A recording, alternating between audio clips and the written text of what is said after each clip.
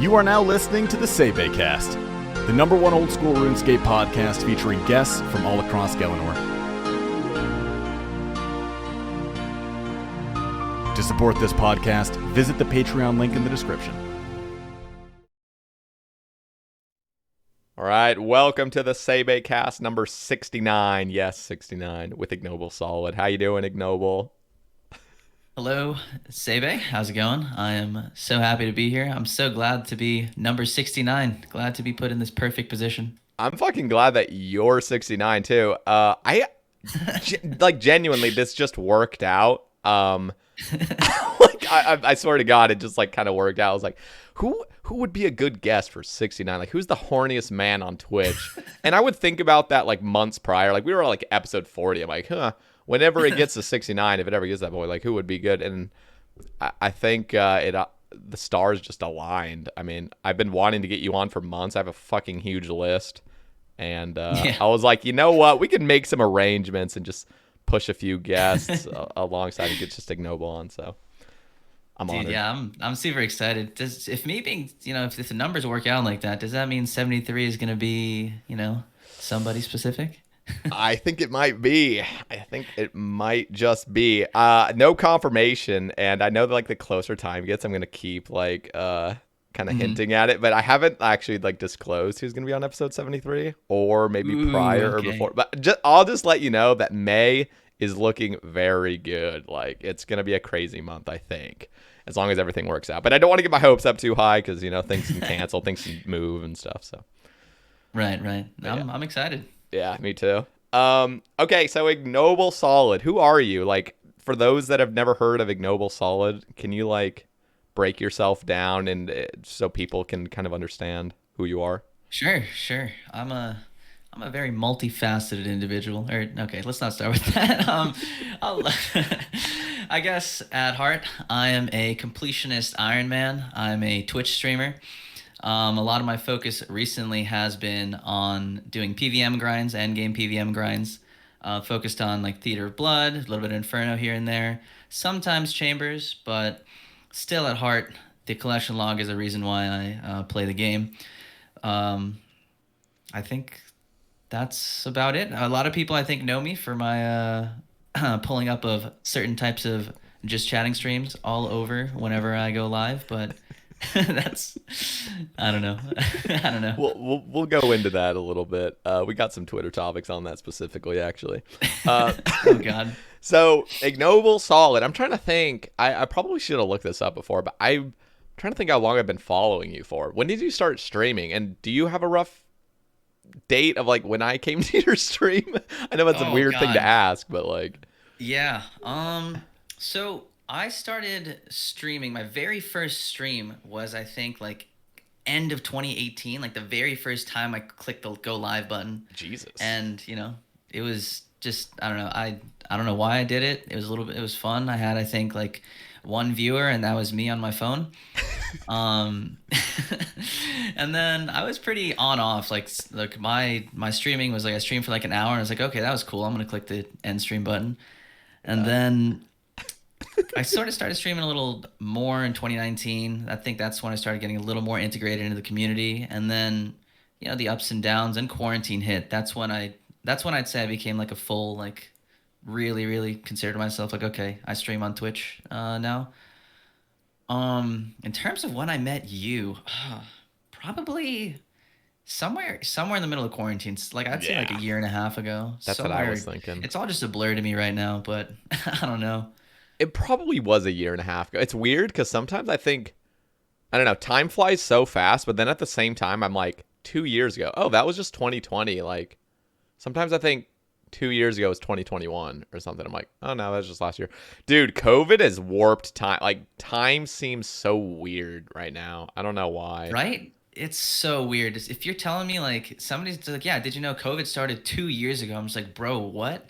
It does not feel like that. It does not feel like it started 2 years ago. We spent a year and a half stuck indoors and not being able to do anything. That's crazy to me. But at the same time, somebody could tell me COVID started 5 years ago, and I would actually believe them just on the first sound of it. I'm like, yeah, that sounds about right. 5 years ago. is when it started. Yeah. Like, doesn't it kind of seem like that? Like, it just seems like forever ago it started, because it seems like masks and all like the mandates and all that stuff, it just seems like it's been happening forever, and it's like there was never a time beforehand.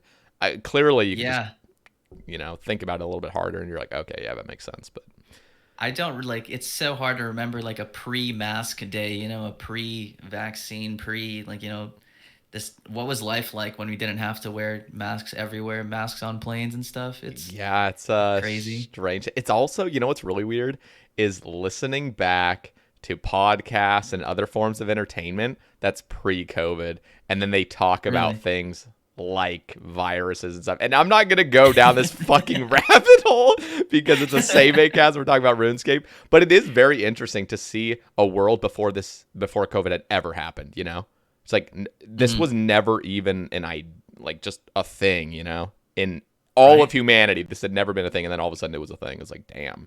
That was fast. It's crazy how, like, I don't know, like, how, we went through it. Like, I can't imagine telling like the next generation or kids, they're gonna look back and be like, oh, it was crazy. They're gonna read in their history books, there was a time where like everything shut down for a year, everyone was stuck at home, everyone was wearing masks and stuff like that. Like, I don't know if that's gonna continue on in the future, but people gonna be like, oh man, that was a crazy time in our history, and I'd be like, I lived through that. Dude, it is weird to think. Like, so I used to think as a child, I was born in 1995. I would think, okay, I have the potential to have lived in 3 different centuries, you know, 3 different like 100-year spans, like 1900s, 2000s, and the 2100s, potentially if I lived to be 105. But even as a child, first of all, that's fucking weird to like just see basically your endpoint of living. Like, okay, like you already accept it as like a 5-year-old, like I could live to be like 105, like that's awesome. And then it doesn't really feel like anything because it's just like your 5-year-old can't even contemplate what death is like or just anything. You're just like, oh, I'll live to be this old, you know? Right. But it is strange to think that by the year 2080-ish, I'm just like pulling out a number, like I'm gonna be 85 years old. And to think that there's going to be 20-year-olds at that time that are like, you lived in the 1900s? Like, what the fuck? You know? Dude. Oh, that's my God. Crazy. Like,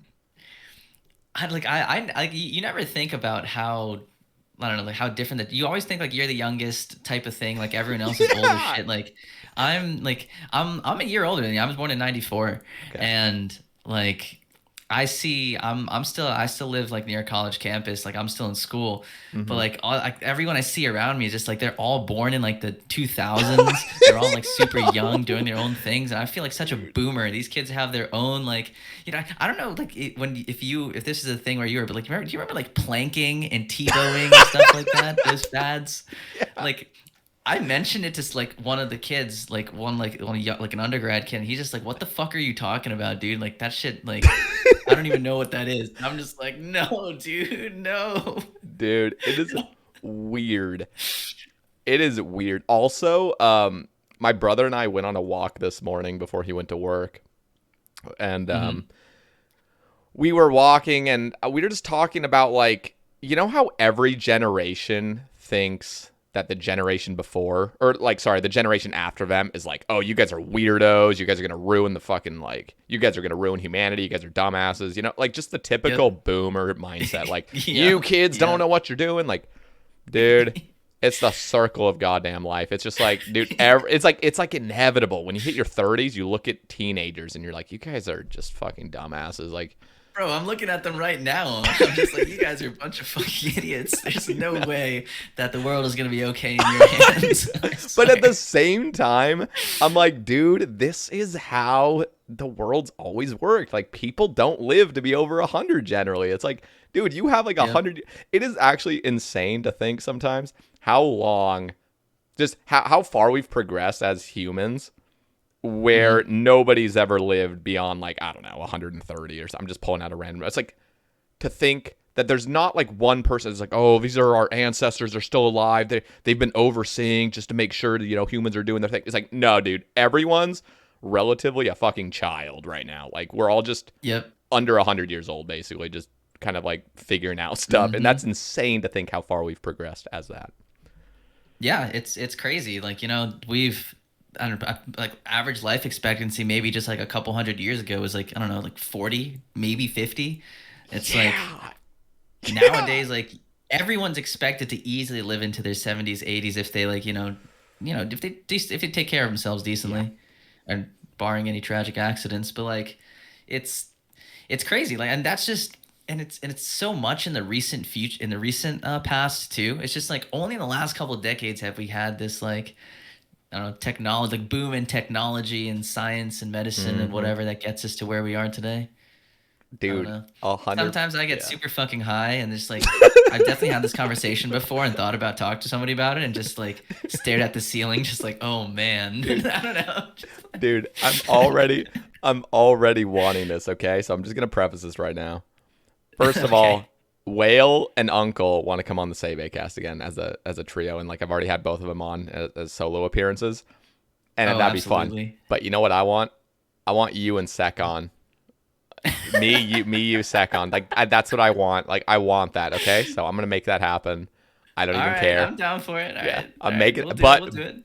But I think we might get stoned for it. I don't know. We'll consider it. Anyway, that'll be for the future. Let me know down in the comments, audience, if you guys would like to hear about it, for those that have already heard the Sek on cast.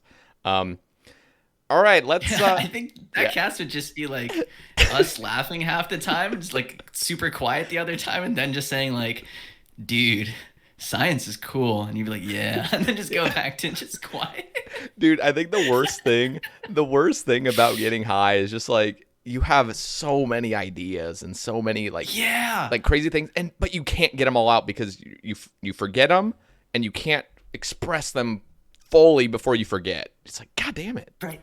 That's so true. Like everybody I've talked to says the exact same thing. I feel like I have the best ideas when I'm high. Like I've definitely written down like, I've tried writing down some of them like skeleton stuff, but you just don't get the right words. It's just in your brain formulated perfectly, but you can't like put it onto paper or something. Yeah. But like you come back like, I don't know, a day later and you look at it and it's just like literally just garbage spilled out. Like, yeah, it would be cool if if there was an anglerfish outfit that was purple. And it's like, in my head that was awesome, but not in when I read it, I'm just like, that's awful. I know. But some of them are actually good ideas, but when you wake up the next morning, I will write notes on stuff I think about. And then I'll be like, okay, this sounds like a fantastic idea. Let me wake up in the morning and see if it was a good idea. And I look at it, I'm like, this is just like a normal idea. Like this wasn't even profound. But it's not crazy or stupid. It's just like, okay. Yeah. Anyway, moving on. Like I'm not even gonna take a second look at it. Yeah. Wow. All right. Let's talk a little bit about RuneScape. Why not? Oh yeah, sure. I guess we do play that a bit here and there. Just here and there. Yeah. But oh shit, I forgot to hop to your world. You're fishing anglers, right? What world? Oh yeah, I am. I'm on 443. Let's fucking go. He literally told me that earlier. I just forgot to hop. Let's see my boy. All right, all the boys. Oh, I see you. Dude, we're not even friends. That's probably on me. You're probably friends. Or is that arrogant to say? You're probably friends with me. I'm just not friends with you. Like, Jesus Christ. Damn, that's fucked up. That is fucked up. Let me check real quick. I got you on the friends list, bro. Man. Okay, so let me just say, just to make it seem like I'm not that shitty, my private is always off. Like, I don't want to DM people on RuneScape. It is awful. It's an awful experience. Whenever this is another problem. It's like the more I have my private off, then turning it on is like a novelty. And again, I'm not trying to sound like, oh, I'm so popular and shit. But it's like there are people that ask me questions because I'm just a streamer. And so people just jump on the ball, like start asking me. And then I have like 5 conversations going at once. And I'm like trying to tab to certain people. And then I start replying to a different person. I'm like, dude, I'm turning this off because this is awful. Just message me on Discord. Like, goddamn. Anyway. Dude, I know exactly what you're talking about. I've been keeping my private off like in the last couple months a lot more. Not because I hate talking to people. It's just like when I'm playing RuneScape, sometimes I'm like, especially I've been PVMing a lot recently. Like I'm in the middle of a fucking raid and someone messaging you like, hey man, you want to do this? Hey man, how was this? I'm just like, I'd love to talk to you, but like now is not the time, dude. I'm just trying to click this boss, bro. It's like, and I feel so bad about it because I generally love talking to people, but just like I just get this like anxious itch inside me if I don't respond. I'm just like, oh, please, I gotta respond, but like, oh no, I'm gonna fuck up 4-1, and then I get teleported across the map, and I just get mad, and I don't know. Yeah, it's bad. I just realized like I'm the same with you. I love talking to people. I want to talk to you. But if if I'm gaming or something, or if I'm doing anything else, which I generally am, if I'm off stream, I'm like doing something and then playing the game. And then I have a conversation where like, it's like kind of small talk, like, hey, what's up, dude? And I'm like, like, Exactly. I want to talk, but God, like this is not going to be a great experience because it's on RuneScape DMs.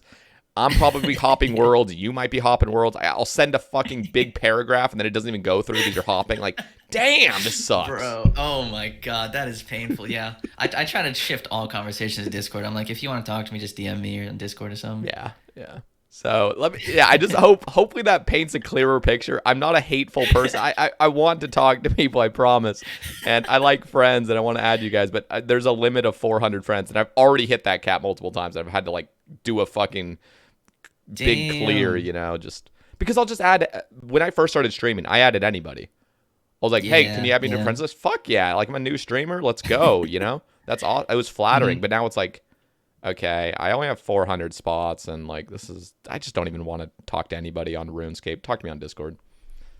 Yeah. I've completely like, I try not to add people just because of that. Cause I don't want people to like feel bad or have my friends list be full. But like, the only people I add in game are people who I'm like consistently like raiding and stuff with, just so I can, keep tabs on them, see what world they're on, and be like, huh, are you raiding, bro? I'm gonna come crash you, or steal you for my team next.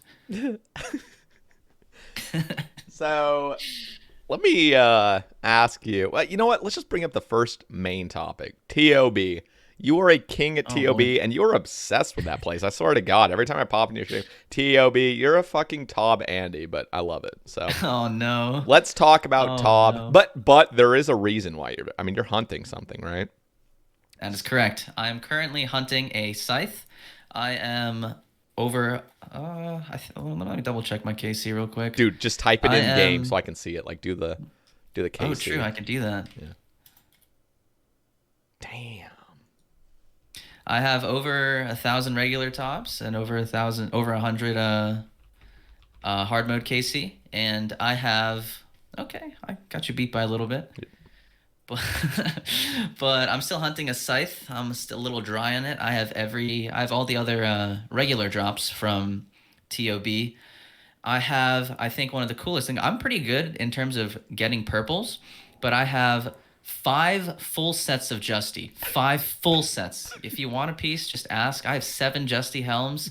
If you want anything, please take it off my hands. That's all I ask. That's so bad. Yeah, but it's awful. How many rapiers and sangs do you have? That's all. Oh man, it's not even that good. I have 2 rapiers and 1 sang. Yeah, it's painful. No, you're like me. Just you just hate getting weapons. Like your character's cursed from getting weapons. Dude, at Tob, my very first thing was an Avernic at like 17 or 18 KC, and I'm like, okay, this is gonna be sick. And then I finished full Justy by like 100 KC, and I'm like, dude, Tob is gonna be easy. I only have Scythe, Rapier, and Sang left. Well, how bad can Tob be? I don't know why people complain about this. And then I got my first weapon at like over 600 Tob KC. It was the first time I got like a Rapier, and I was just like, oh my God. And then I don't know. It's been. I guess I am a Tob Andy, as you say right now. That's all I do on stream. Every time I log in, like my streams consist of like logging in, doing a farm run because I'm an Ironman, gonna need my super combats at someday. Sometimes doing a master clue, and then I go stand at the top bank and check chat to see if my friends are online, and then like. Almost every time, friends have shown up either, in game on Discord. I got a team going and I'm ready to just run for the rest of the stream. That's all I've been doing for the last couple months. Yeah, I mean, you need to. Honestly, it's admirable that you're going for. I mean, are you gonna keep going until you get the scythe? Is that the goal? Yeah, Yeah, the plan is to get Scythe, and then I've been doing pretty much just exclusively hard modes on stream That's recently. smart. So I do want to get the kits and the dust. I only recently got the pet at like somewhere like 1050 Tob KC. So I want the dust and the Sanguine kit as That's well. nice, dude. We should hard mode together. I think that'd be fun. Oh wait, I'm you're Scytheless. Fuck that. No, I'm kidding. No, real talk. Like man, real oh, bro, talk. come on, bro. And I'm not gonna Man. lie. Having 116 hard mode without a scythe is awesome. I think that's it. It always Oh, feels I'm not like gonna say I'm good at the game. I'm not. I like literally. I'm grateful that I'm a streamer because I can go live and people are willing to carry me. Like I'm 100% sure that if I was just like, like a no-name Andy, like, I'm not saying that I'm somebody, but like, at least I know some people know me now. But like, if I was completely unknown, nobody knew me, and I'd be like, hey, does anybody want a hard mode? They'd be like, get the fuck away from me, you dirty blader. Like I don't want you with me. I'd be yeah. like, Or they would say no. yeah, and then they're worse than you, and you're like, God damn it. Yeah. Like I'm asking for Exactly. a carry. I'm not asking for teammates. I'm asking, yeah, you know. I'm so lucky that like I've made so many incredible friends on Twitch, and just in the last couple months of like these like just incredible top doers. Like there's a handful of people I go with very consistently on stream. It's people like Hit Points, Flash, Danny, Andy. Andy's a like really popular streamer. She got a purple check mark kind of recently. And I mean, there's a ton of people who I've just for some like Tommy. He's also hard carried me in a lot of these raids. I've been learning duos as well, duo regulars with these guys, and it's been. I'm not great at the game, and these guys have just been incredible for helping me like learn and get better and be willing to just take me every single time. I'm just so grateful for that. No, I mean, real talk. You've gotten a lot better at the game, at least what I've seen. And it's hard to know when you're the person, but like I've been watching you for over a year at least, and like, yeah, I mean, you're fucking balling out. I mean, that's how, and you might think, or other people might think like, oh, like you're either good at the game or you're not good at the game. It's like, dude, everyone was dog shit at the game at one point, and like, and I'm not saying you were dog shit when I first saw you or anything, but it's like everyone starts from somewhere. For me, dude, when Inferno was released, I made a mental promise to myself that I will never enter the Inferno. That place looked like hell, and I would never be able to do it. Yeah. I felt like that was 95, 99%, probably 99% of the community was probably thinking the same thing on release. Just like, fuck that, That's for Wooks. I mean, and I that's felt for up Lake, to that like Yeah.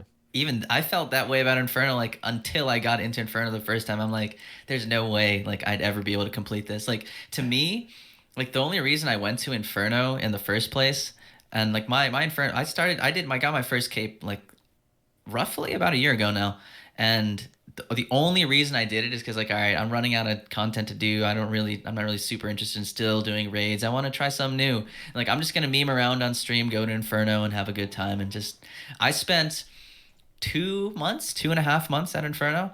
Like I will preface that with saying I think I could have gotten it earlier.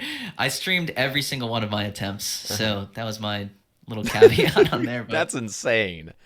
To never do an attempt off stream, like, oh, yeah. it's rough.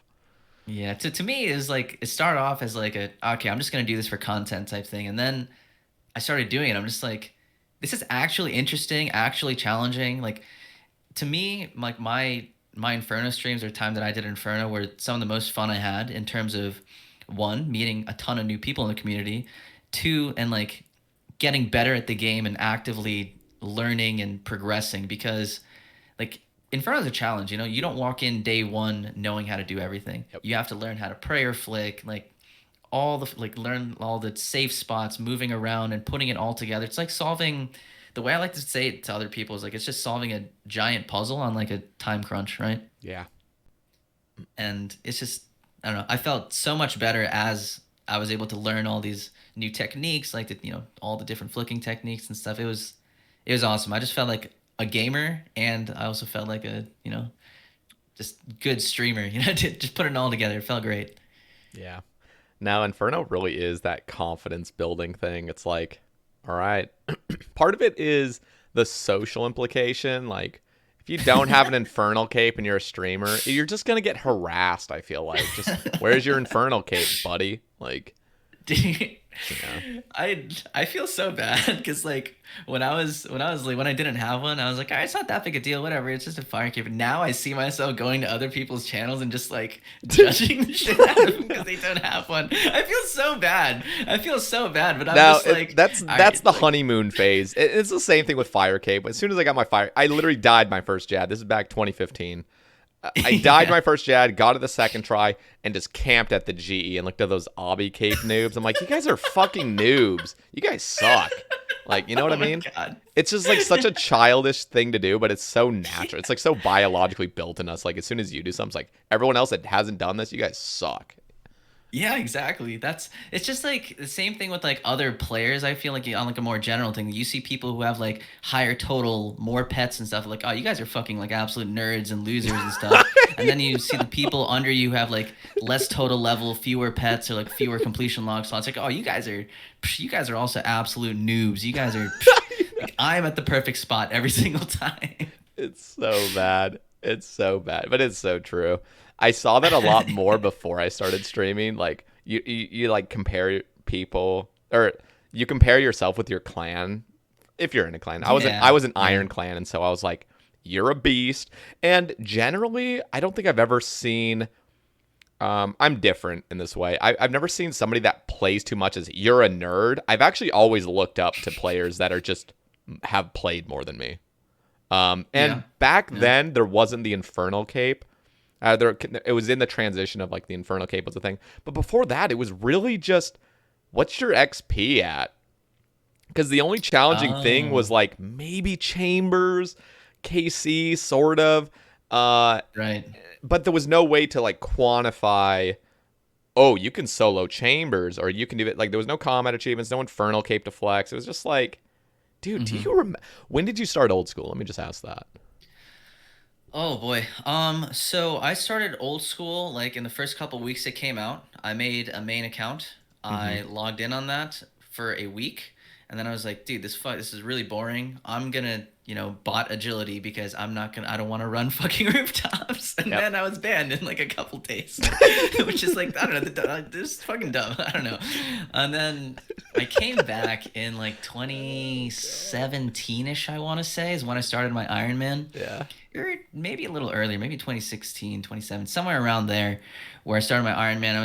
It was just a super like side project kind of thing. I only played because a couple of my friends were like, oh look, RuneScape is back. I'm like, yeah, I played it a bit. I bought it. And the only reason a I little kind of bit. stuck to it is because of my friends. Yeah, go ahead. No, I was just saying, I bought it a little bit. Just go on, move on. Like, continue, Yeah, please. Exactly. I mean, exactly. That's like, I started. That's when I made the Iron Man because I was just like, you know what, I want to try something different. This looks kind of cool. The whole, I stand alone and have to do it all myself, and I think it's one of the greatest decisions I made. I love playing this game mode. I am so addicted to it. Like this is, I don't think I'd ever be able to play a main, or like, if I do play a main, like I would have run out of content much quickly than I have now. Yeah.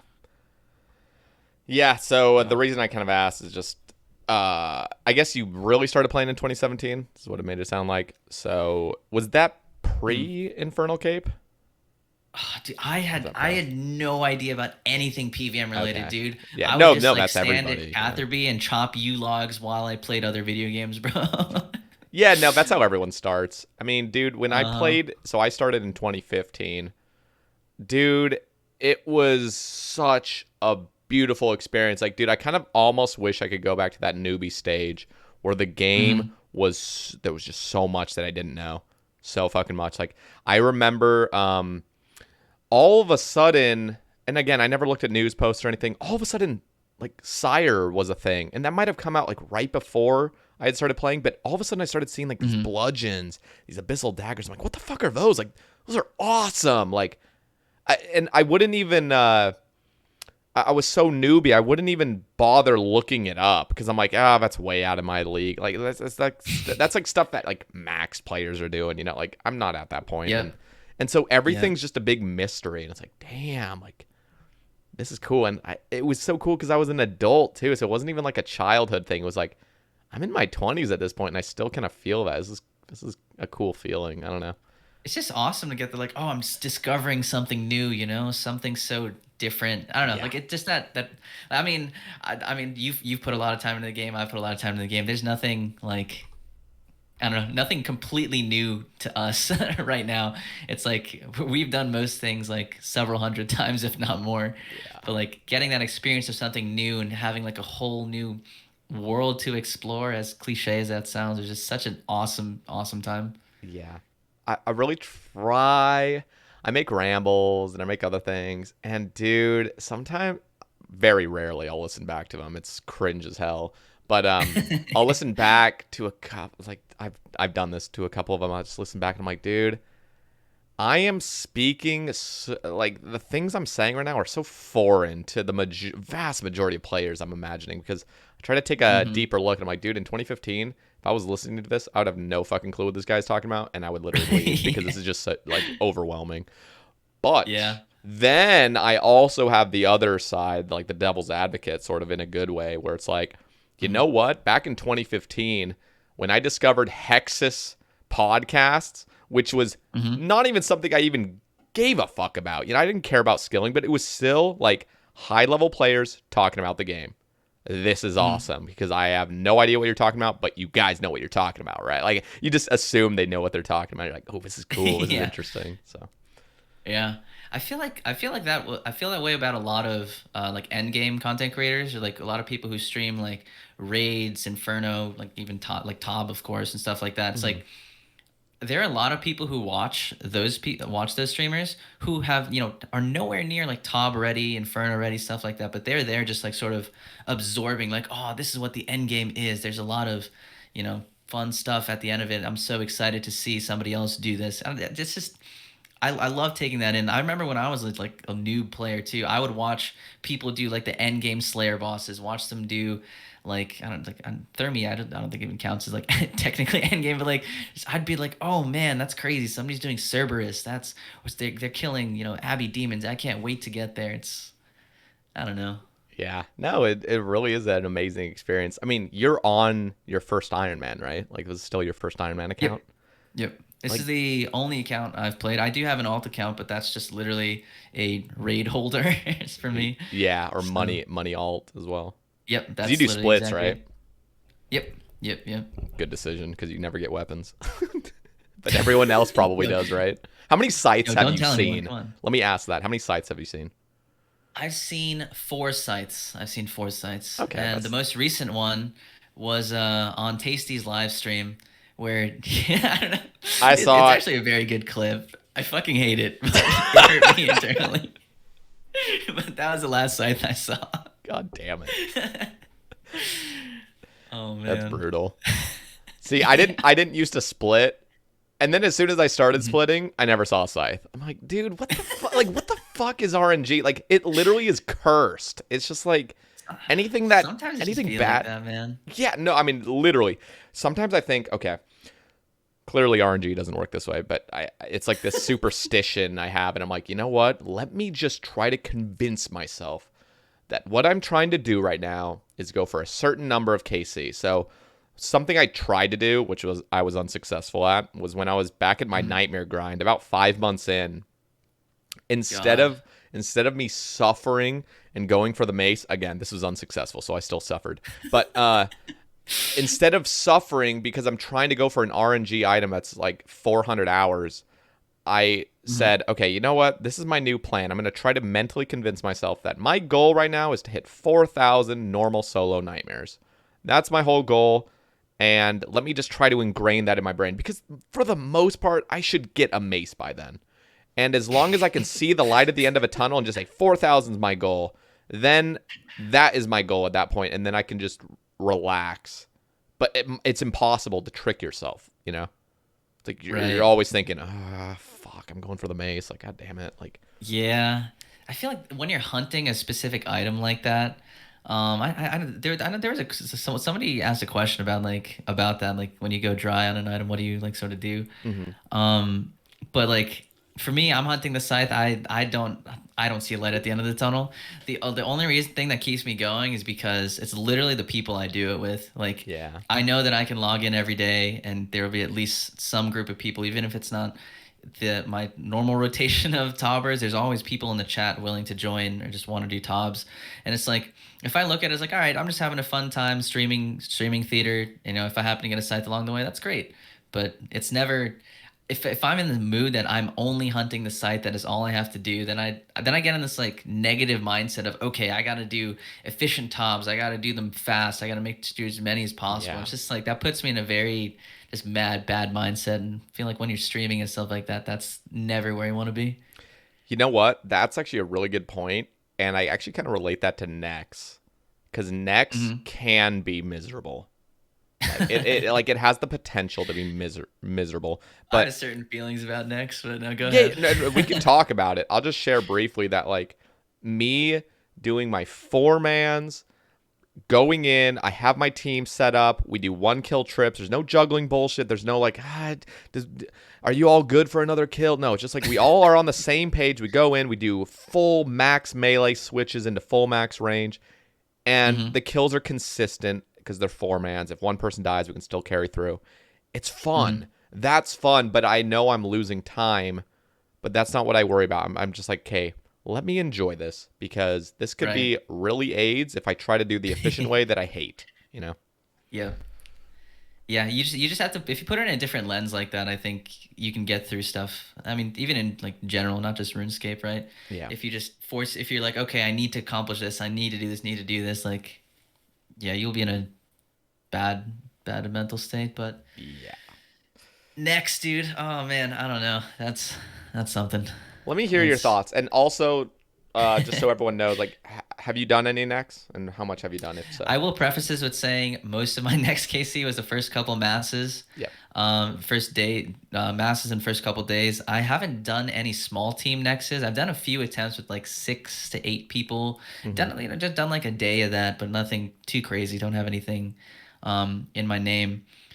But yeah, I don't know. I'm not a huge fan of how Nex is. I think the fight itself is interesting, especially you talked about this with T-Papa in the cast, I think a couple weeks ago or 2 weeks ago, something like that.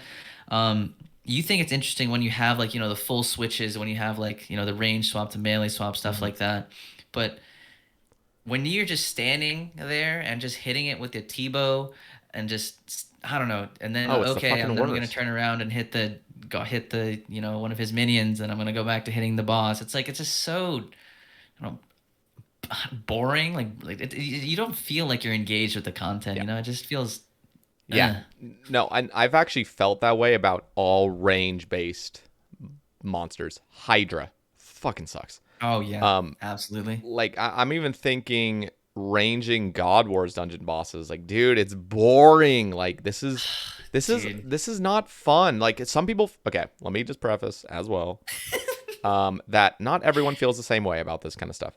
I personally hate range bosses where you're running around, shoot, run, shoot, run, shoot. Like, god damn, this fucking sucks. And what would make Nex even worse, excuse me, would be ranging it and then relying on a fucking Ruby proc, which is literally what it is when you're ranging. It's like, dude, this is like the worst part about relying on those range procs, and then your hit gets nulled. That just aggravates. That tilts me to no end at Nex. I'm just like, if I get a Ruby hit and it gets nulled, I'm just like ready to hit like the log out button. I'm just like, I can't do this, guys. Dude, there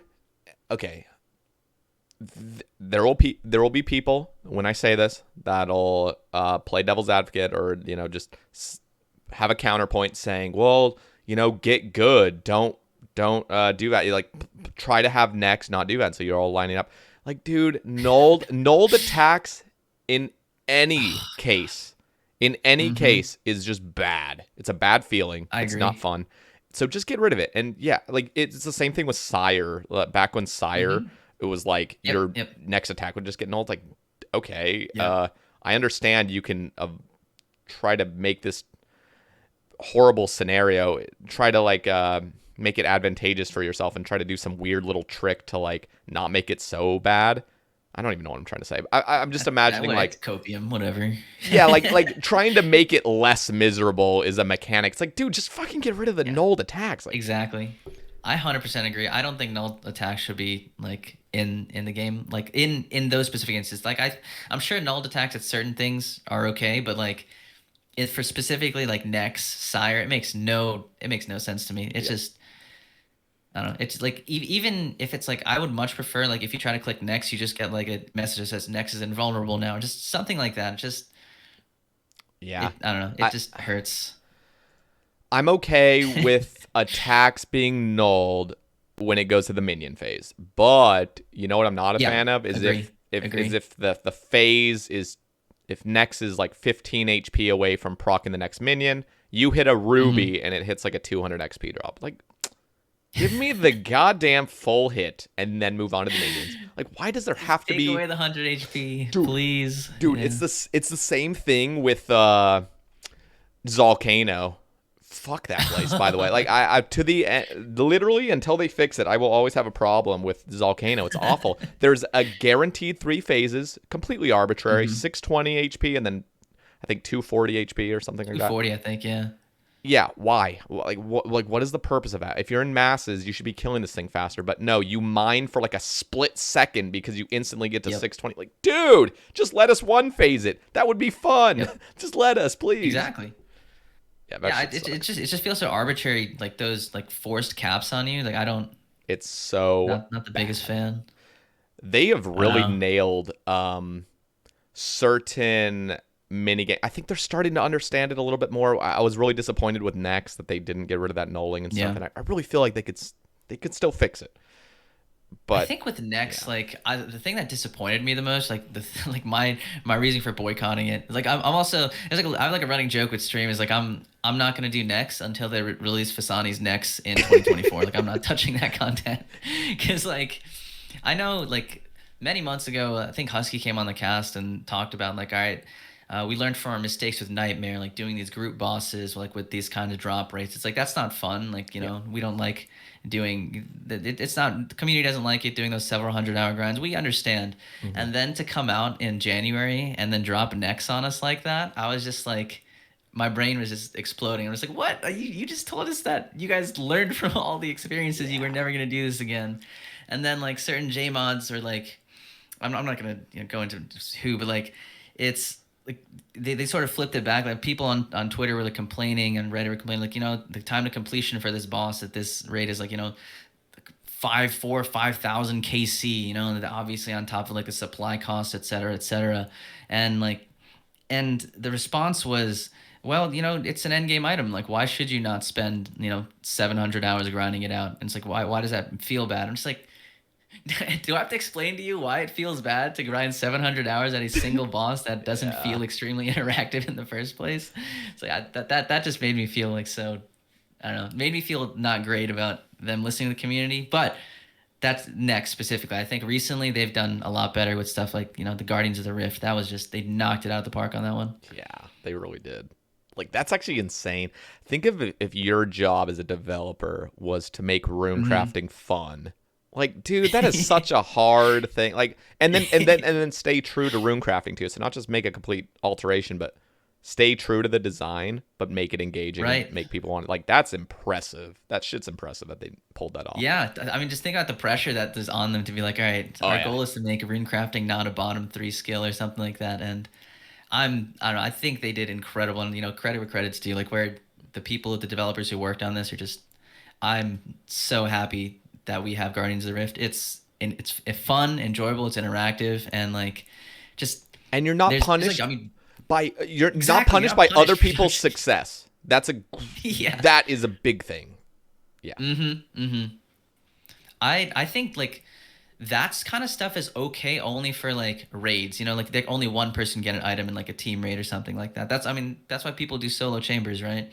But like in TOB, you almost always need a team. Of course, there's some soloers here and there, but like for raids, like that kind of content, I think it's okay. But almost anything else, you should not be affected by like other people getting drops. I would even argue it's not a problem with raids. I mean, with chambers, it's like the most simple explanation is like you get points and.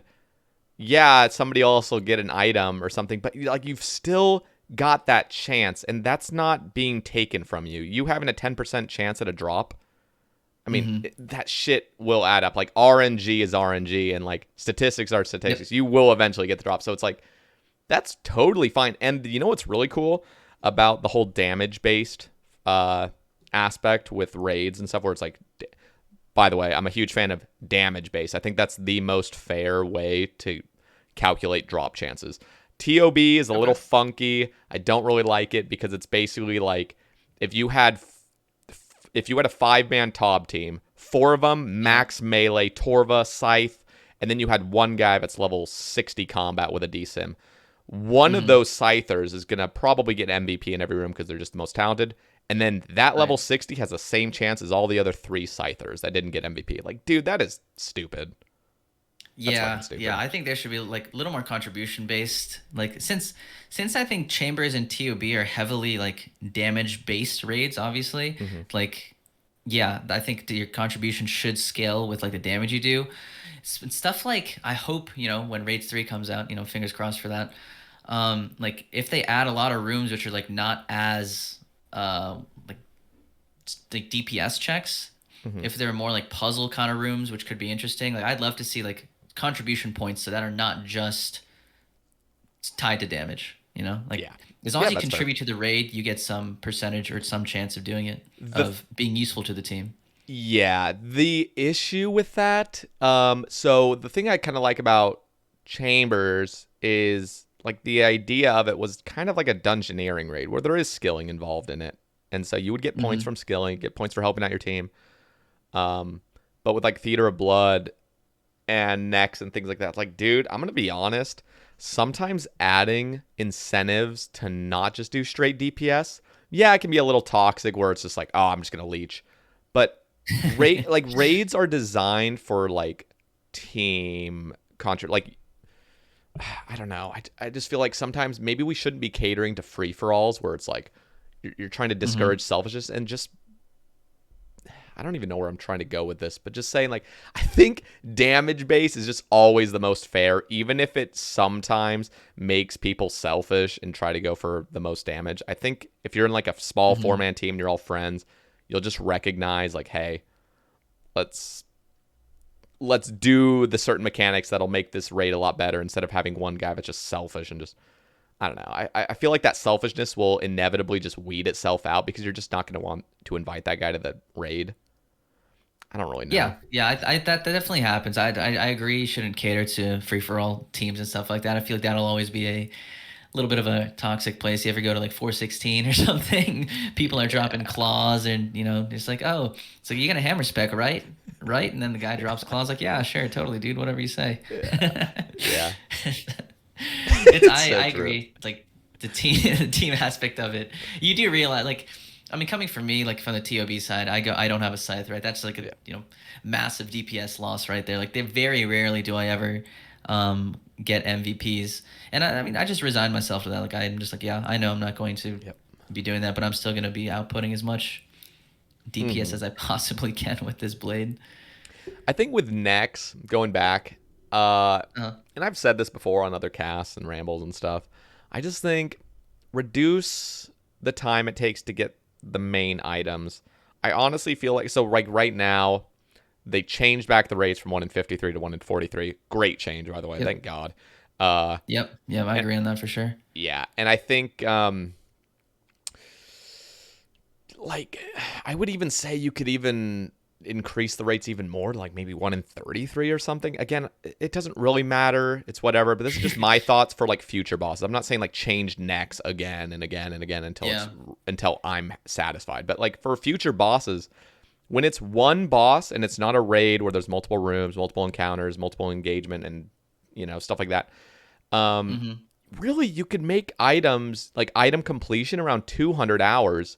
And then for like the diehards that are just going to like stay there until full completion, add some cosmetics, like add some really rare cosmetics similar to Zora with mutagens. So it's like, if you want to stay and pimp yourself out cosmetically, then you have that chance. Like imagine Torva had a kit that made Torva look fucking way more badass, Like, oh yeah, there would be fucking so many people there. And I think that would be cool. Go ahead. No, that's all I was going to say. I'm sorry. I was gonna say like the I mean, since we're irons, I think we're obviously a little more biased towards, getting item completion, getting best gear. Like the other side, people would argue like, oh, then that would just drop the cost of Torva, right? I don't know. I don't even know how much Torva is right now. Is it like a Yeah. bill? Eight? I don't even know. But like, it's people say like, oh, then people would farm it even more. The drops would be less rare, and it would drop the price. There would be no point in doing next, blah blah. But as I said, as an iron, I don't like seeing any item being like multiple 100-hour completion that is not like raids type. Like to like God Wars, it's like if you look at each of the boss rooms, like I think to get full completion including hilt, it's like what, like 512 KC or something to be on rate. It's like that's not bad considering all the new methods and stuff that come out. Like you can finish each of those bosses in the order of like tens of hours, maybe like 100 worst, like at worst case. But like next comes out, which is just like forces you to do team based God Wars, and like the drop rates are essentially at the rate like you're still doing several hundred hours of it. Like I don't, and it's not like a raid type encounter. It's the same like I don't know, couple minute thing that is not as interesting as a raid with time to completion the same as like TOB or Chambers, which doesn't feel, I don't know, it doesn't feel great to me. Yeah, and I'm okay. Let me try to take a step back. Torva is actually just a full-on best in slot upgrade. It's better than Bandos in every possible way. So, Yep. First of all, I just don't think things like that should be added to a boss like that. I feel like absolute straight best in slot upgrades should be given to raid stuff. It's like Nightmare's items are awesome because they're so niche. They're like, okay, you don't need this because they're not best in slot, but they have like their niche scenarios where they are, but they're not just objectively just the best. Yeah. And that kind of content. So again, I'm trying to imagine Next had a different drop table where it was like it dropped Inquisitors instead of just an overall best in slot strength and shit like that. Then at that point, I mean, you could really just cut down the hours a little bit and just add some like super long hour cosmetics that aren't essential, but will keep people grinding there. But yeah, you're right. Like Next, maybe it's fine that the rates right now for Next are, as high as they are or as low as they are, I should say, and the items are expensive because. Yeah, they are best in slot, just objectively best in slot, and maybe that was not the perfect item to add to a boss like that. I don't know. I'm sure it's so hard for like the developers in this sense. They have to balance so many things, right? You have to be able to introduce a new boss that like people want to do. Like if the drop table is dog shit, like no one's gonna want to do it, right? Then it's like quote unquote dead content on arrival. Yeah, it's like nobody would want to do it because you get such good items from it. People are gonna keep doing it. But then on the other hand, you're gonna have people like me complaining about how long it takes to do it. It's like I really don't like the sort of like I guess the arbitrary is not the right word, just like the several 100-hour grind for like a particular set. Like I mean, the only thing that comes to mind right now, Corp and Nex. It's like those are just sound like awful times for Ironman or even any player who wants to do any completion stuff. Yeah, and that's the cool thing about. I don't know what my thoughts are exactly. I know I just talk and stuff, and I try to reform my I don't know, opinions on stuff when more information's provided. But like Corp and Nightmare, those are not essential grinds. And that's very subjective, but like those aren't like essential grinds to Iron Man. But Next is, because that's Torva. That's like Bandos based. That's the new Bandos. Yep. It's a clear best in slot upgrade, yeah. Yeah. And Bandos takes like completing Bandos minus pet is like 40 hours efficiently. Like it's fucking like 40 hours. Like that's nothing. Yeah, in the grand scheme of things, that's nothing. I know. And then you up it to what was 500 hours efficiently to grind it. Now it's 400. But like I will say 400 hours efficiently. I mean, that's going to take me like 700 hours technically. And that's including killing the minions to get room KC and all that shit. Right. When you put it all together. Yeah. Well, I mean, like all the new, kind of going back to a lot of stuff you're talking about, like a lot of the new methods for killing God War dungeon bosses, like, the range 5-0, 6-0, 7-0, 25-0, whatever's out there these days. 69-0. Like, Yeah, there's like it's made bossing a lot like it's cut down time to completion by a lot, right? Hmm. I'm not a huge fan of it. I grinded most of my KCs out when there was back in my day we had to flick the minions and off tick things and step under and stuff. Yeah. Nowadays these kids just run around in a circle. But Yeah, no, it's true. But we think, okay, well, here, one thing I'm kind of excited about is Masori's effect on necks. Like, I yeah. think that's going to be actually really cool to have just absolutely better in every possible way, better armor. Like, you're getting Hmm. an additional, what is it 6 extra strength we're going to be getting? From, like, I'm not sure what the numbers are. That sounds wild. it, Damn. it's like, I'm trying to think. So I think this, fuck, okay, I just need to look this up real quick just so I'm not, I just want to know really bad. So, OSRS Masori, is it on the wiki already? So Masori has plus. The fuck? Um. They're not going to add the low life effect, right? That was No. So it's okay. that's So I coming. have it pulled Yeah. up right here. I'm gonna show my stream. Or I'm gonna show my YouTube audience. If you're listening to this, I'll try to explain. Masori has +1 range strength to the helmet, +4 to the chest plate, and +2 to the chain skirt. So you're getting an additional +7. Wait, no, this is not the right. God damn it. This is not the right blog. Why is this blog still up? God Oh damn. Like, man, they're that's literally adding the. Okay. Give me a second. I have to fucking find this. God no damn it. worries. All right, here we go, I think. Oh, I got super excited for a second. It still is something like that, but I just wanted the accurate numbers, which I don't know why this is. Let me just go to the website. Anyway, we'll keep talking about Masori, Sure. but when I find the numbers, I'll pull them up. But I'm excited because of how busted Masori is going to be and how like much faster Nex is going to be, and just how much more like I don't know. I feel like it's going to make Nex feel better, which is cool. I hope so. I don't know. I've been kind of saying I really don't want to do next until like until I don't know until I realize okay there's nothing else to do other than next. But from what I've heard, all the other irons I've talked to, like no one, not a single person has been like, yeah, this is a fun, awesome experience being at this boss. I'm having a good time. Like not a single person. It makes me apprehensive to start such a boss. But I hope that adding Masori cause makes it much more of a, I don't know, makes it more enjoyable. Yeah, I just have a feeling like sometimes shit kind of sucks initially, but with other updates and other like gear upgrades and stuff, it inevitably just becomes a lot nicer. I mean, back when Iron Man was first released, people were whining and complaining that they had to solo God Wars dungeon because I mean, you got to think like back then you had a whip and like you didn't Oh have yeah. bandos if you're grinding out bandos, so you had like I don't know. It's like that was the only way to really do it, and it was so much harder. But now you look at it, it's like, dude, just go get a Bofa, go get crystal armor, and just don't take any damage hardly. Yeah.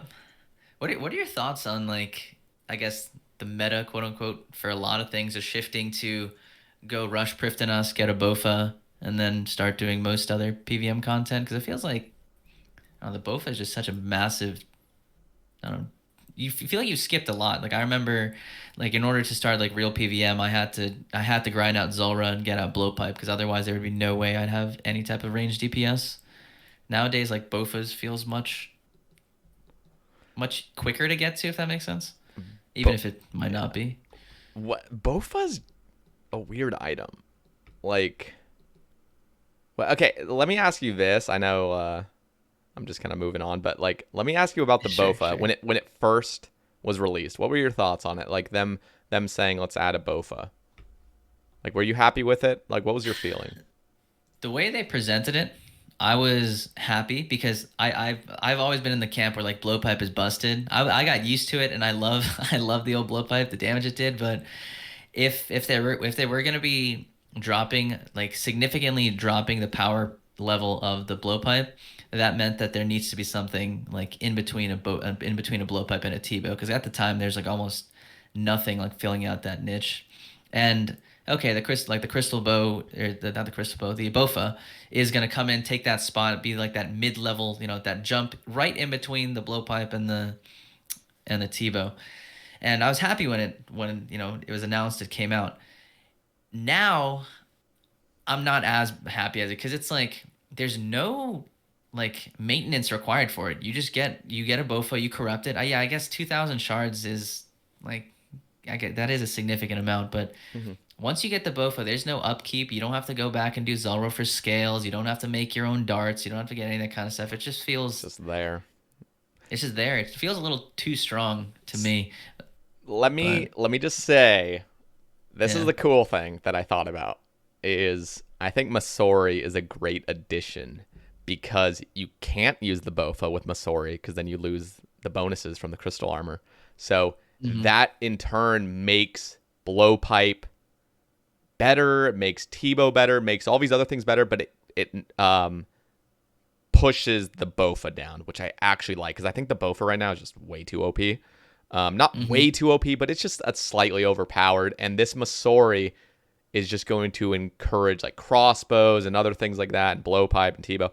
Those are going to get a slight upgrade, so the bofa is going to just feel a little bit more in place. That's my opinion, at least. That's why I'm excited for Masori.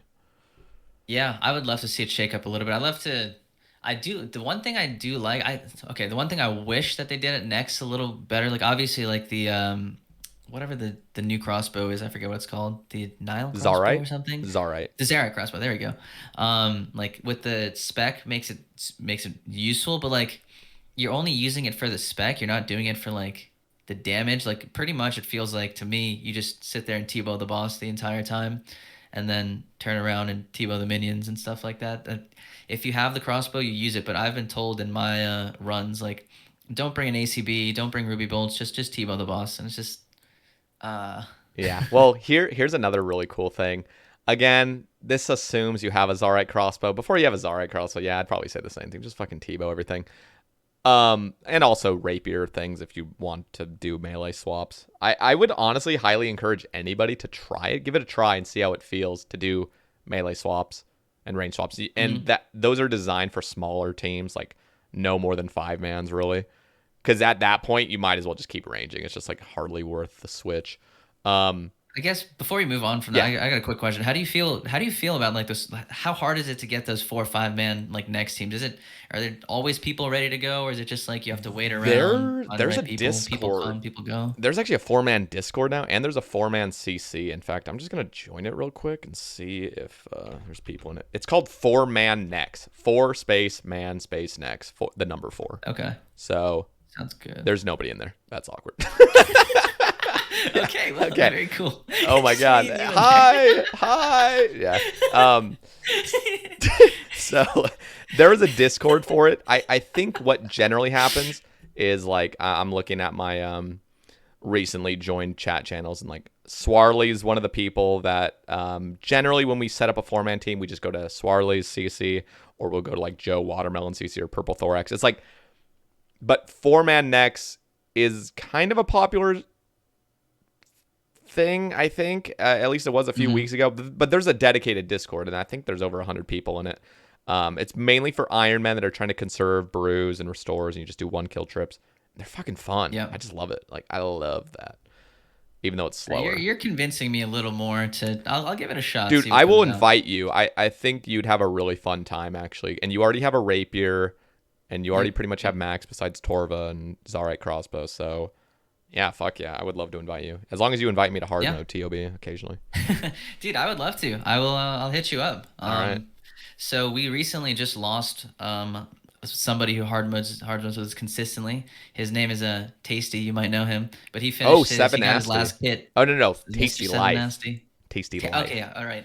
Apologies. 7 Nasty is dead in the ground. Yeah, what the fuck? But he got his last holy kit, and after he got the holy kit, he went straight to the bank, deposited everything, and he was just like, "Fuck this, I'm out of here. See you guys." I'm like, all right, good times. So let me I would love to replace Tasty Life. Sure. That'd be awesome. I'll hit you up for sure. But just keep in mind, you'll have to actually have a real replacement, because occasionally I'll just say like, fuck off, I'm high, or like, fuck off, I don't want to come Oh no, with you. absolutely. So get a I try dedicated to- person, and then just let me be the fill-in occasionally. Or I'll just Sure, beg you. I'll sure. come into your stream and just beg, like, can I please come? Like, man, please. How many gifted? I'll just have to gift like 10 every fucking raid. Like, God damn it. Is that real world trade at that point? I really am curious. Like, please take me on a raid. Like, 10 gifted, man.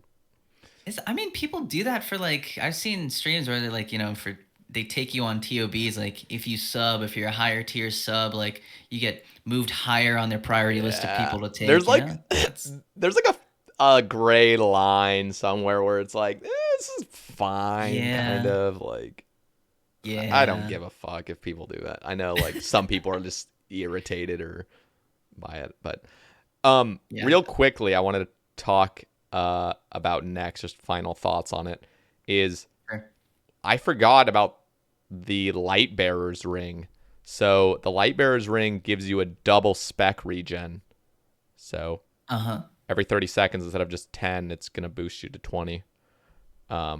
And what ring do you typically wear it next? Recoil? Or not recoil? What's the...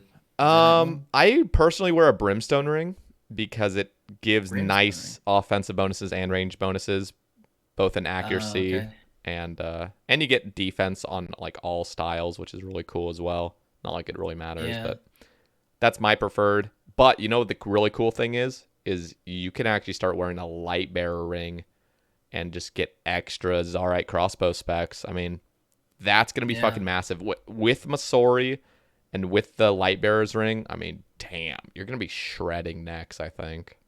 I think that would make next runs a lot more fun. Just like, I mean, obviously lowering the time to kills and getting a lot more rees and hundreds. Mm-hmm.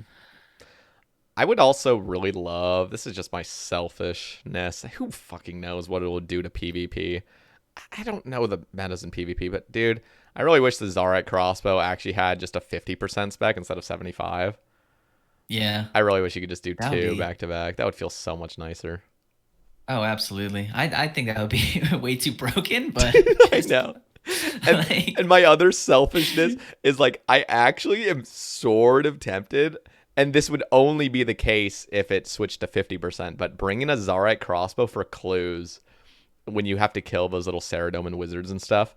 Like, dude, doing two basically guaranteed Dragon Bolt specs to these minions, like you guarantee 50s or 60s. Now, people would still arguably bring claws instead, but I want a one-handed weapon. That's my idea, because I want to carry that Gommel's hilt in my hand for just an extra inventory spot that I don't have to use. Oh yeah. So that's true. That would fucking be awesome, but I don't know if it'll happen. Sae Bae agenda over here. It literally is.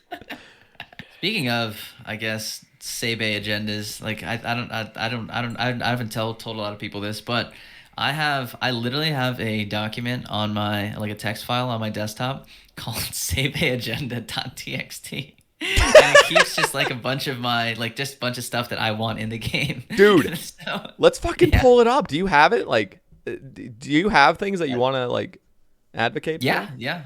Let's fucking I'd love to. All right, yes, I can finally get my Ignoble agenda out there. They're just like the worst ideas of all time, and I'm just like, okay, yeah. And you have to agree with them. It's like, let's make next one defense. Just, oh, okay. I got, all right, I'm just gonna start from the top. I think some of these are like relatively, I think they're not bad. Like they would be good changes, but I might be slightly biased. Let's hear it. The first one I have is like master tokens from clues. I know a lot of people complain about like stackable clues. That shit's bad for the game. But I think master tokens, getting them from like, it sucks when you're doing like 100 hard clue opening and like several hundred clues of a type, and you get a master clue, because like you have to do the master clue, because otherwise you will never get another one from the rest of the caskets that you open. And that's makes me so sad watching other people open 100 caskets and have that one master clue just stashed away in their bank. Yeah. I'm a huge fucking fan of that. That was, I think I initially heard it from Iron Queen. like, that's just a fucking fantastic idea. And I know there are some people that would be against that. I think Hey Jace is one of the people that's against it. Don't mean to call him out, but he's explicitly said, like, he enjoys the fact that he does this nice traditional weekly stream on Sundays where he gets to open his caskets, do the master clues, and it's a long, fulfilling stream. And him stacking, let's just say he doesn't do hard clues anymore. We'll just bring up that example. He stacks 370 hard clues. If you had master tokens, or even had the option to, I feel like even if you had the option to, your entire audience would be like, dude, just turn them into master tokens. We just want to watch the opening. But for him, he wants it to be more content based and kind of like have that full time to enjoy everything, and everyone kind of is obligated to watch everything.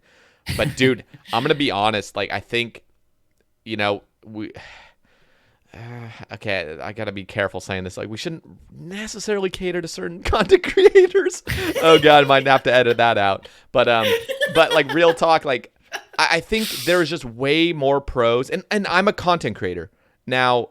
Yes, I don't really stack clues, but I do have some stacks. Like, I have 230 elite caskets right now. I'm going to open them. Seriously, right. I way prefer master tokens. Even if I could milk a 12-hour stream of opening these caskets, dude, I would 100%. And again, I don't have this tradition for years of doing a weekly stream like this, but like, dude, I would 100% as a viewer and as a streamer just want to open the caskets. Like, let's fucking go. Yeah. Let's just open them in 20 minutes, And then I would love to see like a YouTube video, like, watching somebody open up all their caskets and just be like, yeah, that's great. I mean, people do that now, but just like, I would want to do that maybe someday, but like that idea of like, I want to do master clues as well, and losing out on master clues like that would just hurt me. I just want to open all the caskets, but also be able to do all my masters. And that was sort of the purpose of stackable caskets in the first place. Like, let us do these nice openings, but now we're just, we got another master clue. Dude, have you ever done an elite opening, by the way? I'm just curious. I have not done a large stack of elites, no. Bruh, I opened 60 because I got a large donation like 8 months ago, and I just opened 60 of them. I'm not going to disclose the amount, but it was a lot. And so I opened 60 elites. Dude, every fucking other elite casket was a master. I'm like, dude, I can't even enjoy this. It's just nonstop masters because it's a 1 in 5. And I was getting lucky on masters. Like, I kid you not. From success. Yeah, I kid you not. I was getting irritated. I'm like, dude, just let me open these and then let me have the master tokens later. Like, I'm obsessed with that idea. Anyway, master tokens, great. I think you'll catch, if you don't see me doing it, I'm sure somebody else will be doing it. I remember in February, somebody was like, IES or something, but I was like, hey, what do you want to see in the game? And I immediately went there and I typed that out. I'm just like, please do it. But yeah, what other agendas? One of the other one is advocating for consistency in a lot of things. For example, like Tob and Cox, the capes for each of them. Mm-hmm. So the Sinhaza Shrouds from Theater of Blood, 2,000. You need 2,000 KC to unlock all 5 of them. Yeah. But it's 2,000 KC of regular Tobs and hard modes combined. So you can have just any combination of the two. As long as it adds up to 2,000, you can unlock all of them. Yeah.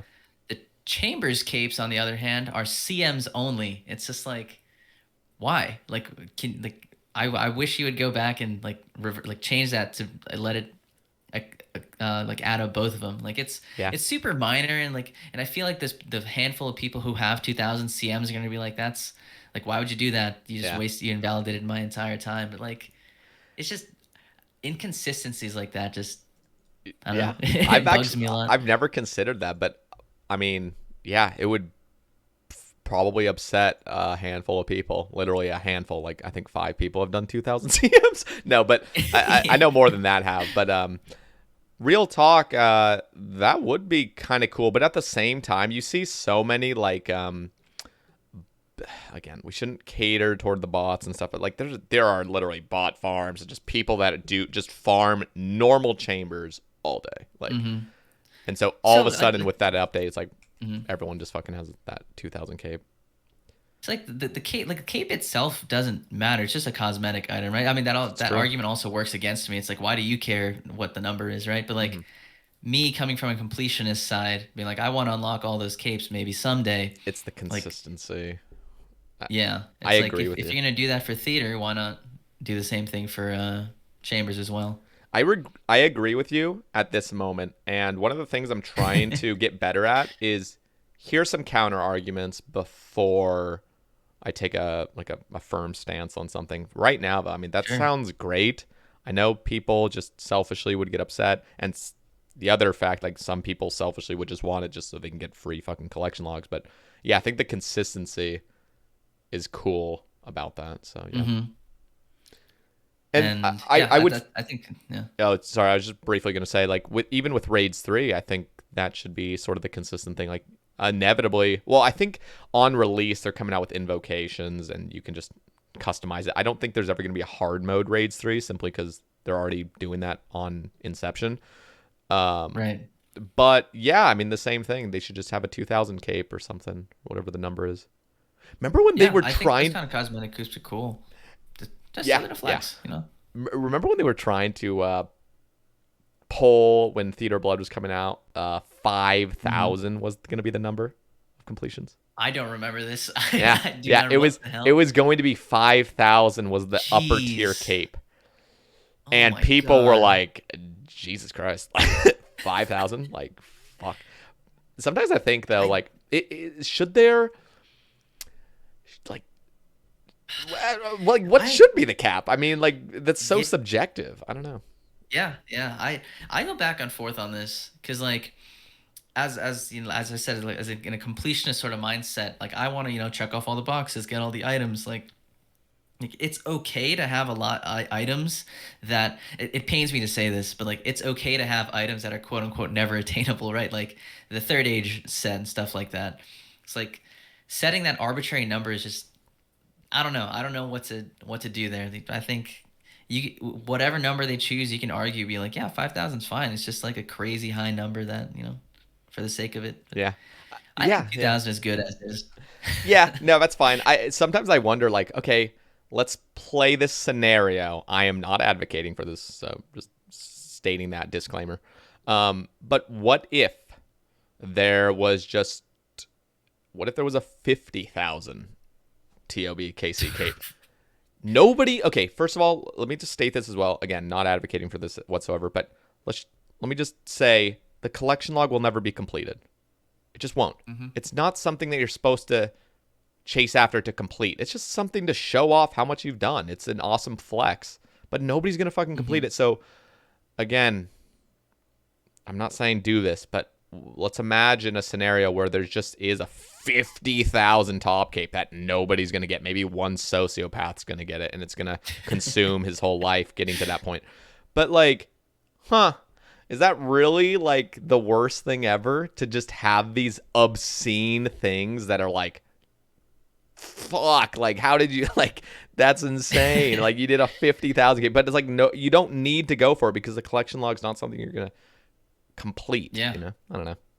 I mean, yeah, that just brings up the argument. Like, I mean, why do you want to do this anyways? Or are you going for completion? Like, why do you care about doing tobs, or why do you care about? I don't know. Let's get. And yeah, and let me just also You can say go I'm either not way. saying like have an item like that's actually like a best in slot item be a 1 in 50,000 drop rate. I'm just saying these like Oh yeah, random yeah. cosmetics that keep upping and there's just really no Mhm. end to it really. It's like I don't know. Sometimes I'm Speaking like of 1 in 50,000 items that I fucking hate, Revenant drops. That is pain. They're 1 in 40 or something like that. Unskulled. I don't know. they're bad. It's really It's bad when you fucking crazy. yeah, those are rare. Why is it so bad? Like You why? want to know Like why why it's so bad? Because they're trying to why is that? artificially push people into the wilderness. They need people in the wilderness. It's so cringe. It's like Yeah. we need people to stay out here for long term. If the weapons only took 30 hours to get, like, bruh, you're in and Oh out. my god. Bro, I have like hold on, let me tell you right now. I have That's conspiratory, by the way. Like, that's not. I just made that shit up. Who fucking knows the reason why they made that? That's just what I think. Anyway. I have 17,000 Revenants KC, and I have exactly 0 weapons and just 1 Amulet of Avarice, which is like not awful, right? I mean, it's like I'm not even at drop rate, Yeah. but I did most of those skulls and stuff like that, so like it's I think drop rate for getting any of those is like 1 in 12K, something. I don't know. Like it Dude, just seems so obscene to it's to rare. have something like that. Dude, I spent 3 months straight in the cave. Like, this is back Oh when my multi. God. Dude, I didn't get my first weapon until 37,000. Oh my And God, it don't was say a that, man. it was a mace, and then well, here's the Oh, bright thank side is God. like I got a mace, and then Mhm. like 2,000 kills later I got the scepter, and then 1,000 kills later I got the Okay. crossbow. I was like, Oh, all right, that thank fucking God. worked out pretty nicely, but I was just like depressed, and this was back before we knew the drop rates, and we didn't know about Mhm. sculling until like 25k kills in. So Mhm. I wasn't necessarily that dry. In fact, I actually ended, I think, lucky. It's hard to really say because That's there's so crazy many. to think about. Yeah, like there's so many 37K, different. but you're still fucking. Yeah, no. Well, I guess what I say is like overall, like having all 3 weapons by 40k was like, okay, Okay. that's you. That's Fucking got crazy. lucky. You've done 40,000 KC and that's still considered, lucky on the rate.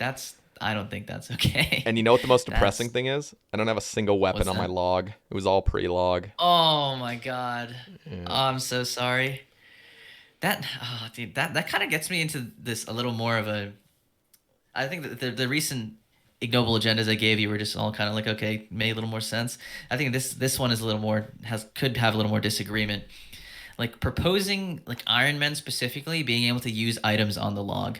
Like I know for a lot of us irons who are completionist, like have done tons of clues, etc., stuff like that pre-log. Yep.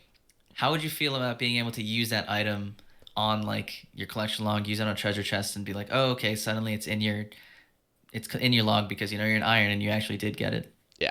No, I am 100% on board with that, and that should just be in the game unpulled.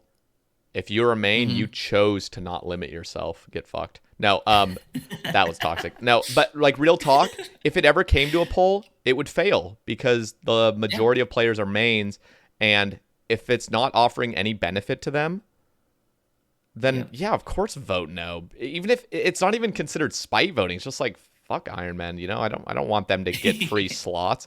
But Yeah. that is so unbelievably stupid because it's like, dude, nobody's gonna complete the log. What does it fucking matter if somebody gets like 20 extra slots filled because they actually can prove that they got the item? Like, oh my god, it's Oh such a no, mains will stupid. be so mad. It's like if I got the item It's before and I can't do it, you can't do it either. And like it's really cringe. It's yeah. honestly, when you really think about it, it makes no fucking difference. Like, dude, let an Iron Man that got his Bandos tacits, just let him fucking use it on it. Yeah. And the other argument against it is, what does it matter either way? Like, just get the item Exactly. again. So there's Yep. both sides, but at the same time, it's like, dude, if it doesn't matter either way, then just fucking let us do it. So it's just like this endless argument that will go nowhere, but it's like, bruh, there is proof I Right. fucking got this item. Like, goddamn. Yeah, I'm staring at like a dragon warhammer in my inventory, but like, it's not on my collection log and stuff like that. Same. We both have pieces of third age that'll never ever be on our log. Actually, not It's me. just like, I got all my third age post, but I have gilded plate legs all right, off fuck the you. log. I got lucky. I'm very blessed, by the Man. way, for that. But dude, I have a All right, jar well, of I have a jar of stone that's not on the log. oh my god, I can't. Doing more gargoyles that just hurts me, dude. Just the thought of that. Yeah. Oh man, I like that untradables are on there, but just like please, just for Iron Man. I know for like I keep saying this on my collection log, Andy. Yeah. But like I would see so many numbers go up because I have so many. I did a lot of my easy clues and medium clues like before like pre-log, so like there's like nothing like they're not very filled out, and I will say like it's especially in the last month or two with the I don't know if you know the collectionlog.net, like the website, like or whoever Yeah. like takes care of that sort of stuff. I feel like a lot of irons and stuff have been I don't know, subscribing if it's the right word to that, and like everyone's up like their collection log stats are getting uploaded onto the website. You can see where everyone's ranked, and it has become more of a competition now. Like it feels more competitive. I'm just like, oh man, like if I get a couple more slots, I can move up, or like I don't know, like I can see that going against the whole. Oh, look at all these Iron Men getting free collection log slots when us mains can't compete against that. Like it's, Mm-hmm. I can see that, detracting from the suggestion that we just had. Yeah. Okay, I want to just bring this back up real quick because I actually found it finally. I was getting lazy, forgot about it. Okay, Masori. Masori. Okay, Here's what is actually Masori. So, Masori upgraded has +2 range strength for the helmet, +4 for the chest plate, and +2 for the chain skirt.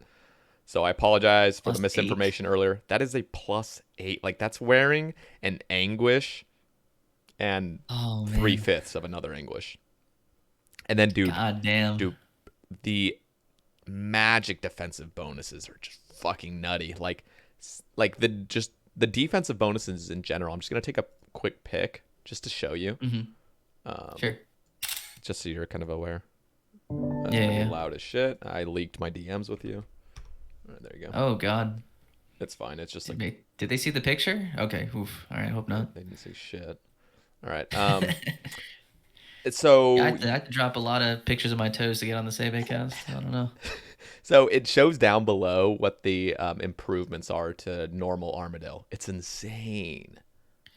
Those are over Armadyl? Holy fuck. Yeah. It's nuts. And so oh my gosh. It's fantastic. I think it's fantastic because instead of just looking at like, oh, this is a direct upgrade and stuff, first of all, you have to consume your Armadyl, which is great in my opinion. Yep. And it's going to lessen the effect of the Bofa. Like the Bofa is not going to be like insane anymore with full crystal because now you have this and I don't know. It's exciting. Yeah, no, I agree. I never thought about it in the sense that like it would like lessen the effect of Bofa. Like I thought of it as completely separate things, but you're right. If you wear Masori, which is like a massive upgrade, you cannot be using a Bofa. Yeah. I mean, you still can, but like you would actually be better off with the crystal armor. So yeah, that's cool. That's a good trade-off to have where you need like range defense or prayer. You pull up the Bofa and crystal, whereas anything else you swap onto like the Masori. Absolutely. Setup. I do like that. Yeah, and I like anything that has where you have choices to do things. Where it's not always like just put on the bandos, like put on this, like. Keep this the same things. Like anything with choices or actively makes you want to try different things is always good. Yeah, I've actually been putting off content. Like one of the things I really want to do is just grind out the mole pet real quick. But I was like, dude, I could just hold off for a year, get my full Masori, and then Tebow giant mole with an extra +8. Like, all right, let me just. Oh man, and dude, I can't even. Like, I don't have exactly in mind what Masori is going to look like, but I think it's going to look pretty fucking sick with the full set. Like, I don't know. I'm excited. I think they're like people go back and forth on Torva. I've also gone back and forth on it. I think idea of it looks really cool. It could be polished up a little bit, but like in general, just in terms of like upgrade, in terms of visuals, it looks pretty fucking cool. I'm not going to lie. The full set looks the full set. The full set looks decent, and the reason I say decent is because it does look good, but I think part of it is not the looks. It's just like it's good. It's fucking best in slot, and so that like kind of taints my view of it. Badass, Yeah, that's the thing. Like anytime you see somebody in endgame stuff, you're like, nice. It's like I don't know if there's like an item which like that is endgame that looks absolutely awful, but I mean, you think of Armadyl, like. Armadyl. Okay, never mind. Like personally, I do think it looks good, but I think my view is slightly skewed because it is best in slot currently. So it's like, is this a good looking armor? Or is it just because this is the best and this is what you wear when you're a baller and you have the best in slot stuff? It's like, I'm kind of against Arma. I don't know. I'm not a huge fan of how it looks. But it's also just also might be biased because like I don't have Arma. I don't know. That's one of the things I've never like. I've done a couple cases. I don't know how much do I have, but like I don't have top or bottom. Dude, it's one of the things I've really wanted to cared about. God damn it! I was gonna say wait for Masori and then use Masori to grind it out, but I'm like fuck, you need Armadyl to make Masori. That's the worst part. Like I literally was like, oh man, raid 3 is gonna be range armor. I can do the Armadyl skip. Fuck it, let's do it. Then they said you have to use Armadyl armor. I'm like, no. Yeah. No. Dude, have you done just wait, you have a Tebow, right? Yes, I do. Dude, just do my method of Arma. You just sit in the fucking corner. You insta off tick the minions, guaranteed every single kill, and you just sit there. Like you could literally just sit there and wait until the Kree dies if you wanted to. I mean, if you want to be a little bit more sweaty, you can do bulwark switches, and you could do like prayer flicking if you just have so much food on the ground. Dude, it's pretty fucking chill, honestly. And if you really want to go lazy, I'll try to explain it a little bit after the stream if you're actually curious, because literally you can just sit there and pretty much get an 8-kill trip AFKing. 8? I don't know. That's full AFK. I can get 30-kill trips if you start sweating. Like I'm just saying you can make it really easy on yourself, but it will just take longer. Okay. Yeah, that's good to know. I'd love to take a look at it sometime. Yeah. I've just been only doing like the black chin method, and then the other day but the last Kree task I was doing, I fucked up some flicks, got meleeed, and then like died with like 800 chins in my inventory. I'm just like, you know what? I'm never fucking doing this again.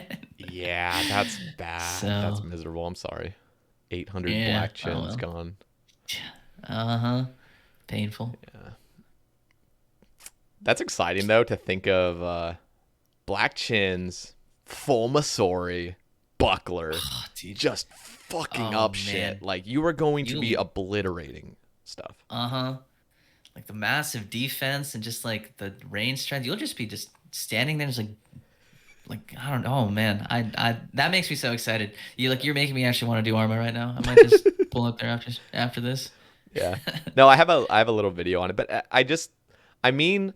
You are already doing it the proper way. I just see people using like an ACB or a Tebow, walking under, shooting, and just getting fucked up, and it's just not enjoyable, and you're getting pushed back by Arma. It's like, dude, sit in the corner. You're never pushed. Arma doesn't move a muscle, and you just sit there and Tebow the thing dead. Like, it's chill. That sounds nice. I will definitely be trying. Okay. You know what? Let's move on to some Twitter topics. We haven't touched a single... Well, we've briefly covered a few, not... completely, but yeah, let's do it. There were definitely a couple cool questions in there. Let's go for the first one. This is kind of something we've already been covering, but Hamzy asks, I've heard you talk about the downside of being an endgame Ironman and running out of things to look forward to. How do you cope with this? Does this ever give you the urge to pot another game mode and relive early mid-game? So I think the last, like one of the more recent times that Hamzy was in my stream, I was just sitting there just, in one of my depressed states about like, man, I'm 1,000 top KC and no sight. This game sucks. It took me over 1,000 KC to get my Tebow. It's like, just like the mad state of mind complaining about the game. I do agree. Like, I mean, once you get to endgame, the time it takes to get items or upgrades are exponentially longer than before, right? Like early game it's on the order of a couple hours, mid game like tens of hours, and then once you're like end game, you're looking at hundreds of hours to get like a particular piece of gear upgrade. But the thing with RuneScape in general, I think, is just you set your own goals, right? That's the coolest thing about it. Yeah, it gets depressing when you go dry on an item and stuff like that, and sometimes it just feels like, for me, I'm doing TOB, doing farm runs, making pots, doing more TOB. Like, there's not much else to do. You set your own goals, right? If you want to be collection log kind of stuff, do clues, there's so much content in the game for you. It's like, there is no way you will finish everything. Like, I mean, unless you have like, you play every day for like 20 hours a day, but like, there are mini games. There's so many other things to do that like the game is never truly... You never truly run out of things to do. And if you do, you just have to shift your goalpost, right? Yep. Pick something new to work on. Yeah. It's interesting because even beyond you were saying, like, it's like a couple hours and tens of hours, hundreds of hours. And then it's like, dude, if you got past that, you rank 1 collection log Basiligus is now basically just hard locked at 3rd age. Basically, he's still missing a few other. And Jar of Darkness is like, dude, Yeah, that's like the level where not many people have gotten to quite yet, but it's like then you get to the 1,000-hour grinds, like thousands of hours for items. Like, Jesus. Yeah. I mean, if you're ever at the point where you're just like, I don't know, bored, that you feel like, there's not much to do. There are times where I just like log in, stare at my thing. I'm just like, okay, all I want to do, all I care about doing is theater. All I care about is Inferno. All I care about is getting a couple more collection log slots, and I don't want to do it now. Just log off and play other games. I don't know. I guess going into like the second part of his question where he talked about, do you ever want to pot another game mode and relive early mid game? No, absolutely not. I have no fucking desire to do that. Like, as much as I might bitch about being an endgame player, I have no desire to do all the quests over again or just like go for like minor upgrades. It's just, I have no interest in playing a hardcore UIM, or sorry all my homies, but like I have an Ironman. I this is all I want to play. I can't play multiple accounts. I'm with you on that. And honestly, sometimes I take a step back and I'm like, dude, I'm very glad that I have that kind of mentality where I just want to play one account and just progress it. Because like I really do play this game, and I'm very lucky as well to like have made it my job. So I just don't even have any other like obligations. So I'm like pretty focused on the game throughout my life and recently. And I just think like, dude, I'm so glad I wasn't like a hardcore remake. And some people enjoy that, and I'm not taking anything away, but like do. For me, I'm like, dude, thank God it's just like everything's on one account. I'm constantly progressing. There's no real end to the progression, and this is what I like from the game. Just this constantly building up your account, just slowly, just little by little, and it's just cool to see the progress. Yeah. I like that a lot. I'm definitely not. I'm biased against like the hardcore, the remake Andes.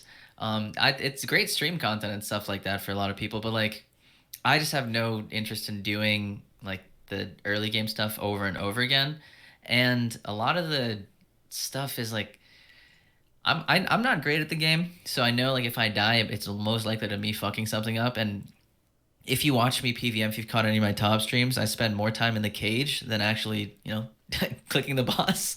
So like, there's no way I would be capable of, being good at a hardcore quote unquote. I don't want to play that like scared kind of thing. I just want to, click the boss, have fun. Yeah. And see progression, like long term. Yep. I mean, when you get your scythe, dude, it's like, oh man, boom, baby. Like your account's fucking jacked now. Moving on to the next thing, pimp out your account more. Like it's cool. Speaking of that, I something really funny. One of the very first YouTube videos I made, like in 2018, my very first foray into content creation. It's like a really not even great edited video, just like everything just chopped up together with like a really soft voice. It was Ironman series progression, like Ironman progression episode 1, and it's just like me at like 1800 total, being like, yeah, look at all these things. I got a Dragon Warhammer. Yeah. I guess I'll see you guys in a little bit. I have never made an episode 2, and my goal is to make an episode 2 someday where I literally just say like, hey guys, this is episode 2. I now have a T-bow, a scythe, and an infernal cape. Goodbye. And just end the video there. Dude, real talk. Okay, first of all, let me just say this. You're fucking awesome, and you're really fun to listen to.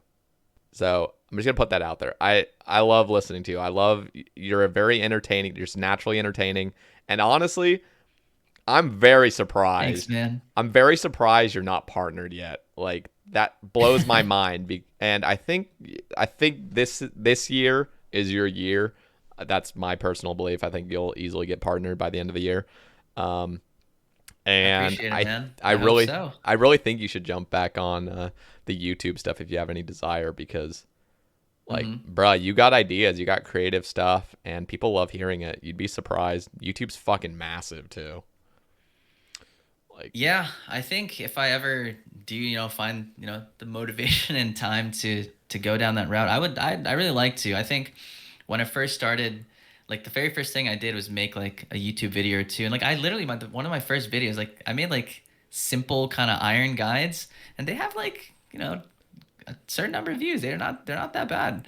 And like, thing is, when I started streaming on Twitch, I'm just like, this feels a little more, I don't want to say easier, but like you take out all the steps of editing and recording and putting things together, which is like, it's a hassle. It's a pain in the ass, Yeah. man. Whereas when I stream, I just click the go live button. I turn my brain off and just say things. I just. Yeah. I think, okay, well, let me ask you this. Have you ever felt a little burnt out of streaming?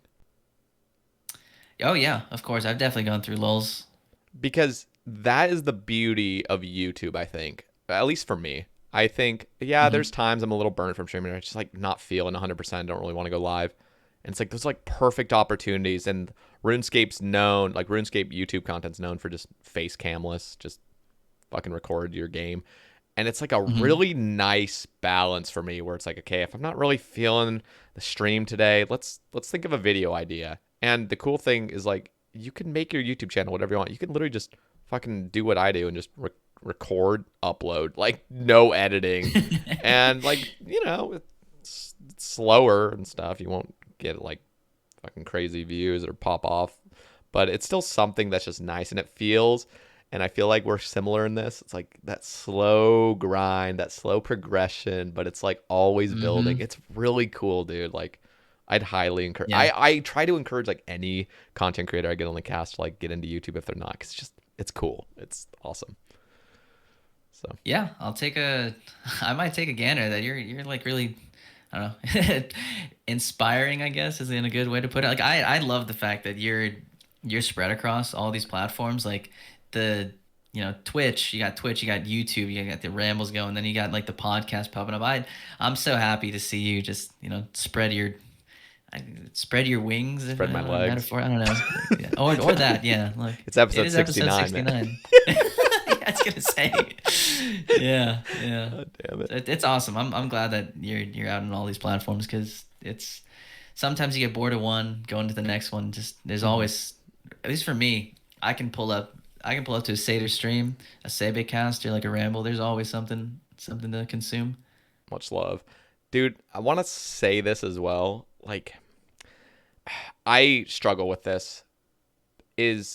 Dude, you have endless potential. Like, sometimes we think we're kind of capped. Our niche is OSRS. Fuck. Like, there's a certain ceiling you can hit of like being a content creator, because you've kind of like pigeonholed yourself into being an OSRS content creator. But like, dude, like this is content creation. Like, this is relatively new. It might feel like YouTube and streaming's been forever, but it's like, bro, think you're a fucking human being on this floating rock. You can make whatever the fuck you want. Like, you can create something completely different. Just do something crazy that nobody's done before. And I know that's way easier said than done, but like, I just think like, dude, YouTube content, it doesn't have to be this cookie cutter, like, oh, let's make progress videos, let's make rambles, let's make this. Like, dude, make something that's crazy that nobody's ever seen before. Like, I don't know.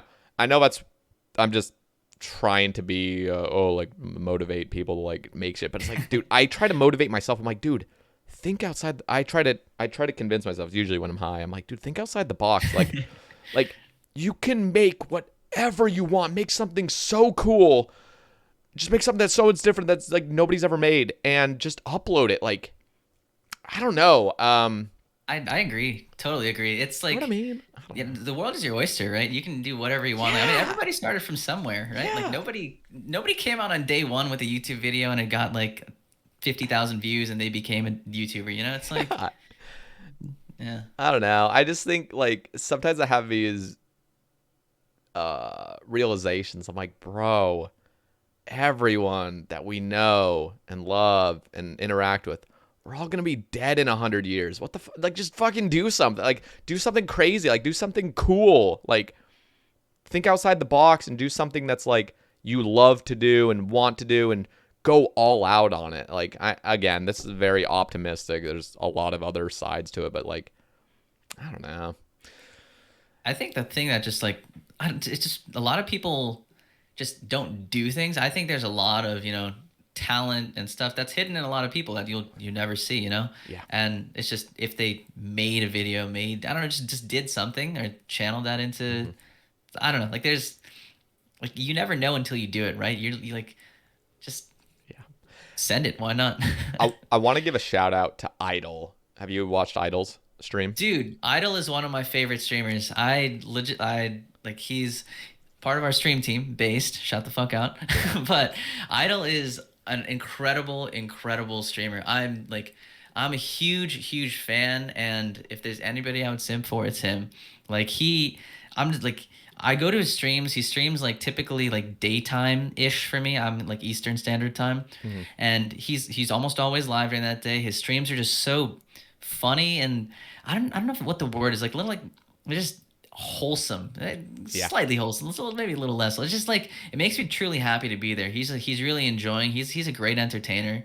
I love just that side of it, but also a part of a part of him that a lot of people don't see is like he has a YouTube channel where he uploads like I think very well edited videos and very well like one of the things that he uploaded is like he had a song about like going over, it's called Over the Drop, right? Sorry, I don't know if I messed the name up, but like he edited the entire video. He edited all like he made all the music himself, vocals, like instruments, everything, put it together, like edited the entire video. And it's like funny as shit and catchy. And like I don't know why like I listened to it. It just I could not stop like singing it into my head. It's just like he is a guy I think who just needs a lot more recognition than he has, because he is truly a talented creator in the RuneScape section. Yeah, I'm not gonna lie. When I think of underrated streamers or YouTubers, or just he is always the name that comes to mind instantly. Like, dude, 100%. that man is unbelievably fucking talented. Like musically entertaining, creative as fuck, dude. His videos, like you don't even know what to expect from his next video, and it's a fucking banger every time. It's like, and the thing is, he gets like he deserves just so much more. And I know it's like easy to say who he deserves. It's like, does he? Because he doesn't have it. It's like, but like, dude, when he pops off, he's gonna fucking pop off because his content is quality. And absolutely, he works his ass off too. Like, you might just think, oh, he's just doing this because it's fun. Like, dude, he is putting so much effort. He's putting his heart and soul into all of these videos, and you can just see from it. And and the reason I brought him up is because he's the exact example of somebody that goes all out and thinks outside the box and just he's just on the ball. He's nonstop entertaining. Like, he really shines as an entertainer. He understands what it takes to be an entertainer. He's not streaming and just playing his video game. Like, no, he is constantly thinking, how can I be more creative? How can I do this? How can I? Oh, he deserves it all, I think. And the more I watch from him, I 100% agree. Yeah, the more I watch, 100%. the more I convince myself, like, yeah, he is. I'm just sad that like usually during that daytime I'm at school or just like busy. A lot of people in like NA are at work and don't get to catch his streams, but he's truly just a great entertainer, and I know that he's gonna pop off very soon. He's slated for it. Like this, even in general, I feel like in the last year and a half, 2 years, maybe just during quarantine, you know, like there's a whole new slew of like RuneScape content creators. A bunch of them popped up that, you know, didn't make videos or stream before. Like 2 years ago, like most of these people are just like didn't even play RuneScape or just didn't know about content creation. But like the current generation of content creators, there's so much raw talent and like just creativeness, and I don't know. I sometimes think about like how fucking beautiful it is to see like how much like the game and entertainment has progressed, because the quality of videos, the quality of streams are just like through the roof compared to where they were like maybe like 2 to 3 years ago. Absolutely. Just to finish off Hamzy's topic, I just wanted to bring up something. I am actually going to make my first ever Snowflake account, and oh boy, it is. You're giving in. No, I've already trademarked it. I'm a little apprehensive to say this because somebody's going to copy my idea. Copiers. Oh god. But I have come out with an idea. It's a Sae Bae original, and it's called Slide Man Mode. That's all I'm going to say. Episode 1 will be coming out very shortly on my YouTube channel, and it is going to be, like, you ever heard of Mick Tile? You ever heard of Swampletics? Like, things like that. Extreme Chunk. Yeah.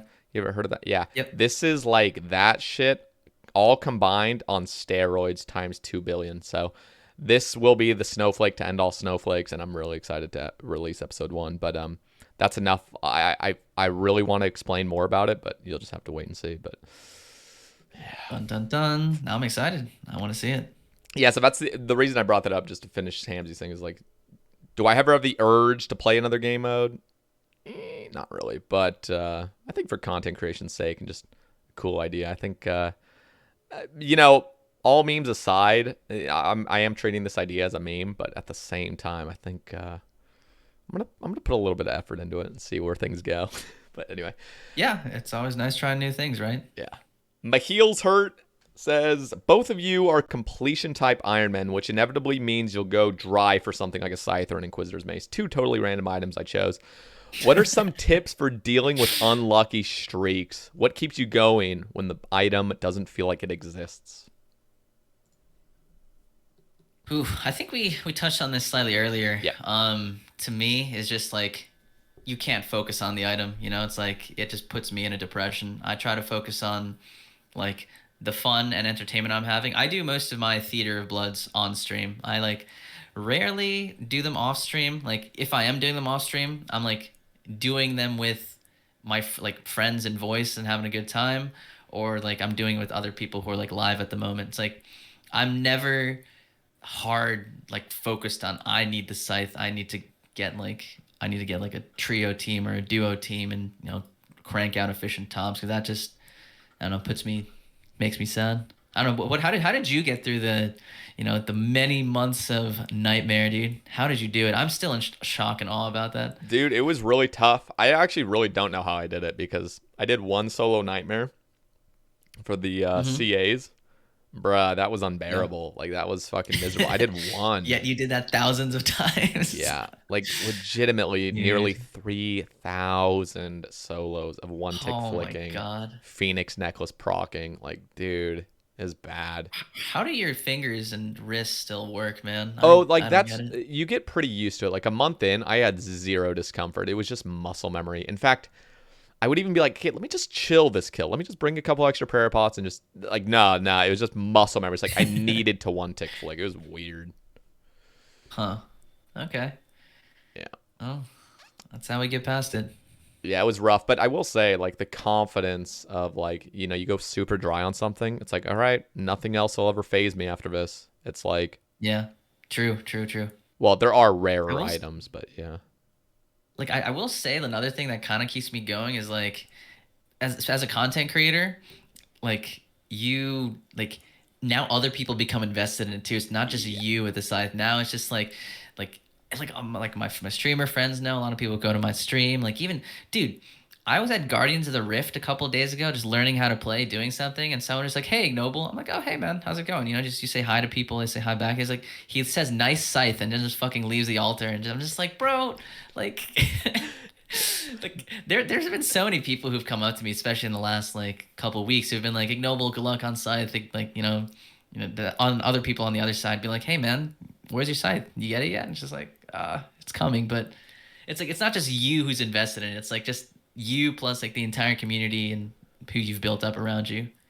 Definitely a perk of being a streamer. Going dry is like a career builder. you just pray and hope that it's something you actually enjoy, and then just milk it. Just be like, oh fuck, man, I hate this, but gotta keep going. For me, it was like actual hatred. Like, this is like, why is this the item I'm going dry on? Like, god damn it.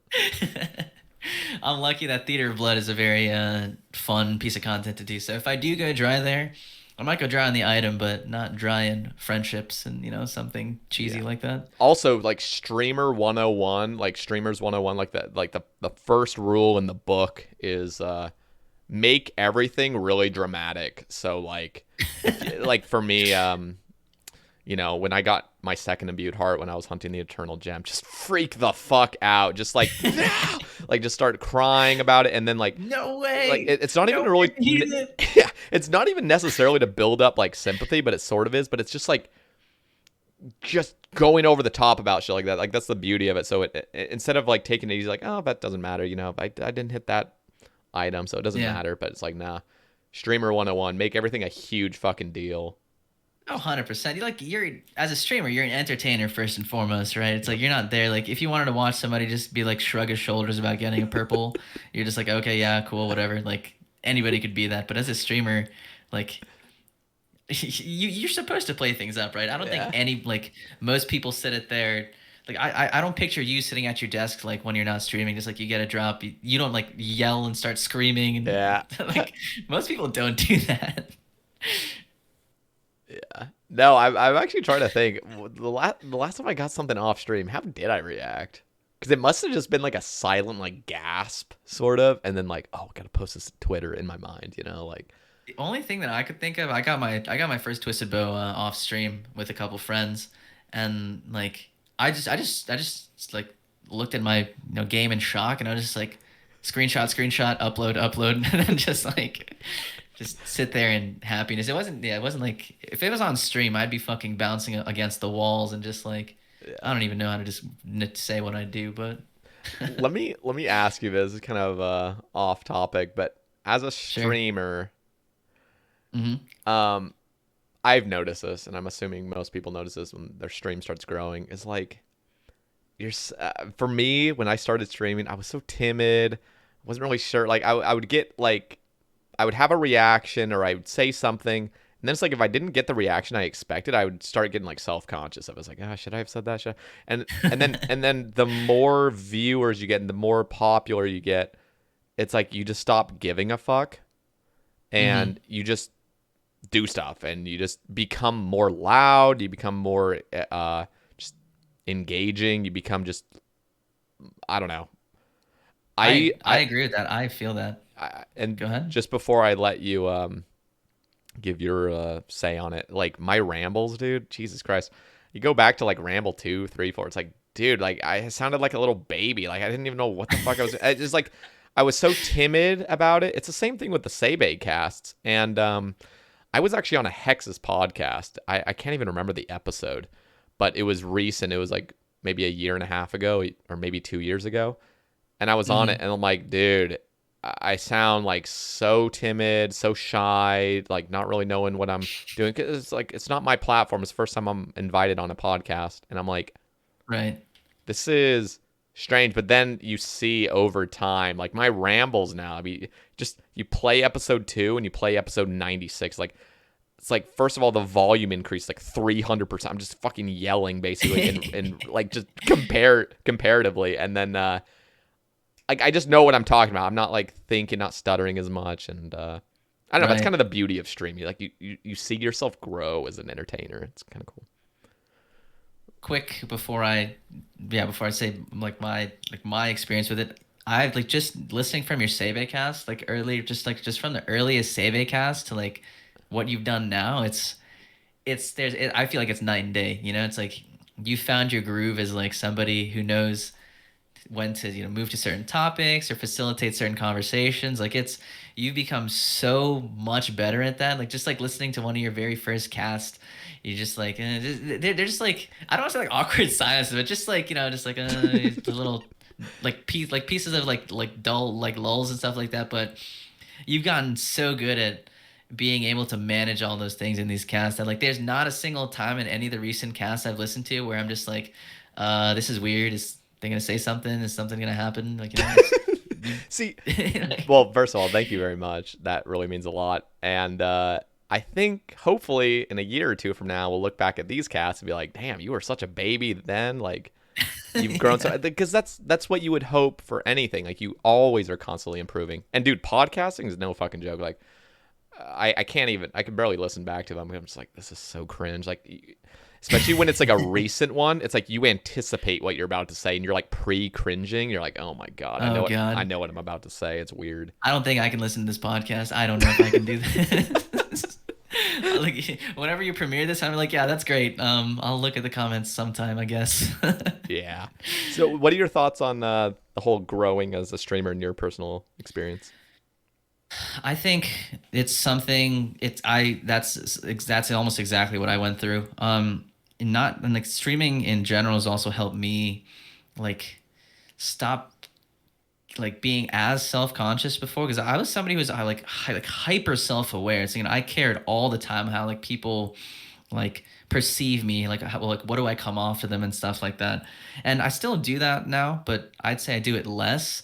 And on stream, like as I said, I just turn my brain off and say things and say weird shit. Like when I was just when I just had like a handful of viewers, I'd say some like, I'd like test the waters, you know, like dip my toes into something like slightly off the cuff, Yeah. you know, and then that like if I get a positive reaction, I'm like, aha, yeah, okay, that was good. Now I just say like the dumbest shit, like absolute whack shit, you know, Yeah. and like then I'm just like I just think about it like, huh, yeah, okay, whatever, I'm just gonna keep going, like just Yep. like such fewer fucks given, you know, and like it feels great because I get to like almost unabashedly be myself, or even Yeah. like just be almost like a louder, more I don't know, like more entertainery version of myself. It's like just turning your real personality up a notch. Like you're just constantly turning Yeah. yourself. So it's just like it's not like you're really changing. It's just like you're fucking like open. Like you're opening yourself up to Yeah. vulnerability, but at the same time, it's like you're not as self-conscious.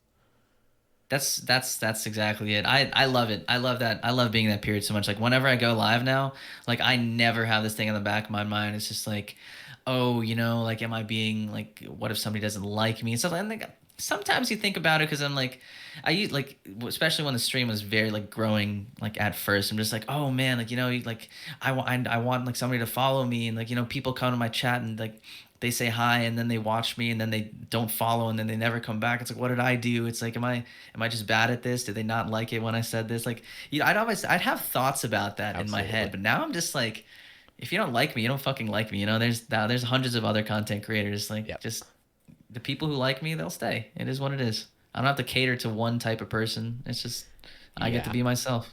That's a really cool phase to go through, like passing that phase, because I think most streamers go through it where you're just trying to like please people to get your following built up.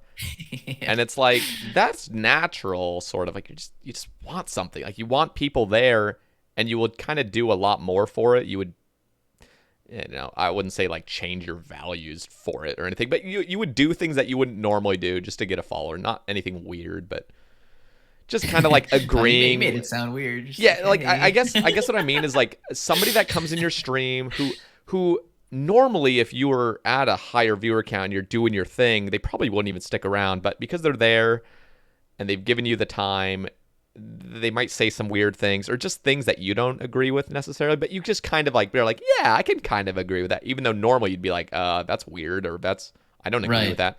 But you kind of try to people please a little bit just to get that growing initially. And I have no like qualms about telling somebody to fuck off in chat anymore. If somebody just like annoys me or says something, I'm just like, you're a fucking idiot. Like, shut up. I don't want to talk to you. Like, just like, it's just clear. Like, just a lot fewer fucks given now, it's just such a great place to be. I don't have to be like, oh, I have to contain myself, you know, I'm just like, whatever, fuck off. Like, that's just, it's so good.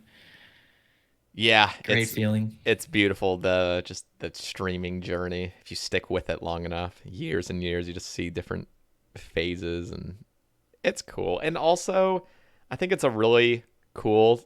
You're what, 27, 28 maybe? 28 actually, yeah. Yeah, I'm turning 27 in a month and a half. Ugh. Oh boy, look, we're on the wrong side of 25, man. But what's cool is like, you know, you hear the thing where like your frontal lobe, most guys, their frontal lobe isn't fully developed until they're 25. And like before then, I mean, you're pretty much all there, but like it was cool streaming at the age of 23, and now I'm turning 27 soon. And it's like, I've seen myself grow as a person, because it's like those kind of like, I wouldn't say like shaping years or like becoming who you're going to become, because that's I think earlier, but it's something where you're kind of lost. Like you're like, who am I? What am I going to believe? Like, what are my values? What are my things? What are my goals in life? And it was really cool to like incorporate streaming into those years, because I just feel a lot more like myself, and it's nice. I don't know. Yeah, it's really cool to see the way you've sort of grown, like with your stream, you know, like not just like RuneScape related, but like also outside of it, you know, like they're all tied together. You've grown like as a person, but also like as a streamer, as a content creator, everything. It's awesome to see it all come together like that. Yeah.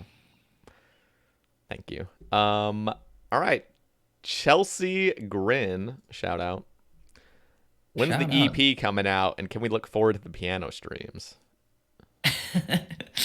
You'll have to go into that a little bit.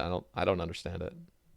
Sure. So my hobby, prior to becoming a gamer, was music. I'm a huge music, like I love playing music. The other reason I have the mic and the setup I do is because I used to want to record music and stuff like that. So in last year, Addy had his the Purple Sweets giveaways. I don't know if you remember those. Yep, I do. But one of the things was like you have to make a piece of art. It could be anything, like physical drawings, music, stuff like that. And what I did was I submitted a song called "Buy a Cape."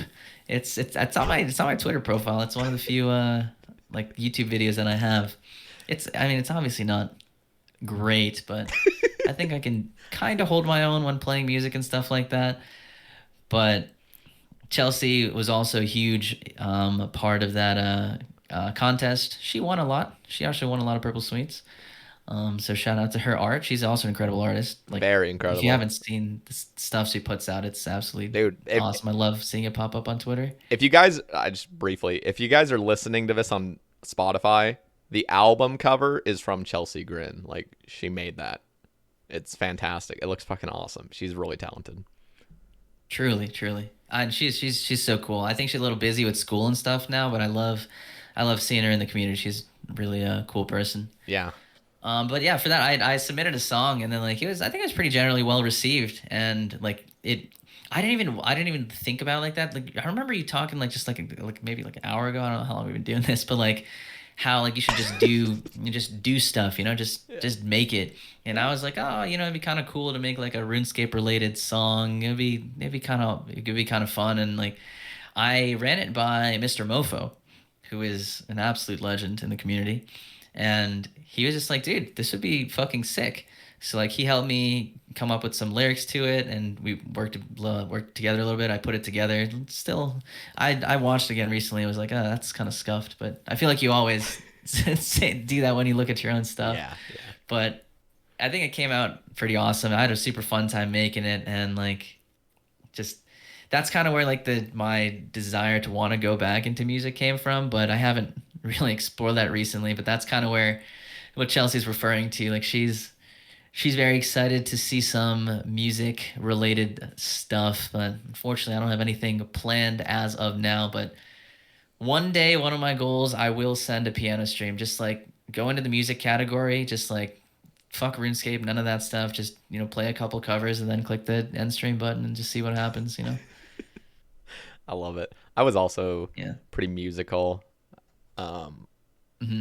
And yeah, like, Sorry, no, go for 5 minute rant. Sorry, I apologize. I just No. went so long on that. Dude, no, you didn't. I love it. Yeah, I wouldn't say I'm like crazy musical. I think I just compare myself to too many people because I was a music major in college, and I just realized how actually passionate people can be about music, and I'm like, yeah. Maybe I'm not quite as passionate as I thought. That's kind of sad Yeah. though, in a way, to like just compare yourself to another person, and be like, yep, I'm not gonna do this because they're more passionate about it. It's like, what? Comparison is a thief of joy, man. That's like Really is. that's so true. Like if I watched like I watch like other musicians, other streamers, and if I ever like their streamers so much better than me. Like entertainers, create they're just Yeah. they're just hands down just better than me. Like if I ever like look at that, I'm like, oh, they're better than me. I could never keep up. Like I would never have streamed a day in my life, But Yep. but here we are, still doing it. Yeah, I think that's a cool, like, I guess, coming to grips with things in reality is like, dude, everybody is different. People, like, it's basically a guarantee, very, very high likelihood that you will never be the best at anything. There's just so many billions of people in the world. But the other cool thing to look at, something that kind of helps to cope with that, I guess, is just to think like, hey, you are a unique person, and there is nobody on earth that's you. You are the only you. And I think that's a really cool thing to think, that like, I don't know, there's so much potential with things you can do, even though if you're not the best at them, you can give your personality, into it, do your version of whatever you're going to do, and nobody can make a replacement of it. Yep, it makes you unique. Like it might not be the best, but like not everyone needs to be judged by the same bar. You can do things for fun, you know? Yeah. It's like if yeah, there's no point comparing yourself. I know like I've personally gotten into like low phases, like like mentally low states, like when I was comparing myself to like other people my age. I'm like, okay, like this guy I know who's my age has like a 500K a year job, a wife, a child, and a house, and I'm literally sitting here fucking catching anglerfish. Like, what is like, what is my life? You know, like Yeah. everyone does it differently. There's no reason to compare and feel that bad. Copium, right? Yeah, no, comparison really is a big thing. Some people struggle with it more than others. Yeah. Yeah. I mean, just relating it to like streamers. I mean, when you're a streamer, okay, wait, have you ever watched Breaking Bad or Yeah, I have. okay, have you watched Better Call Saul? I have And not watched that. first of all, Better Call Saul is better than Breaking Bad, and That's a very high bar you're setting. Goddamn. yes, it is fucking incredible. And I don't even like shows and movies generally. Like I can't get into them. Better Call Saul. Mm-hmm. Okay, and I can't say Better Call Saul is better than Breaking Bad quite yet because it hasn't finished, but we're on the last season. And the reason I say that is because like shows fuck up. I mean, Game of Thrones fucked up, and I hate that Right, show now right. because of the last season. But yeah, no, this has the potential to be the greatest show of all time. And Goddamn. what's interesting, and I'm not trying to spoil too much because you haven't watched it, but like Jimmy McGill, who's Better Call Saul. I mean, he's Saul Goodman, and his brother is a lawyer, and they have this beef. And his older brother, is a like super successful lawyer and everything, and he's jealous as fuck, and he just resents Jimmy for ever becoming a lawyer or trying to become a lawyer because he says he loves his brother, but he doesn't. He hates him technically because he doesn't want to see him succeed because he's fucking overly jealous, and he resents his brother for even trying to be a lawyer and stuff like that. And the reason I kind of bring that up is just this like natural tendency to just, I don't know, like some people deal with it more. Of course, that's a very extreme example, but like with streamers, I mean, you're in your element. I think of Jimmy McGill and his brother, and they're both lawyers, and the fact that they're both in the same sphere can just cause this like horrible jealousy. Has the potential to cause like super jealousy if somebody's like being more successful than the other. Oh yeah, I can definitely say that that's. I mean, I've seen it in the community, but like I don't feel that way about anybody. You know, I see there are tons of streamers in the section who are more successful than I will probably ever be. But like to me, it's not a competition. Like I try not to see it as competition at all. Like that's not something I care about. This is just my community, the people I like hanging around with, and we could be friends. If not, we'll just be part of the community together. You know, there's no antagonistic like feelings.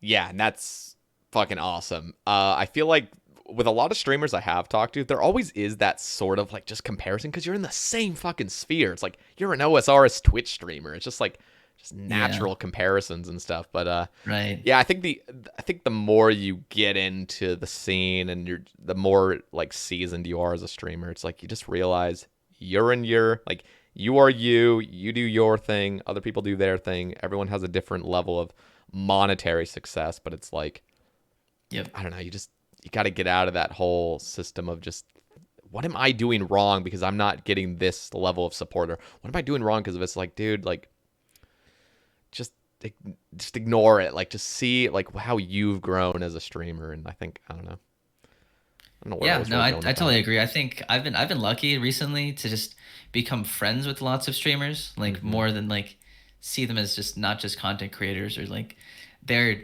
like you once you realize they're just people too, man. They happen to be, you know, potentially more successful than you or less successful. Like nobody, I don't know. It's like it doesn't like if you just look past those kinds of numbers, they're just people. They're also just people who play the game, click the boss. You know, they happen to also enjoy making content, and I don't know if you just see them as people and not just like figures to compare yourself Yeah. to. I think you do a lot better in terms of in that sense, at least for me. Yeah, for sure. For sure. And I sometimes I think like, is that sort of just ingrained biological jealousy that it's like just inevitable. Is that like I think it's like partially a good thing in a way. Like makes you work harder. Like makes you like Yeah. kind of go a little harder. Yeah, I agree. There's good and bad things too. I think everything's like on a, it's like there's like a spectrum. Too much of it is not a good thing. Too little of it is not a good thing. Like just having, I know some people see other streamers who are doing well and they're like, it motivates them to want to be better, right? Yeah. It's like when you see somebody succeed, you're just like, I can do it better. I'm better than them, which I mean, like not like, it's maybe not the best thing to have. But like I'm funnier than them, or like I'm better at the game than them. Like I can do it better, and like it motivates them and makes them want to, push more content out. It works for some people, but it can also put people in like mentally poor states, I guess. Yeah. You just have to find the right balance. Yeah. I saw Settled became the #1 most subscribed. It's subjective, but OSRS content creator. I think it's pretty much set in stone.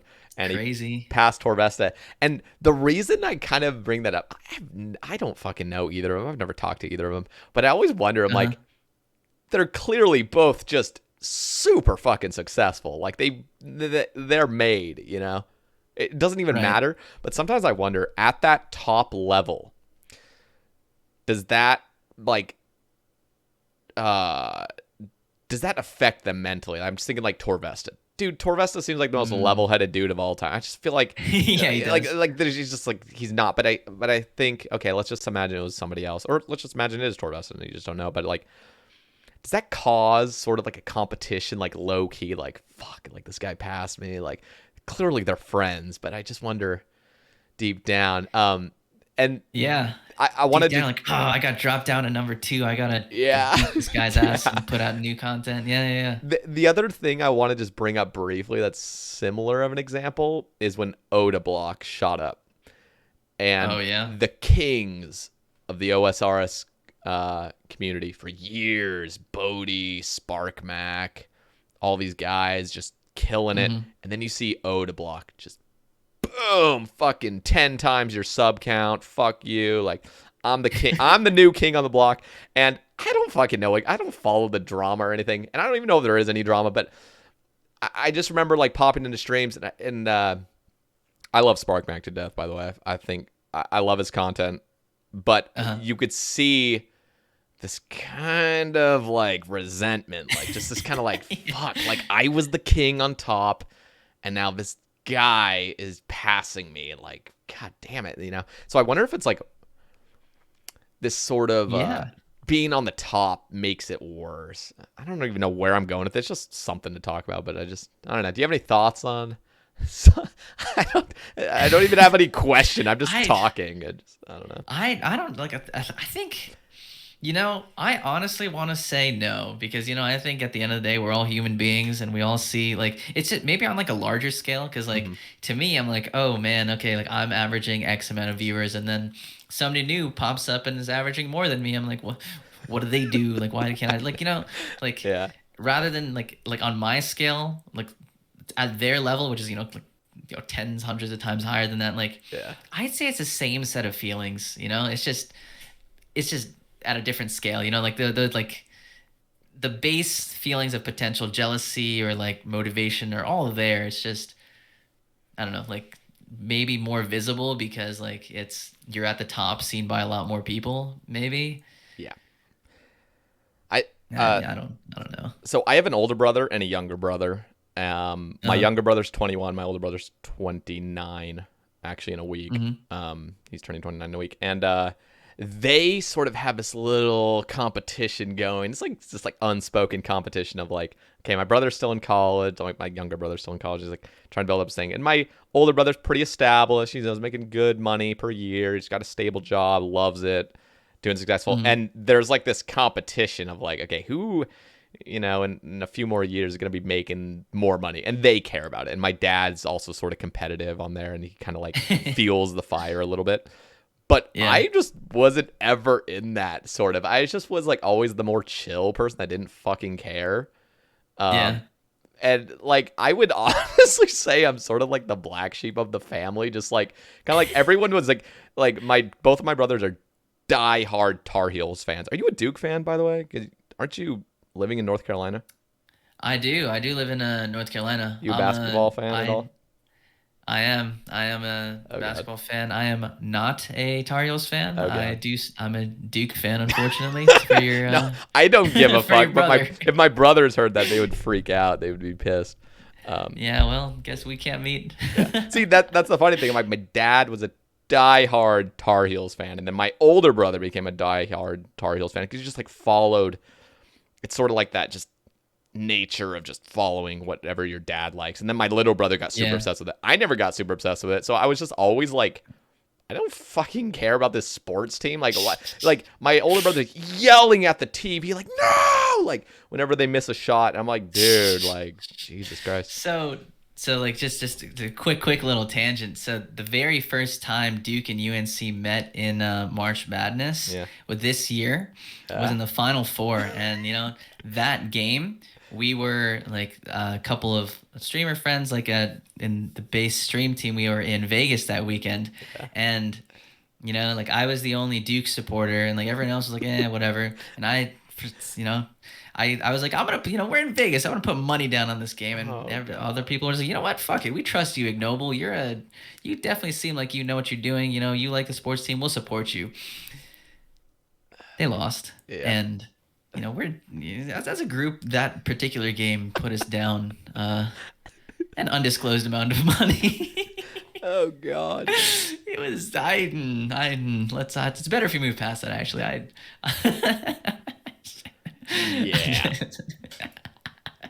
Yeah, that's really awkward. I mean, Duke really should have won. I felt like that was a big upset. I don't know the whole situation, but I think they should have. I mean, I was rooting for him, and unfortunately, it'd be like that. But but yeah, you were saying about your brothers and your father.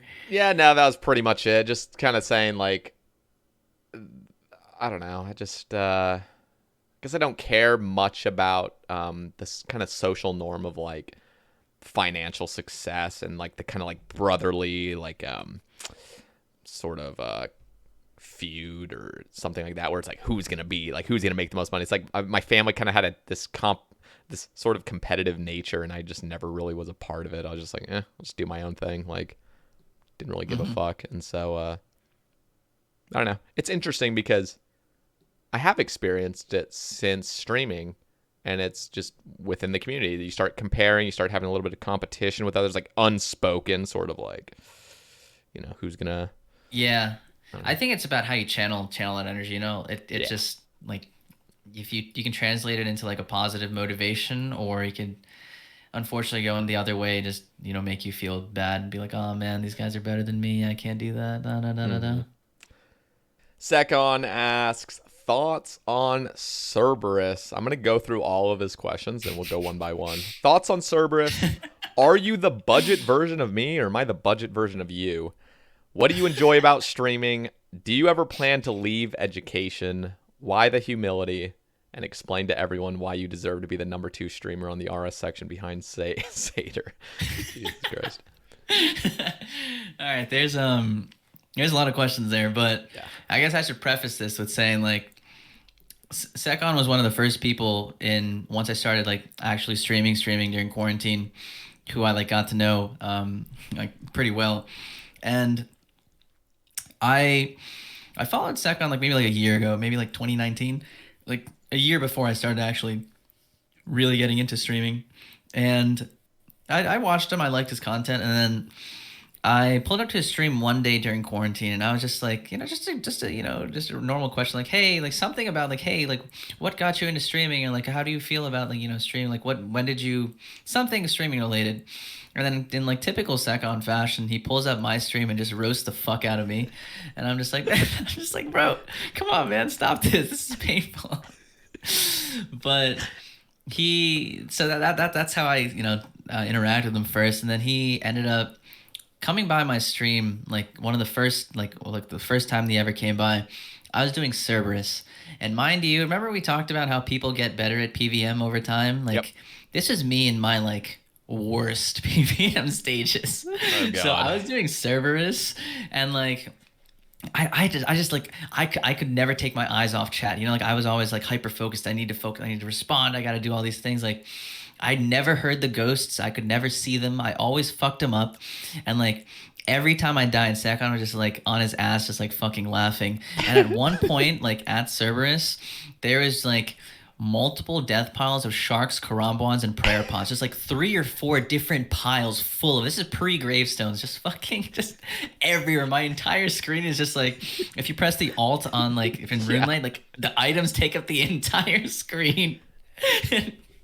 That's kind of where that comes from. The very first time he came by, he saw my PVM capabilities, and I really hope that I've grown since then. But oh my god, I'm gonna say Cerberus is a hard boss. Okay, I'm just gonna leave it at that. Dude, before we move on, have you ever tried Arclight? I have tried Arclight. Arclight Blood Fury. The combination on Cerberus. Have you tried that?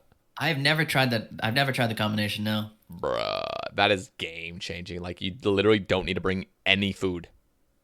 You don't even need to bring an SGS. God. You could literally just camp Thralls, Death Charge, and Claws.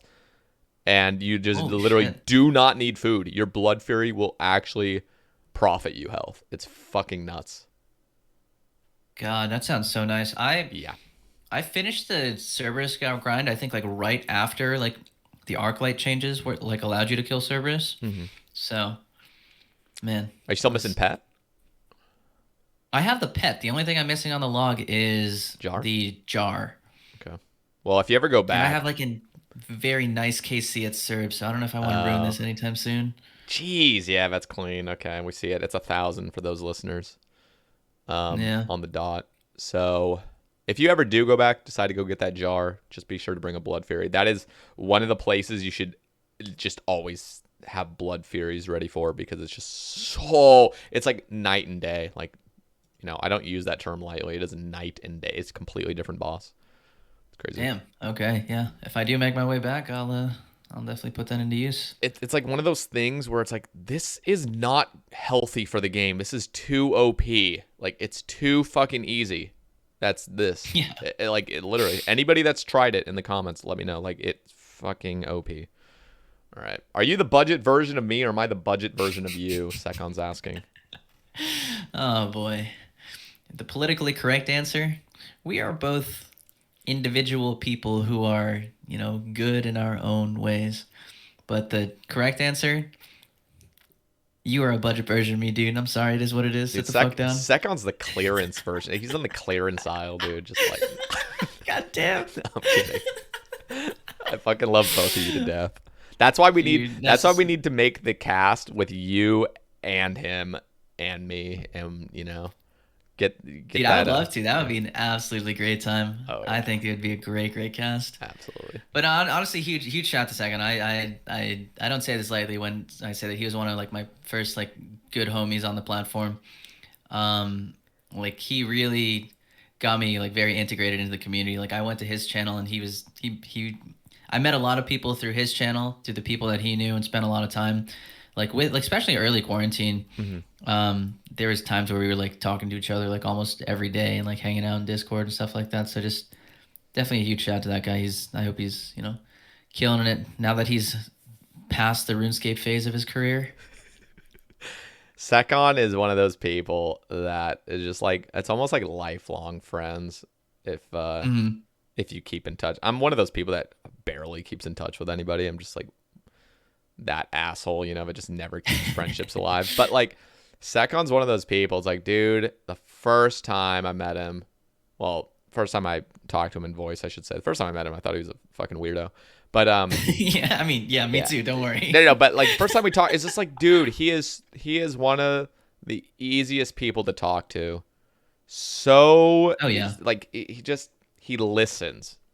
That's a very rare, not very rare, but it's a rare trait nowadays to have somebody listen to a person. Yeah, he does a very good job of it. Yeah.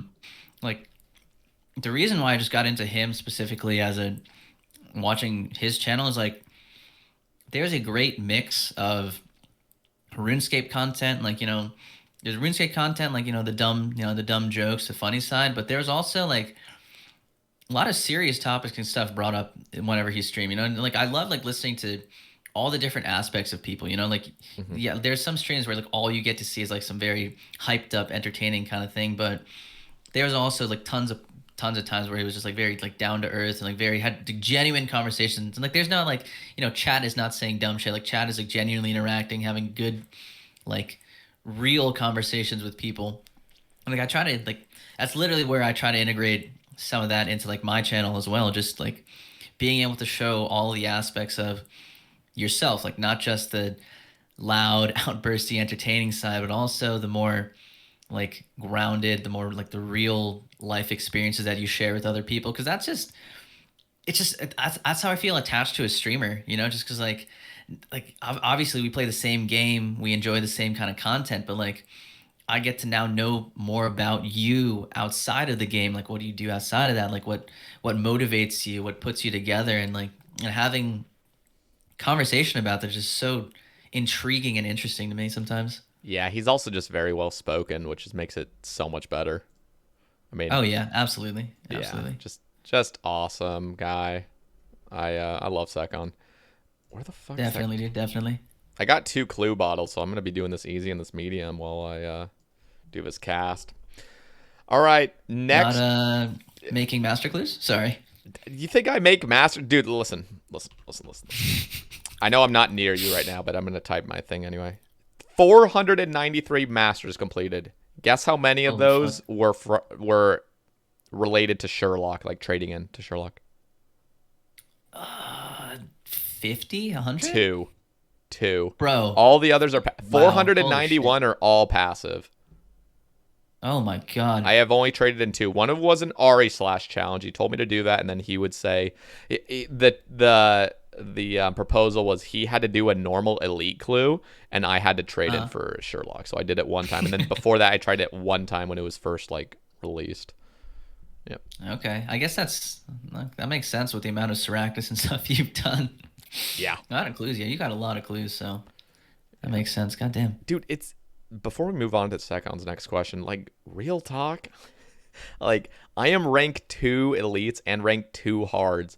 Dude, okay, I know. That sounds silly what I'm about to say. It's like, dude, I'm a fucking casual. Like, I truly am. Like, when you see the people, like, truly, like, I'm talking gamers, you know? Gamers that go hard as fuck. Like, I'm nowhere close to some of these guys. Dude, why the fuck am I rank 2? And I'm about to be rank 1 elites. like how? Like, dude, I literally took a year off of doing clues, basically, to hunt my mace. And I was like, I'm still rank 2. Like, Crazy, dude. you're 11, 20 elites, and that's rank 2 for Ironman? God damn. Yeah, and I have 230 stacked. Like, I'm fucking ready to Holy fuck. unleash. Yeah. How Damn. the fuck do I get to this place? I'm like trying to do this. Vinery and oh yeah, that's a mini game teleport to Tithe Farm. Okay. Anyway, You use your Maxscape there, right? The Sidious. yeah, you can. I think this is faster, man. Okay, Secon asks, what do you enjoy about streaming? Nothing, right? Nothing. Everything about it sucks. No. You're a masochist. Hands down, like number one answer. Like I don't even have to think about this. The community. Like there's nothing better than that. Like Yeah. the game to me, I enjoy the game. I like setting goals. I have a lot of time into it, but it's the people that gets me coming back all the time. Like the people who join my stream, the incredible friends I've made through streaming. Like never would I have like listened and been like, yeah, I'd just be like, yeah, okay, whatever. He told me 2 or 3 years ago that like some of my closest friends are people who I met online playing a game, and like I met them like a couple of them just for the first time in the last couple of months in real life. Like I'd just be like, that's weird. What? Why would you? What? Like that makes no sense. But like I've met so many awesome people through Twitch, through RuneScape, and like who've been like even though they've been here a short amount of time, they've been extremely influential and just become my close friends very, very quickly. Especially like just recently, I spent a lot of time talking to them, being with them, and it's just I don't know, absolutely incredible to me. Just the community is something that is something I never expected when I started streaming. Yeah. No, that's very true. I would have to say the same. It's really the community. Something also is like more relating it to like a job is like, dude, I can do like, I think I'm my own boss. Like that is fucking beautiful. Like what do I enjoy about streaming? I enjoy like the freedom. Like I Oh can yeah, stream sure. what, like it's not like imagine you stream but you had a boss or some like stream team that tells you what to stream each day. Like come on. Like let Oh me just God. like imagine how miserable that would be. Like okay, you got to stream this for this long this day. It's like dude, I'm not going to lie. The true beauty of streaming, the community is the biggest part, but like damn, just Mhm. being able to fucking make it your stream is amazing. Yeah, the creative freedom you have for that is also absolutely awesome. Like there's no bounds. It's just you. You choose what to do. Yeah, it's amazing. All right, do you ever plan to leave education? I do. I do. So, as I said earlier, I'm in grad school right now. I've been in school for most of my life now. I've worked for like a year, but Damn. What do you, if hopefully should be graduating. you don't mind me asking, what are you in? I'm an engineer, so I'm a bioengineer. Damn. Yeah, it sounds fancy and stuff, but I don't know. It's That's not what as every crazy dude. as That's people called think. imposter syndrome, man. Where you're just like, ah, it's not that. It's like, dude, it is though. I mean, when people get good at editing a video, or just, I'm just bringing that up as an example. It's like anything in life. It's like, dude, as soon as you get kind of good at it, you're like, yeah, you realize it only maybe took a couple years to learn the stuff. It's like, dude, you're better than 99% of the fucking world. Like you're just you're expertised in this thing. That's not even a word, is it? I don't know. But Yeah. you're an expert at it at that point, and you can't say, "Oh, it didn't mean much." Like it did. You took the time to do it. Nobody else is gonna fucking take that time to do it. So That's true, anyway, man. That's true. I've definitely spent a lot of time in this field in the last couple of years, especially in school. Put a lot of time in sweat, blood, tears, a lot of tears, a lot of sadness. a No, lot of tears. um, school is it's interesting. I guess I don't know who this applies to, but I'll just give my one word of advice to unsolicited advice to anybody else who's thinking about doing grad school or going down that route is like if you want to do it, you have to really want to do it, Don't just do it because like oh, I have nothing else to do, maybe I'll just go back to school. Like I think that's one thing I like recognized very early. It's like I was luckily motivated enough to want to stay in school and learn like new things, work on particular like research stuff like that. But I know of people who started who were just like, I don't know, I'll just do grad school because I don't know, I don't want a job, want to stay in school, and that was like one of the worst possible decisions they could have made. Yeah, So, interesting. but yes, the answer is I do plan to leave education soon. I will. I'm slotted to graduate sometime next year. My fingers crossed, but we'll see. That's exciting. Yeah, I'm super, super stoked. That's cool. Do you like hate school? I know you kind of like clearly you're still in it, so you don't hate it that much. But like, do you? It's I think it's very program dependent and stuff. Like I finished my classes and stuff a couple years ago. I'm like full-time researcher now. So like I just Okay. need to get that and then I get my degree. And yeah, but it's got its ups and downs, Yeah. One, pay in the academic field is god awful, especially when you're in school. It's just fucking not a good time. Plus you feel like in your late 20s and you get to see all your friends just like having jobs, making real money. It's just like Yeah. it's painful. Yeah. But outside of that, if you care more on the being able to work on cool stuff, research new things, and basically work on stuff that is on the forefront of technology and or whatever field you're in, the forefront of your field, like stuff that people have never researched before, still trying to figure out. Like it's a truly interesting place to be if you like you might get caught up in the day-to-day slog. It's not easy, but like if you remind yourself that you're working on some of the coolest problems that some people don't even know about, like it's awesome, and that's the thing that keeps me going at least. Yeah. That's cool. All right. Sekon also asks, why the humility? Whatever that means. I don't even know. I wouldn't say I'm even much of a what's the right word. I don't have very much humility. I mean I don't know. Like It's I a would much weird rather err on question, this. isn't it? That's just a fucking uncomfortable question. Yeah, Why the humility, man? Like what? Where do I? What?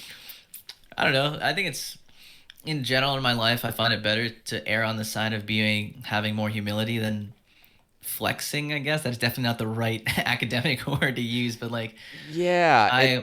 Or yeah. sorry, Go go ahead. on. Me? All right. Yeah, please do. Please do. I was just gonna say, like, there's clearly a bunch of narcissists in the world, and then there's like the opposite. Yeah. And there's a spectrum of like where you're like super narcissistic or super like humble, I guess would be the opposite. I don't know, but it is funny because like you're born into, I don't know, certain genetics and certain brain, like you're just you, and so you can't really just choose to Right. be a narcissist if you're naturally not. But like, yeah, it's interesting to see, like, if you're a narcissist, I mean, you can make it pretty fucking far in the world. I mean, you can get rich as Yeah. fuck because you're just built that way, kind of. But Right.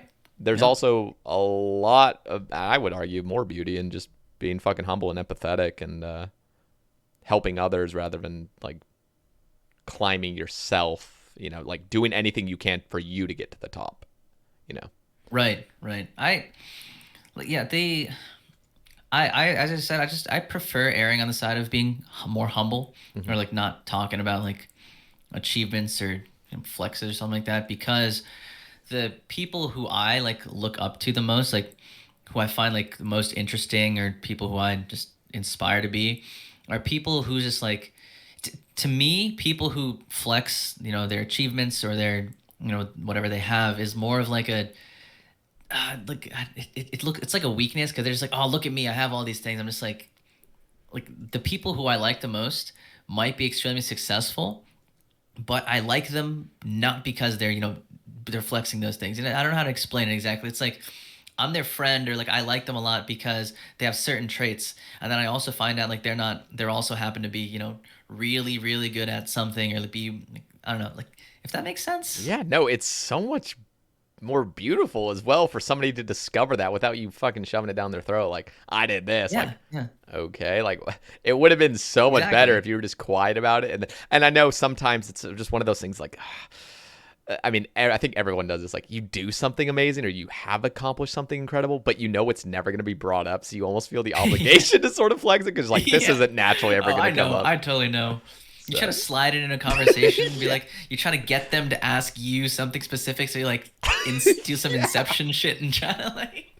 Yeah, that's just natural. I mean, because everyone wants to, feel like, what's the word? I don't know. Just feel like their accomplishment meant something, and they want people to Yeah. recognize it. And so, yeah. Just being recognized, it's a great feeling, but like, I totally agree. Just like me finding out that somebody is so good at this, I'm just like, what the hell? Like, I didn't know that you were this. Like, that was, it's like the people who say those types of accomplishments or the things they have is like I'm like, it's almost as if they're bringing it up because they want me to be impressed by it. They want me to like them for those types of things. And like, it might be cool and all, but like, I would like them a lot more if I just, liked them at first, and then I found out about their achievements, about their stuff. They were like, "Oh, that's really cool. I can't believe you did that." Like, Yeah. No, for real. so. It's really cool. So I have one experience. I won't even share it, but I've just had an experience with a friend, and I didn't uh, know that they did this certain thing that was really cool.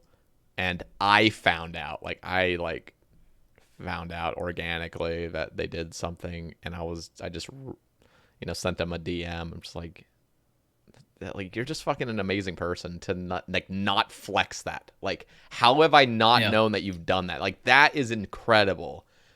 Like, I Uh-huh. don't know. So I think it's No, I doxable is the agree. reason I don't share it, but yeah. No worries, no worries. Yeah, we can talk about it after the cast.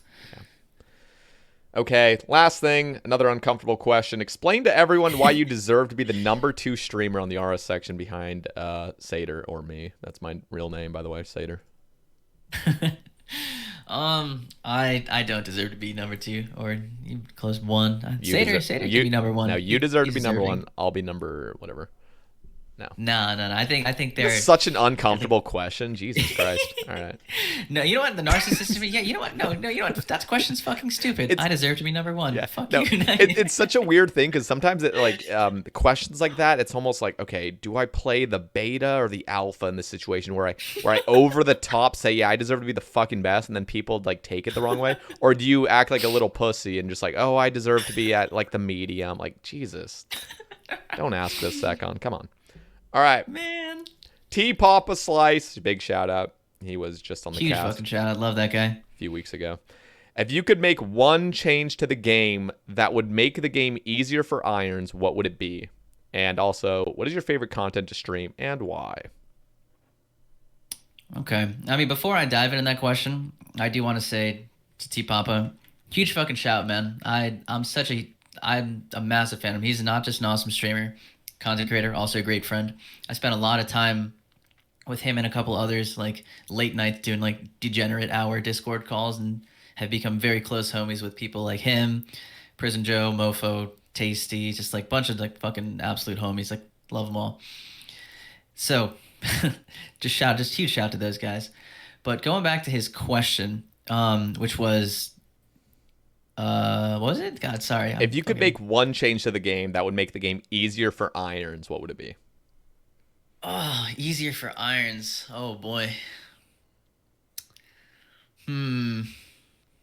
Easier for irons. I'm gonna say game has been getting easier across the board for irons for the last couple of years. I don't know. Back in my day, we had to work hard for our goes. skills. Like, the game's gonna the most efficient way to play this game is to not play it. Like, you're gonna save yourself so much time. 100% agree on that.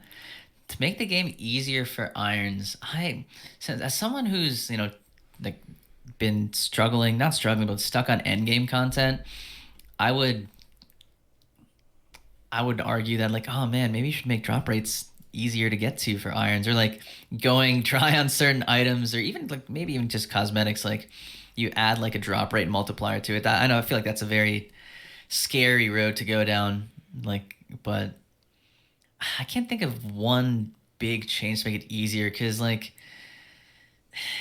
I haven't been down that route of having to upgrade my iron recently, so I just put it at maybe like drop rate modifiers, which is I don't think I would even agree with at the moment. Like, I'd have to take a step back and very like think about it very hard. Maybe just for pets or something like that. But yeah, it's a kind of strange question. Like, I have my own agendas, but like I wouldn't say like just make things easier to make them easier. Like, things that make sense at least. All right. He also asked, I agree. What is your favorite content to stream and why? Favorite content to stream. So, I mean, I think you can pretty clearly tell right now it's TOB, and it will be TOB for a while, depending on when the scythe comes.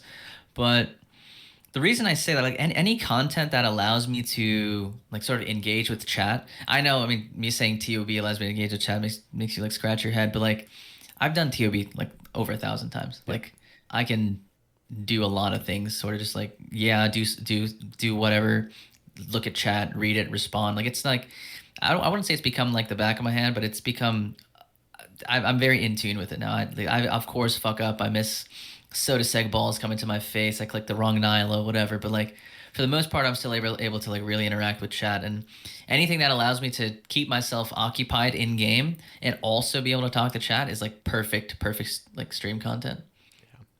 Yeah, I agree. And it's also really cool when you've done so much that it does become muscle memory. Yeah, absolutely. Like, the first month of Nightmare was a nightmare. And then it progressively got worse. But at least by the end of month 1, I mean, I was just staring at my chat, one tick flicking, like, flawlessly for hours every day. And it was just became so easy to engage with chat during it. But beforehand, I would have said this is going to be a fucking nightmare to like try to keep up this chat interaction, because the first few kills, I was like, I can't do this. Like, this is really hard. Just give it enough time. I can only imagine. I used to tell myself before I became a top streamer is like, streaming raids is stupid. Like everyone and their mother is streaming Tob or Chambers. Like I don't want to do that. I don't want to be like them. And I mean, look where I've ended up. No, that's exactly the road I went down. I remember people were so obsessed with streaming like Chambers when it first came out, and I remember Ozium. Oh yeah. Ozium was a streamer at the time, and he was streaming himself hunting in eternal glory. And he would keep in mind, this is before the Wilderness Sword 4 had unlimited charges. Oh my god, how did he do this? Dude, this man was beyond ancient, the ancient spellbook. He'd pull out Anakarl runes, and he would bring 4 glories, 1 around his neck and 3 others, so he never lost any because he just didn't have enough glories. He would run from fucking Anakarl ruins, where the greater demons are, to the Fountain of Rune, and you know how he left the wilderness? He suicided to fucking Callisto. Jesus, dude. And he went dry on the Eternal Glory to make it worse. He went like 50,000 for it. Dude, that shit took him like 3 months straight of like grinding that shit. Oh my god. Speaking of Eternal Glories real quick, how we looking? We got the matching Eternal Glories on. We are balling out of control. Dude, I really actually like the skill cape with it because it doesn't show the white necklace part. It just shows the circle. I think, yeah, you're right. Oh, I'm putting this back on. Yeah, I like just the circle. Like it looks... Dude, there's something so clean about the Eternal Glory. It's just so beautiful. Fucking 2D model with just a black circle and purple in the middle. Like, that is clean, dude. I'm sorry. I love it. I know, me truly too. love it. It's just so beautiful. It's fucking beautiful. Dude, dude, I'm not going to lie. So, just real quickly, I've said this many times. I want all Dragonstone jewelry, just Dragonstone jewelry, to have eternal variants, all gone, or all obtained the same way. Fountain of Rune. Bring whatever item you want there, 1 in 25,000 shot to get it. Dude, first of all, I think that's a fantastic idea. And I think it only works with Dragonstone because they are jewelry that don't degrade after you use the final charge. That's the reason I think it's good. And on top of that, dude, how cool would an Eternal Combat bracelet look? Like, oh my gosh. Like just think about if it's instead of a golden bracelet, it turns black. So you got a black bracelet with a purple thing on it. And think how cool the skills necklace would be too if you change the golden necklace to a black necklace with a purple. Oh man, that would be gorgeous with like the purple colorings on. Oh my god, yeah. Yeah. Holy, I want that. Put that on the Sae Bae agenda. Please. And I know you couldn't see it on your character, but even the Ring of Wealth, the golden part, I'm showing it on my side. Imagine this golden ring is a black ring. So even more dark than like onyxes. You know, like onyxes have that sort of like grayish black. Like this would just be like straight black. Like, well, I guess the Eternal Glory is kind of a little bit grayish black too, but whatever this color is. I like that. I would love to see that because like. Me too. In order to use those particular teleports, I always go to my POH and use my skills, like use my the jewelry box. But I'd love to have eternal versions of all of them. Absolutely, I think it's just something cool to work towards. Yeah, and it'd look pretty. And everyone fucking is dying for more wilderness activity. So there you go. Like everybody and their mom's gonna be charging at the Fountain of Rune. Isn't that what all PKers want? So. Jagex revive. You just revive the wilderness with one update. Literally, that's a hot spot on steroids. I mean, that shit's gonna be expensive as fuck on release. And I know there's like some people have brought up other examples of like, oh well, that's boring. I don't want to do that for 4 different jewelers. Like nobody needs to do anything, but yeah, I feel like you should just streamline it all. All Dragonstone jewelry can be charged here. You have a chance of it because you charge it there anyway. You know what I mean? Like that. If you have combat bracelets, which I've recently made combat bracelets and skill necklaces, like 100 of them, like you still have to charge them there. So yeah, because there's no other way to charge it other than like the Dragonstone jewelry scroll, or like you have to take it to the Fountain of Heroes or whatever. Yeah. That's yeah. So I'm a huge fan of that. Plus, I think the fashion would just be badass. So absolutely. Oh man. Okay, what topic were we on? Oh yeah. I think we finished up T Papa's question. I think. We did. So let's move on to a cold one. How many quote unquote queen streams do you have open at any given time? If applicable, is the amount open more or less when you yourself are live streaming? It's oddly specific, but yeah. So I guess it stems from for the people who don't really know me. I think my rise in like popularity in the section was when I was doing my Inferno runs back in the summer of 2021, like spring summer 2021, and that was also just happened to coincide with the peak of the just chatting section on Twitch. So every couple of waves, we would always, tab over into and check out what what Twitch.television had in store for us, and there was a lot of hours spent watching hot tub streams or queens in the just chatting section on Twitch during those streams where I think all this started. There were times where like we spent just like literally watching just chatting streamers, just talking to chat. Like, did you know that let's hear it. Did you know that the time it takes for items to despawn in Inferno is 3 hours? I did not know that. I found out the hard way. It's exactly 3 hours. Is that exactly 3 hours? Wow, I did not know that.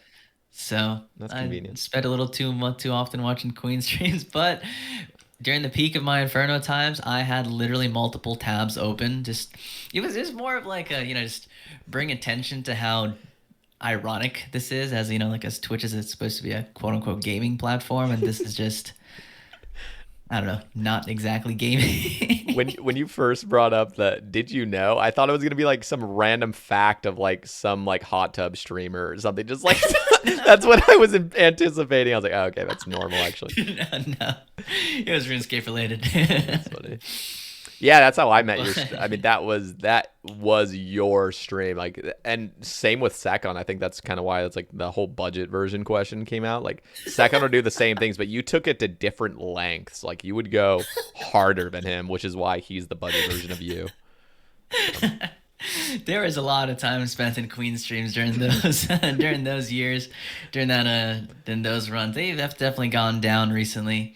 Especially now that like I don't know, maybe just I feel like Twitch in general, the popularity has like dipped a little bit, and those types of just chatting streams are like have been moved to like a demonetized hot tub section, which is like a lot less popular than it used to be in like a couple months ago. Yeah.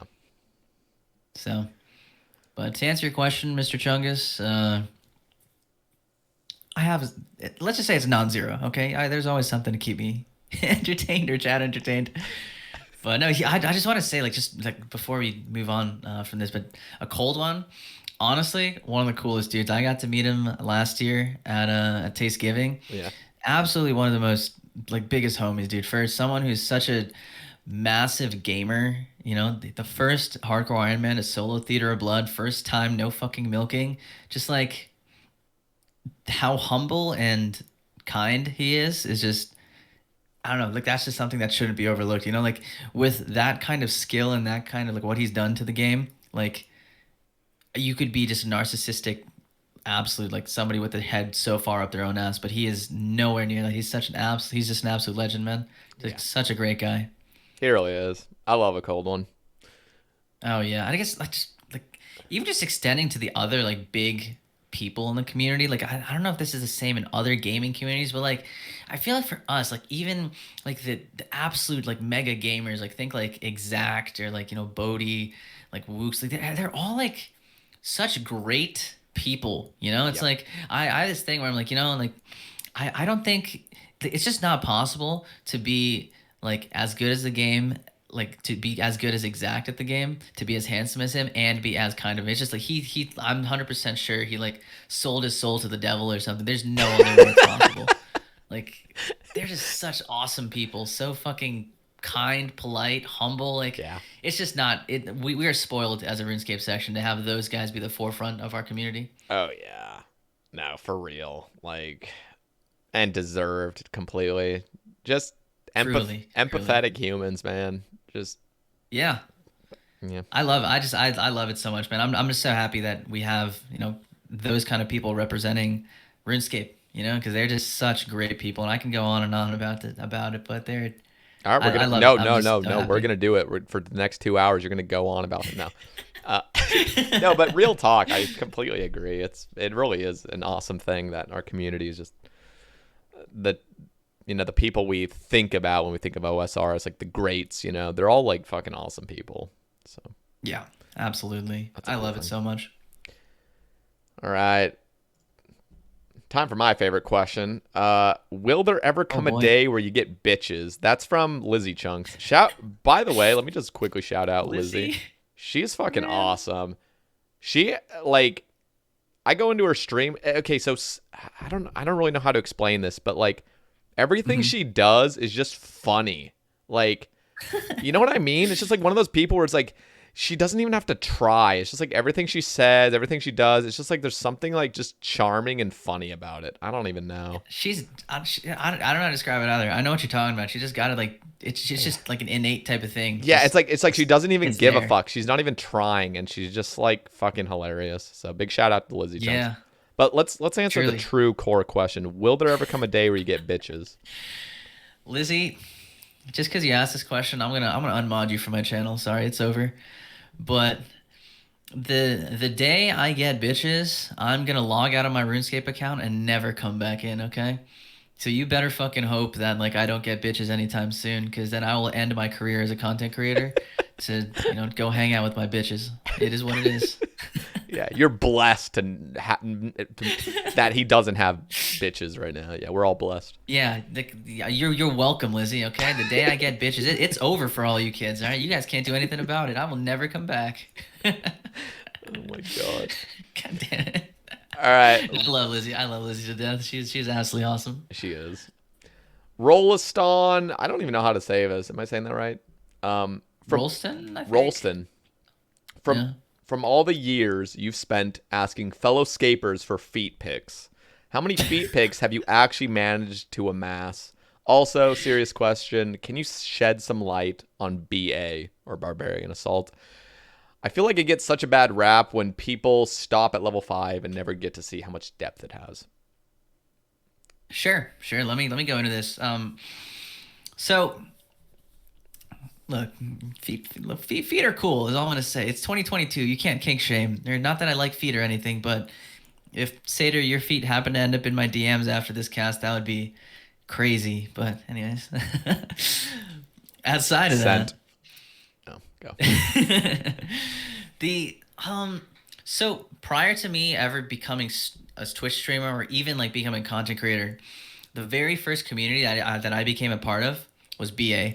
I don't know if you know this about me, but I have the Penance Queen pet on 2 accounts, not just this one, but also on literally my alt account, because the one that I don't even play, because I was like AFK fishing on this account. I was like, oh, I need like Karam wands or something, so I'll practice BA on my alt account, and I got fucking pet on it. See, I actually did know that, but it would have been really cool if you just never addressed it, and I would have just found out, That would have been way cooler. Okay, but you know what? Fuck you, God damn it. No, but I actually did know that. I swear. And honestly, okay, you know what? I'll let you continue your thing, and I'll... No, please go. No, I think BA actually does have depth, and I think a lot of people brush it off. And yeah, anyway, that's all I was really gonna say. I agree, man. BA is such a complex minigame. Like just a little teaser, I guess, a little info into it. Like there are 4 roles, the attacker, the collector, the healer, the defender.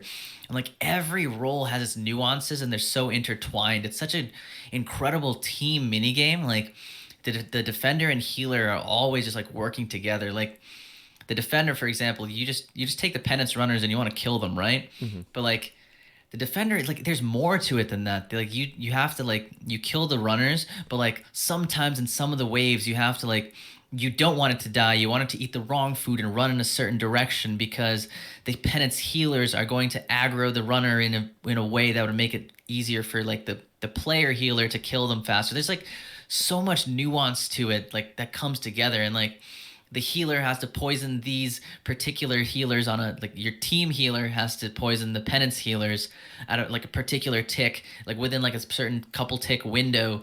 And like sometimes you have to like stock up different levels of food or like more of one or the other, based on whether your attacker is going to like extend waves. Like there's so much to it. There's so much depth to it. And I wish that like the larger community could see how crazy it is. Like there are some incredible minds in the BA community. Like think like the Adicons of Inferno, but like imagine that in the BA community. There are people who spend like hours, hundreds of hours, like theory crafting, like ways to make the waves go faster, like tick manipulating stuff in order to get faster wave completions. It's crazy like how much like thought it's been gone into, because there are some incredible minds in the community, but since BA is so small and niche, you just never hear about that kind of stuff. Yeah. I wanted to bring up two things on that. So first of all, I relate it to Nilo Room. At first glance, Nilo Room is just kill a bunch of fucking crabs, and that's it. Right. And then you really start diving deep into it, and you're like, holy fuck, like there is so much more to this. And to the point, Right. like I don't even want to go down. Like there are, like you said, great minds in the community that will come up with incredible strategies for these kind of things.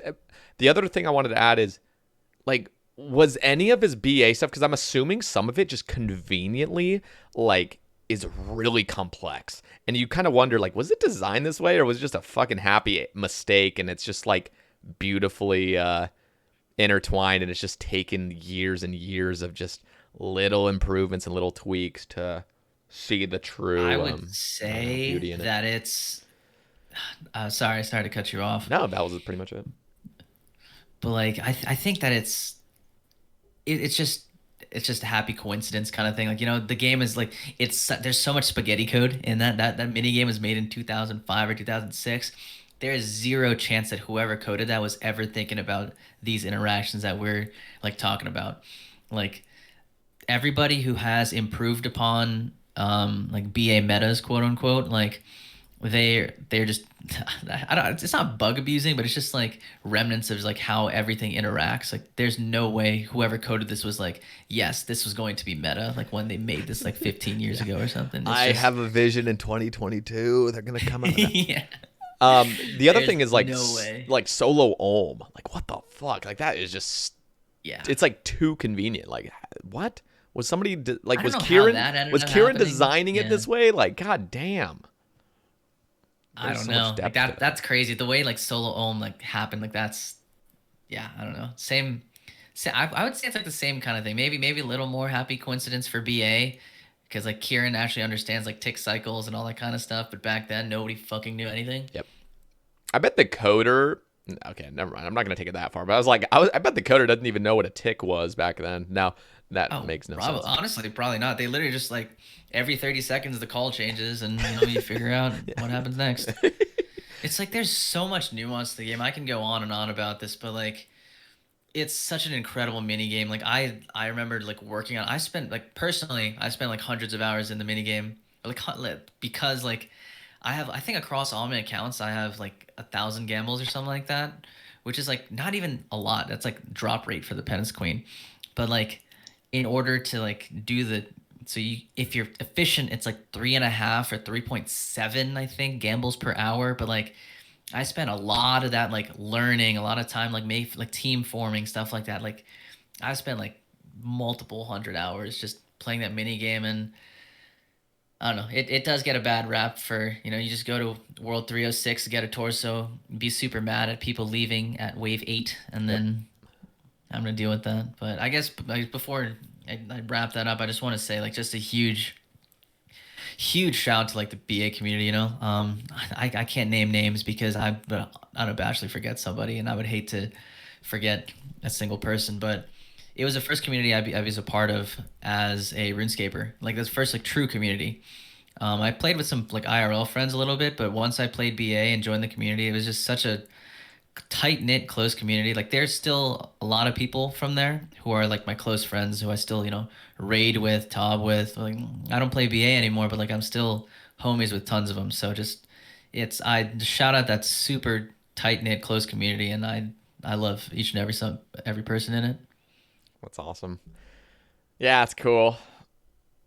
That's something, one day I'll have to do. Let's go for that pet. So I look forward to it. But at the same time, it's like I low-key like want to put it off as long as possible to get that third age bow. But to be honest, by the time, like even if I ever did get a third age bow, it's like by that time, they've already teased the Zaryte bow, the original one that shoots Right. 3 targets. Like shit like that'll Right. be That'll out by be that point.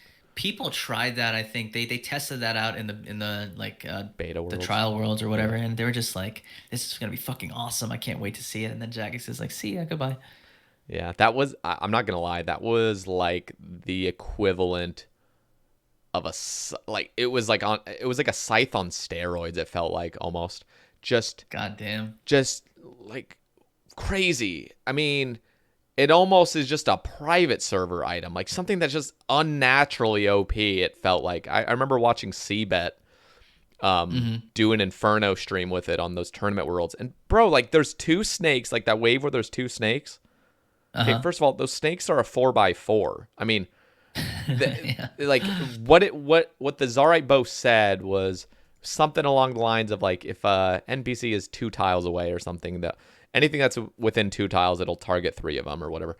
And so I was thinking, those 2 Southwest snakes. tiles are never 2 tiles away though, right? Yeah, like those should be 4 tiles away. Those 2 snakes, if they're right there. No, they were still somehow 2 arrows were still shooting at when you only attacked 1. And Jesus. I don't exactly know the coding. I never looked too much into it. There clearly is some sort of code that is saying, but it was something like I can't even. I'm not even gonna try to explain it because I'm gonna fuck it up anyway. But yeah, it was a crazy weapon. It's like, dude, you're attacking a snake that's on the opposite side of a pillar, and the other snake is like, it's like literally the other fucking side of the pillar, and this bow is shooting that one and that one. Like what? Like it was nuts. It's like. The reason I compared it to a scythe is like, first of all, yeah, it shoots 3 things, but it's like it's like a scythe on steroids, because with a scythe, if you're attacking something, shit, I gotta like move to a different angle so that my scythe swing will hit, this. No, Right, with this right. bow, it's just like shoot anywhere and it's fucking hitting 3 things. Like it's nuts. God damn. Yeah, that is wild. Yeah. Oh. I'm excited for the Heka too. The Heka, I'm not terribly excited about it. Like super wow factor, but there's gonna be some crazy things with that wand, I think. Yeah, I want to see what happens. Like, Yeah. I don't know. I'm not a super duper creative person, but like I love watching other people try a bunch of new shit. But like No, same. watching them try it in like PVM activities. It's just fun to watch. I love watching it. Then later when the metas are established, I'm like, yes. I will now want to use this here. But Absolutely. it's so fun to watch people like learn and get better at that kind of stuff. All right. Krylax, just briefly, perfect episode 69 candidate. I agree. Shout the fuck out. I love Krylax, man. I got to meet him too recently, and he's just absolute homie. Yeah. Nothing else to say. Definitely is a homie. I would love to meet him. Megan asks, how did it feel being slapped by Doll Blush, and why was it the best day of your life? So a little preface to this for anybody listening. As I mentioned a while ago, a couple of weeks ago, a large portion of the base stream team ended up going to Vegas for just a fun little excursion with all the homies. And this last night or the second to last night there, I ended up getting slapped by 3 different women. One was Doll Blush, one was Zoe Pancakes, and the other one was Marzipan, all in one night. And all I'm going to say is I'm not going to disclose how many subs I had to gift for that to happen, okay? That was... You're a lucky worry man. about it. You're a lucky man. But it was... it's so funny. I love it. Like I just all of them, dude. They're all just incredible people. Like the reason it happened was because like Marsa was doing a subathon, and she beat her subathon goals. And then I don't know if you know who Ricky is. Yeah. Ricky O in the Twitch community. Mm-hmm. He was just like, if you hit X amount of subs, will you slap Ignoble? And she was just like, yeah. She was just like, yeah, sure, whatever. And then Ricky sent that to me. It was just like, dude, it's happening. I'm like, okay, sure, whatever. And then, so, she hit that goal. And then we go to Vegas. Mr. Ricky is there, and he's just like, hey, guys, remember this thing that we were going to do? And I was like, oh, Fucking fuck. instigator. God damn it. Absolute instigator, dude. I'll just fucking... So, like, before that even happened, Marcy's the sweetest person. She's like, are you sure, Ignoble? I don't know if I want to do this, and stuff like that, whatever. But before that even happened, I'm sure you know who Zoe Pancakes is. Of course. She's like, all right, Ignoble, let's get you ready. Like, you're ready for this. You got this? I'm like, okay. Like, as soon as I say okay, Zoe smacks me across the face. And I'm just like, what? I expect nothing less, honestly. That's literally Zoe. I love Zoe. She's fucking hilarious. I love her streams so much. She's so funny. We're blessed to have her in the then community. Marcia did it. Yeah. Oh, she's absolutely incredible. She's a very witty person. I know she's very quick. Very quick. That's what I mean by like we're blessed to have anybody that's just fucking on the ball, witty, funny, like I don't know, just knows the environment they're in and just like fucking adapts to it and just like quick on their feet. Yeah, that is her. Mm-hmm. She's great at that. She's absolutely great at that. And then later, it was Marcy's turn. She slapped me across the face. I don't know if you use 7TV, but there's an emote in my chat and a couple other chats. It's literally called Marcia Slap. And it's literally a gif of me getting smacked in the face by Marcia. Do you happen to have that? You can link it on Discord. I want to see it. Is there a way? Let me find that real quick. It's on BTTV? It's on 7TV, which is similar to BTTV, but not quite. I'll pull that up for you real quick. Okay. We all need to see that. All right, I'll send it to you in Discord. Okay. You can probably just open that and take a look at the link. I see it. Of course it was made by Ricky. Of course it was. Jesus, that is like looks like 4K quality. Okay, let's. Yeah. Damn. Dude, I'm not gonna lie. So 7TV, fuck man, I hate going back on my word, but I think I'm gonna have to reinstall it. Like this is like top tier. Like this is like quality shit. Like damn, I don't know. It's gorgeous. Yeah. I love that GIF. But I'm just gonna shout 7TV and please sponsor me or something. I don't know. But 7TV is completely free. You don't have to pay like you do for BTTV to have like a bunch of emotes. And you can have wide emotes, and you get like 200 or 250 slots all for free. Like you don't have to pay a single dollar, which is crazy. I love how all of Based has that emote too. Just like, like, dude, I just love Mars's reaction too. She's like, "Oh shit, I actually heard it." Like, Mars, she's so sweet. She was just like, "Oh my god!" Like literally right after it happened, she hugged me. She's like, "I'm so sorry. I'm so sorry." I was like, I'm not gonna lie, I was pretty fucking like wasted at the time, so I don't think I felt it. But like, goddamn, you're just taking it like a champ. That's fucking awesome. Yeah, and then it was Dalblesh, who's also just an absolute sweet person. I like, as I said, of all the people I got to meet, like, I was honestly kind of scared to meet Dalblesh of all people. I don't know. She might seem small, but dude, something about her is so intimidating. But like, the first night I met her, I was like, hey, just scurried away. But like later on that week, I finally got to sit down and talk to her, hang out, and she's like one of the sweetest, most awesome people. Like just. I don't even know what to say. Like, as for someone as big a creator as she is in both the RuneScape and other sides of things, she's absolutely awesome. So, just massive shout out to her. She really is, and she's very generous. Like in both ways. Like she supports other creators, and on top of that, she gives her time and just like love to people. So she's awesome. Mm-hmm. She's great. I just sort of extend that to like all the, like just all these people. Just these guys are all just absolutely incredible and great to hang out with and see. And like even Ricky, even though he got 3 different women to slap me in one night, man, that sucked so much. Damn. Anyways. Yeah. Why did you do this to me? Oh no. Yeah. Oh no, man, that sucked. Yeah, no, Ricky's a menace on fucking Twitter, dude. I swear to God.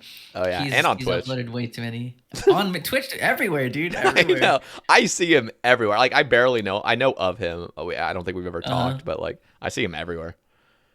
I swear I saw him right as Tasty entered the scene. It's like Ricky just came out of the shadows. Like he Mm-hmm. I mean, was he? I'd never heard of him before. Me Like neither. Me 2021. neither. I've only became friends with him like yeah, around that time. Yeah, Like just when I got to boom, just tasting, got to know Ricky, all those everywhere. Like people. Jesus Christ. Yep. The clips and stuff that he posts on Twitter, dude, it makes me look like a fucking demon sometimes. Jesus. Oh man. All right. And a huge shout. Huge Ass asks, big shout out to Huge Ass, first of all. What is your favorite RuneScape meme? My favorite RuneScape meme. I think I just have to go with the classic, like the 73, man. You will never escape that. Anytime you see a 73, like there's something deep down inside me compelled to just like take a picture of it, put 1,000 joy emojis, and then just like send it to everyone I know RuneScape related. Just I don't know why. It's just built into me now. Like I can't stop myself. If I actively tried to stop myself, I couldn't do it. Seriously, I would not be able to do it.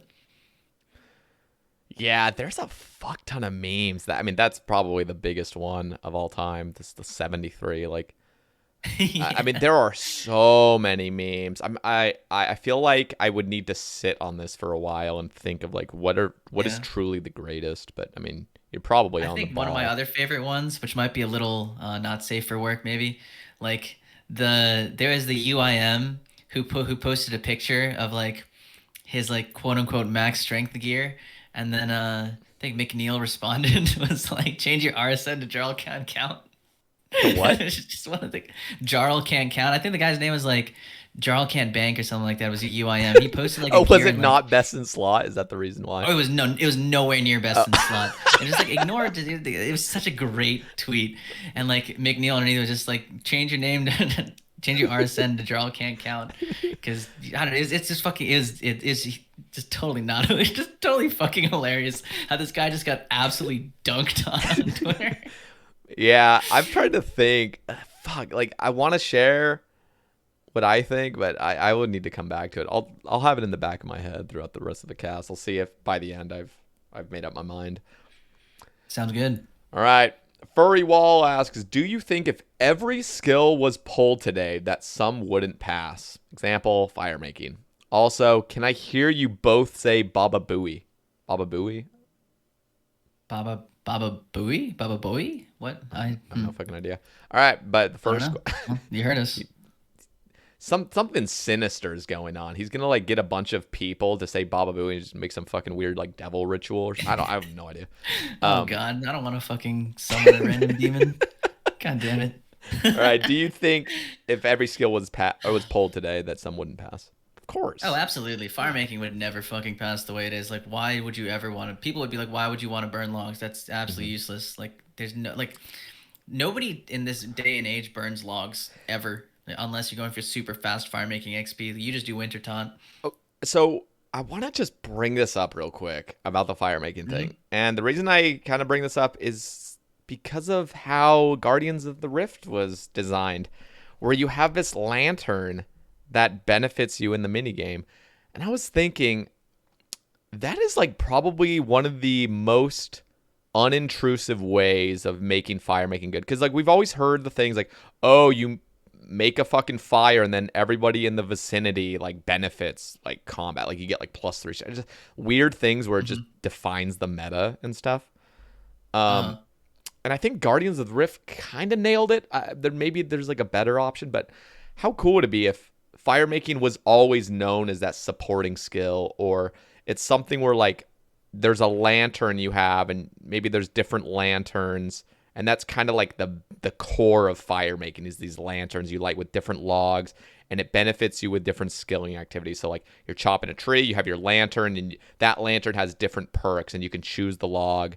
And I mean, I don't know. I just think of like how cool would that kind of be? Because most skilling methods require one-handed objects. A pickaxe is one-handed. A harpoon is one-handed. Right.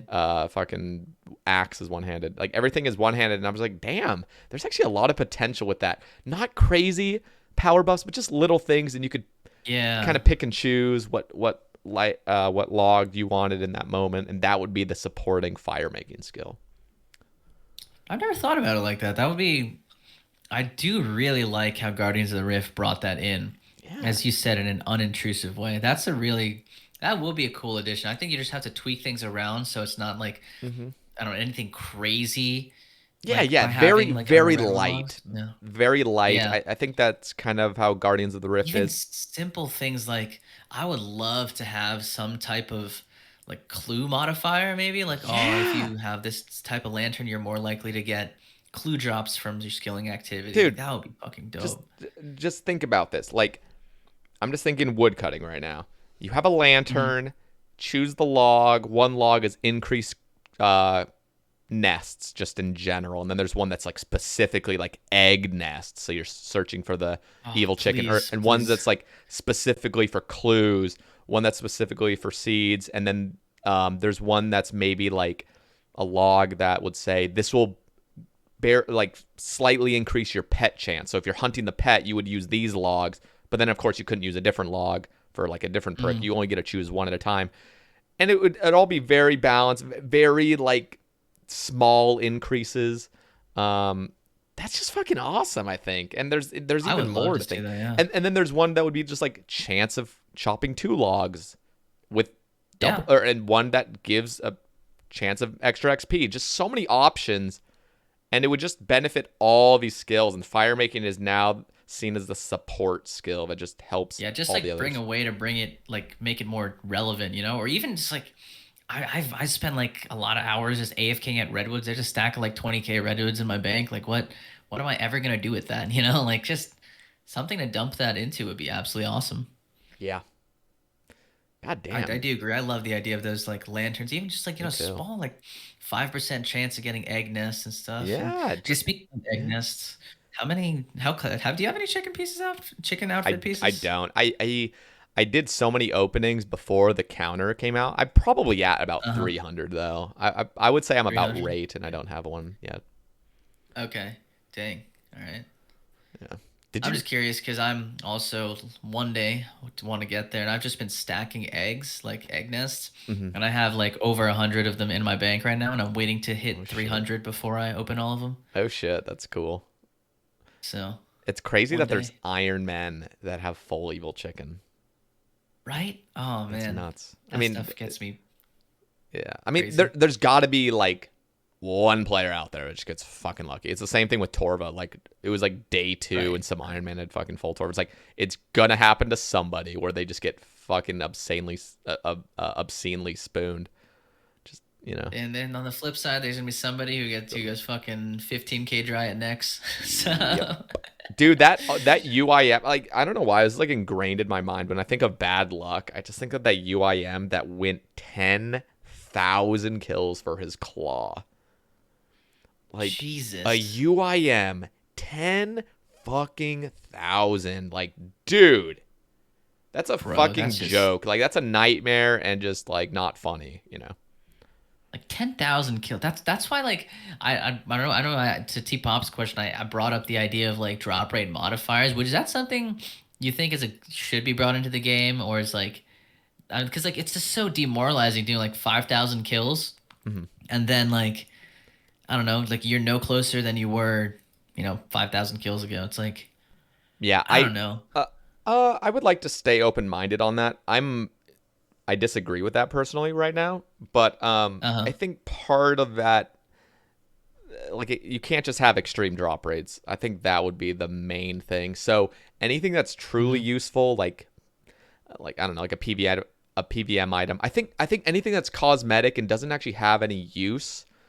Things like jars. Like, I don't fucking care if a jar of darkness is super. The only reason I'm upset with the jar of darkness is that I know inevitably it's going to be repulled to something easier, like in the next few years. That's Damn. what bothers me. I don't care about the rate. Keep it whatever the fuck you want. But things that actually have importance, like a claw and other things like that are used that like are meant to be just upgraded items from the previous best in slot, like those things should always be not insane. Now Yeah. I don't think the claw's insane at all. I mean, 10,000, like you got fucked in the 10,000 is ass, fucking but yeah. that's gonna happen That's to just some people, unlucky. It's gonna happen to someone, but man, it's so dude. fucking. I went 2k drive for a claw, and I was ready to just like rip all my hair out. Yeah, that's pretty bad, dude. Have you ever messed around with the old school bot on Discord, like the simulations? Just a couple times. I've touched on it a couple times. Yeah, just be like, I definitely roll like, oh, do 1,000 corp. What do I get? Yeah, no, that's what literally I was going to talk about, the corp. You type like plus sign finish corp, and dude, I had one. I did not complete corp until 48,000 KC. Oh my god. Don't even. 48,000. Oh my god. And do you know what the worst part was? Is that the What? Ellie was the last thing I missed. I think I had like nine. I Oh think I had like nine no, fucking pets on it. It was like the duplicate showed all the duplicates. And it was like 9 pets, and it was like one dude. Ellie at 48,000. I'm like, dude, that is 12, nearly 12 times the rate. I think it's like just over 11 times the rate. And I'm like, dude, that is an actual possibility. If you were a Yeah, diehard player it's. that's going to finish corp, no matter what, like no matter what happens, like, and you're gonna go for it, like, dude, that shit can happen to you. Oh my god.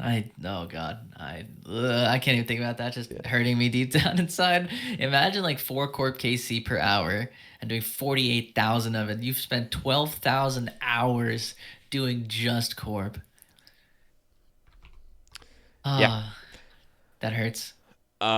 It's pretty bad. And I also think of like crazy pets. Like, I mean, think of Bloodhound. I mean, Casey was the Oh my pioneer of gosh. just dry on Bloodhound. But think of like 11,000 master clues for Bloodhound, or think of Omelette or BA pet. Imagine doing 10,000 BA gambles. Nah, dude. Can you No. imagine that? I'm just gonna say no. I'm not even gonna try to imagine that because I would log out of So, this game and never play again. so the all pets thing, you know, when people go for all pets, it's like, Uh-huh. dude, anybody that's gotten all pets, like, you know, you didn't experience hell. I mean, there's going to be one person that truly wants to go for all pets. That is his ultimate goal, and he gets stuck on an 11,000 KC Yep. BA pet or an 11,000 Master Clue Bloodhound. Like, it's going to happen to somebody that's Yep. really trying to get all pets. Casey's Casey was the super close, right? Casey's like the front runner for that. Casey. Yeah, no, Casey's just, I think, seen by the wider community as just like the most unlucky when it came to pets.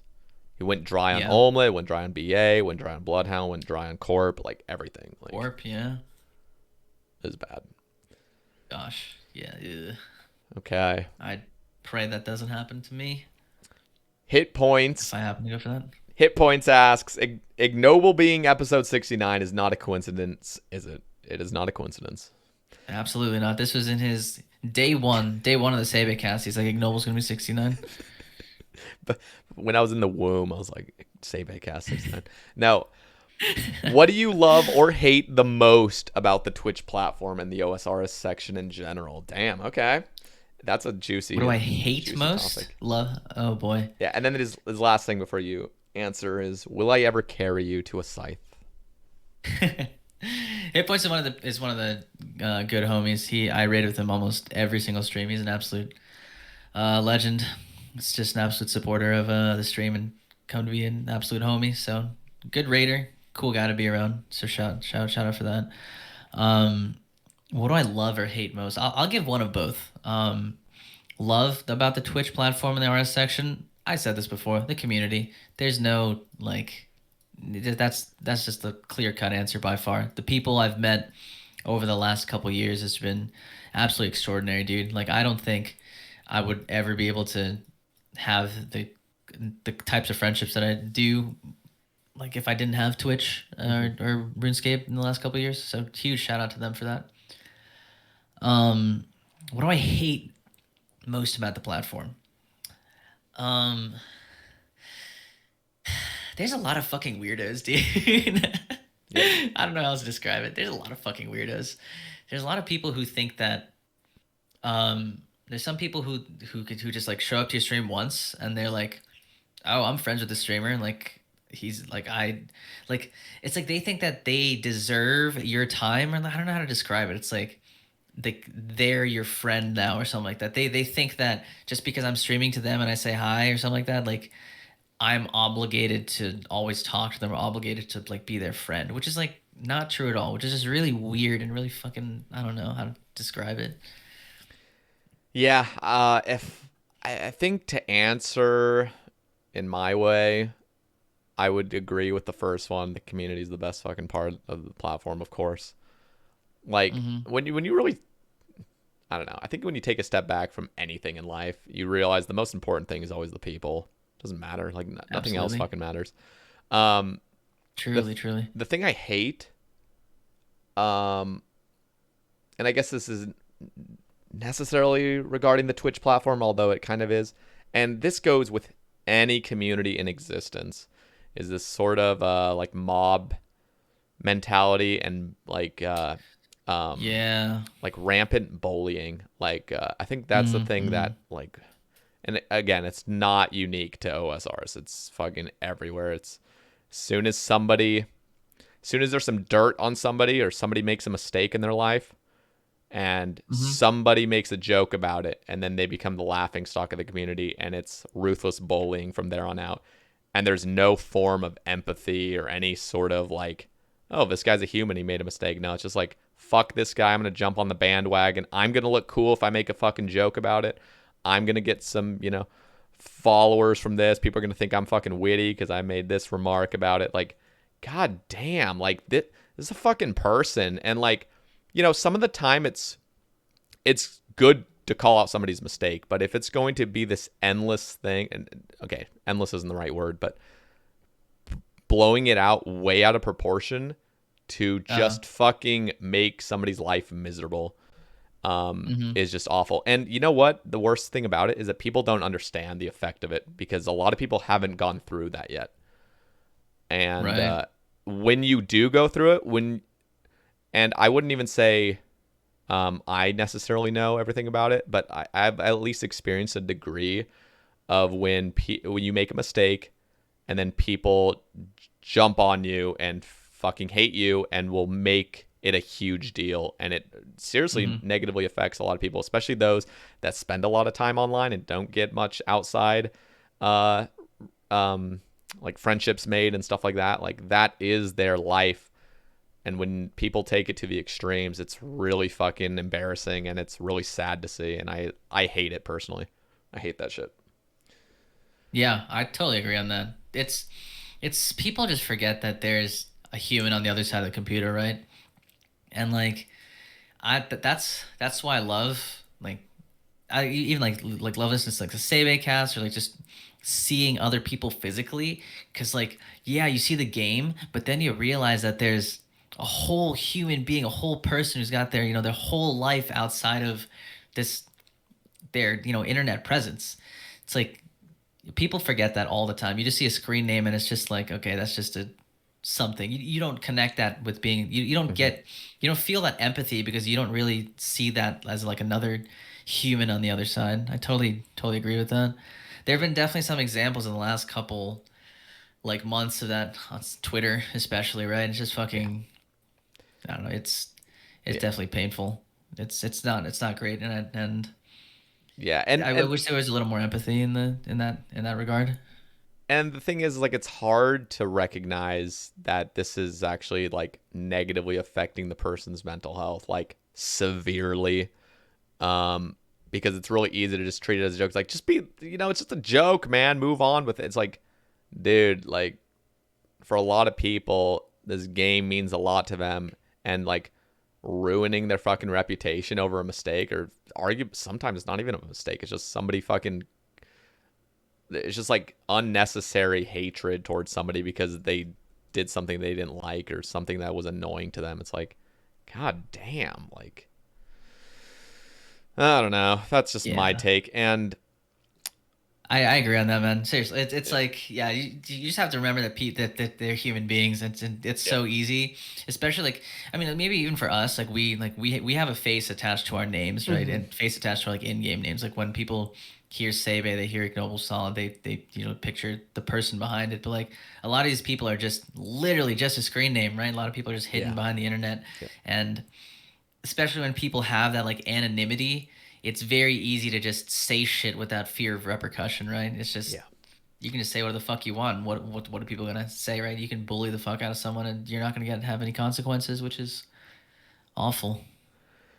Yeah, that's just my big thing, and like, anyway, that's all I have to say about it.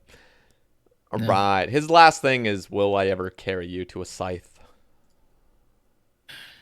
Raid with me more, dude. We have been raiding a lot. If you get a scythe with me, bro, I will be one of the most happiest and grateful Ironmen ever. And So you get to be please, in the please, screenshot, you know? The that little too. You get to be in screenshot the that people do, they screenshot. line up right outside of like the chest room, and they're like, I got Oh, my you're scythe. goddamn right. I'm doing that. You got to do it You can get your like little bit of for the you know culture. the minor clout that I can pretend I could give you with my very small community. Like, yeah, look at this guy. He carried me.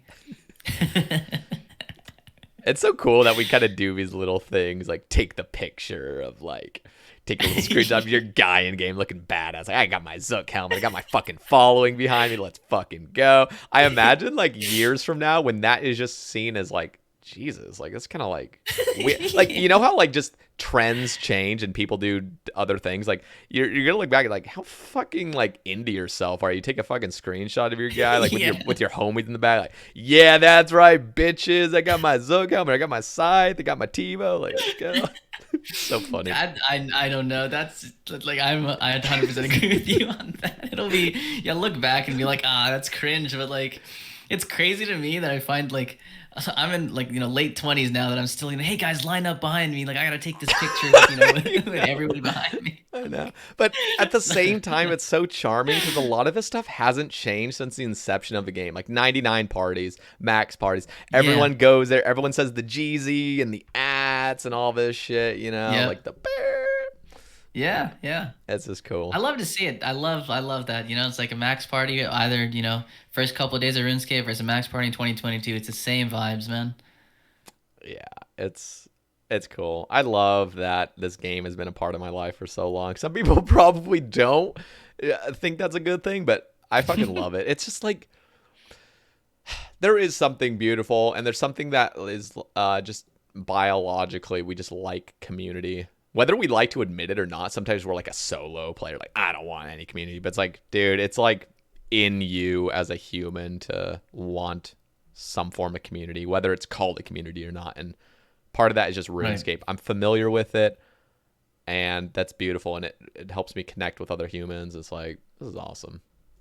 Yeah, absolutely. And like, as I said, like I love RuneScape. I have thousands of hours in this game, right? But I'm telling you, if I was playing this alone, didn't have like a Twitch community, like Twitter, like clan, if I didn't have any of that, I was just like completely alone, I would drop this game within like a couple days. Like that's just, it's as you said earlier, it's the people that make it, like, I have a lot of fun, like hunting items, checking off boxes and stuff like that, getting upgrades. But like my favorite part about it is like the people. That's just what keeps me coming back. Like as much as people say, oh man, like it must suck to be in your late 20s and playing video games, like, or playing RuneScape like 6 or 7 or 8 hours a day. It's like, no, like RuneScape is much more to me than that. It's not just like the same game, quote unquote, that I'm addicted to. It's just like all my, like a lot of my relationships with people and stuff like that all stem from this game, which is, I don't know, makes it way more important. Yeah, absolutely. There's just, it's so much deeper than just a game at this point. And especially when you make it a part of your actual life and income potentially and all that, it's like, then it really starts to hit. It's like, Jesus. Yeah, that's tied in completely with your, like, all aspects of your life, right? Okay. Yeah. Stephen Wall asks, how do each of you find happiness in life outside of RuneScape? What fulfills you? To add to that, what long-term life goals do you have for yourself? Damn. Oh boy, that's a deep one. Happiness in life outside of RuneScape and what fulfills me. I like to delve in a lot of hobbies. I mentioned music has always been something that I was super into for a while, and I do want to bring it back and tie it in with RuneScape maybe someday. But in terms of that, I've enjoyed just literally playing some music for fun, as well as I enjoy watching certain sports. I'm a pretty big basketball fan. I play. It's literally the only form of cardio I get. But between those, I think that's just like my biggest like hobbies or interests outside of RuneScape. And in terms of fulfillment, I mean, I'm still kind of in school, so I'm sort of fulfilled by the whole maybe one day getting a job in the field that I'm interested in. Yeah. So yeah. Yeah, Those lines. What about you? Yeah. it's interesting, like, about the fulfillment thing, because sometimes it almost feels like I think I'm being fulfilled by, like, get like the journey to a destination, you know, like that is the fulfillment. Fulfillment doesn't necessarily Yep. need to be like, oh, I now have my career or whatever. It's like, Yeah. yeah. uh how do I find happiness in life outside of RuneScape? So if I were to just take away RuneScape, the community, the stream, the everything, and just isolate like everything else, um something I'm really passionate about, and I do take for granted, and I don't put all my energy into it. I'm trying to get to that point where I deeply understand the benefits and deeply appreciate living this lifestyle, is just being healthy, being fit, Hmm. and eating right. Like, dude, it is weird. I had like this breakthrough in my mind where I'm like, like, you know, you always hear the saying, "You are what you eat." And it's like, oh Yeah. yeah, yeah, I am what I eat, because, you know, I'm eating food and that's what's making me grow and stuff like that. But it's like, damn, you literally are what you eat. So why the fuck would I order a pizza at 2 a.m. last week, eat a fucking large ass pizza, and then drink a bunch of soda and then sleep on that shit?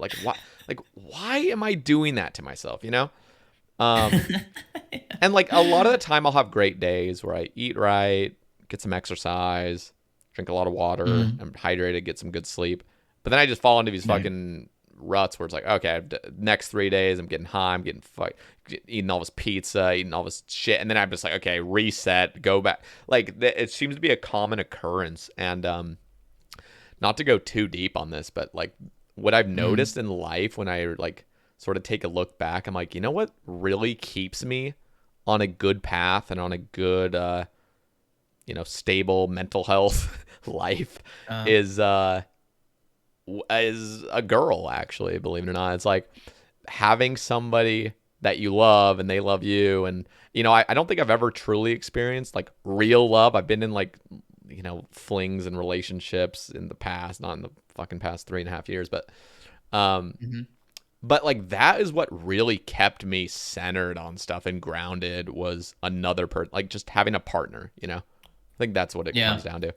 And that is what brings me fulfillment, is the drive to get to that point of having a partner and having like reciprocative, or whatever the word is, love toward each other. And that's very deep, and I'm not at that point where I've experienced that, but like that is what keeps everything else intact. Health, Hmm. fitness, like literally I was in the best shape of my life in college, and it was because I'm just it's like I always had some girl that I'm into, or some person, you know, that just I I'm focused on, and so that kind of keeps me grounded. And then Right. without having that, it's like fucking hard. It's really easy to lose motivation for some things, and so I guess Oh yeah, for sure. For that's a sure. roundabout way to say, yeah, I think the my fulfillment is finding a partner, and then that will inevitably change that fulfillment of mine. It'll be deeper than that at that point. But yeah, I think living a healthy life and being fit, and there's a lot You more know, to it. But yeah, you know what sucks? what? It's like the the nights I get the best sleep, I sleep 8 hours straight, wake up refreshed, feel good, body feels good, is whenever I eat right and am on top of my fitness, like going to the gym a couple times a week or just like doing my cardio. Like my and I'm joking around when I say it sucks. I can clearly tell that like my mental health, my physical health, all of it tied together is at a much better state when I take care of myself and do those like just Oh yeah. small things. It was just like making sure I eat enough greens or fruits and veggies in a day. Like just doing that. Like my mental is miles and miles ahead. But there's I some know. weekends where I'm just like, all right, I'm just gonna get high and eat two large pizzas and just sit on my fucking I chair. know.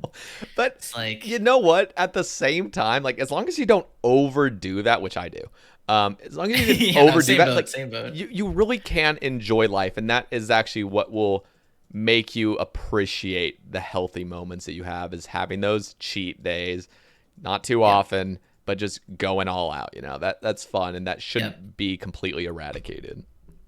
Yeah, I agree. As long as you, as long as it's not like an everyday type thing, as long as you take care of yourself Yeah. most of the time. I think it's okay to have that. Like one of the things that like someone told me before is just like even if you make one mistake or like deviate one day, like that's not bad at all. Even 2 days, that's fine because like what you're doing is like a long-term thing, you know? It's like your goal isn't to become healthy by tomorrow. Like being healthy is like a long-term goal, and it's like if you take a day off here and there, that's just makes it even easier for you like down the line. Yeah. So, yeah. Yeah, damn. Dude, I feel like the last few casts have gotten into these like really deep, not really deep, but like just we move way beyond RuneScape. It's kind of interesting. Yeah, that's one of the things I loved about like some of the previous casts I've listened to is I said this just like you get to know people like more than just as a RuneScape player. You know, like we can sit here and talk about RuneScape all day, like sure, and we have for quite a bit, but like being able to touch on those type of subjects that are like that like I don't know how to say like more abstract or like that are more like human I don't even know what the word is, like more human stuff that we all go through at the Yeah. human experience. Yeah. It's just like I don't know, makes you more interested because you get a more like a well-rounded view of the person you're listening to or talking to. It's really true.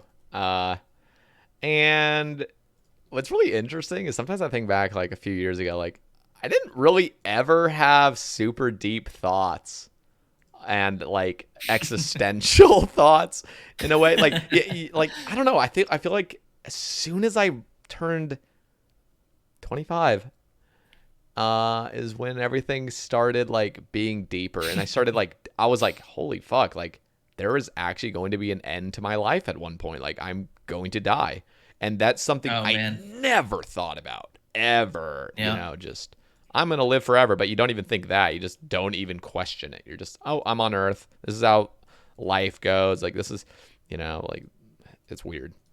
I don't know. It's like I'd say there's just like when you're younger, I've noticed this, especially being around kids who are like undergrad age, like 18 to 20, 21, 22. Like I go to the same campus gym as like all of them, but I'm like a couple years older than them.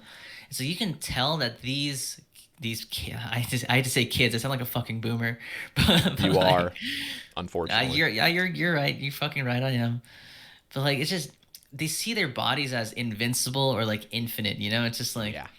like when I'm playing like just like pickup sports or like going to the gym, it's like they're just pushing themselves to levels, like because they're just like, oh, I'm gonna go really hard and dive all over for this basketball because like if I get injured, I'll be fine. Yeah. I'm a kid. I'm just gonna regenerate Brush it and off, like rub some part of dirt it's on it. true. It's just like yeah, whatever. I'll just keep doing it. Like me, like I make a business decision every time I choose to not get like hit in the face by a dude who's like 50 pounds bigger than me. I'm like, look, I have to go into work tomorrow. I have to go into school tomorrow and get my work done. The last thing I fucking need is like a broken ankle or like a broken jaw. So you can have the ball and do whatever you want. I I need to wake up tomorrow morning in one piece.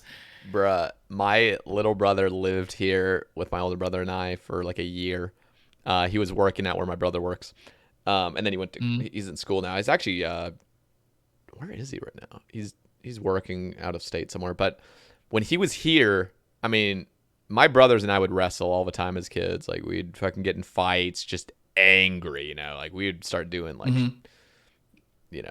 start fucking pulling fists and shit. Like it wasn't even wrestling at that point. It's just like fucking like pull a cheap shot and like punch him in the balls, like like go hard. Jeez, Anyway, yeah. so that luckily hasn't happened in adulthood, but we did have a few times where we're like, hey, let's wrestle for old time's sake, And so it was like I'm just thinking like a year and a half ago, my little brother and I were just like, let's fucking wrestle, Mm-hmm. and we were in a little bit of an argument as well, so it was a little bit of heat to it. Mm-hmm. And we started wrestling, and my brother was 20 at the time.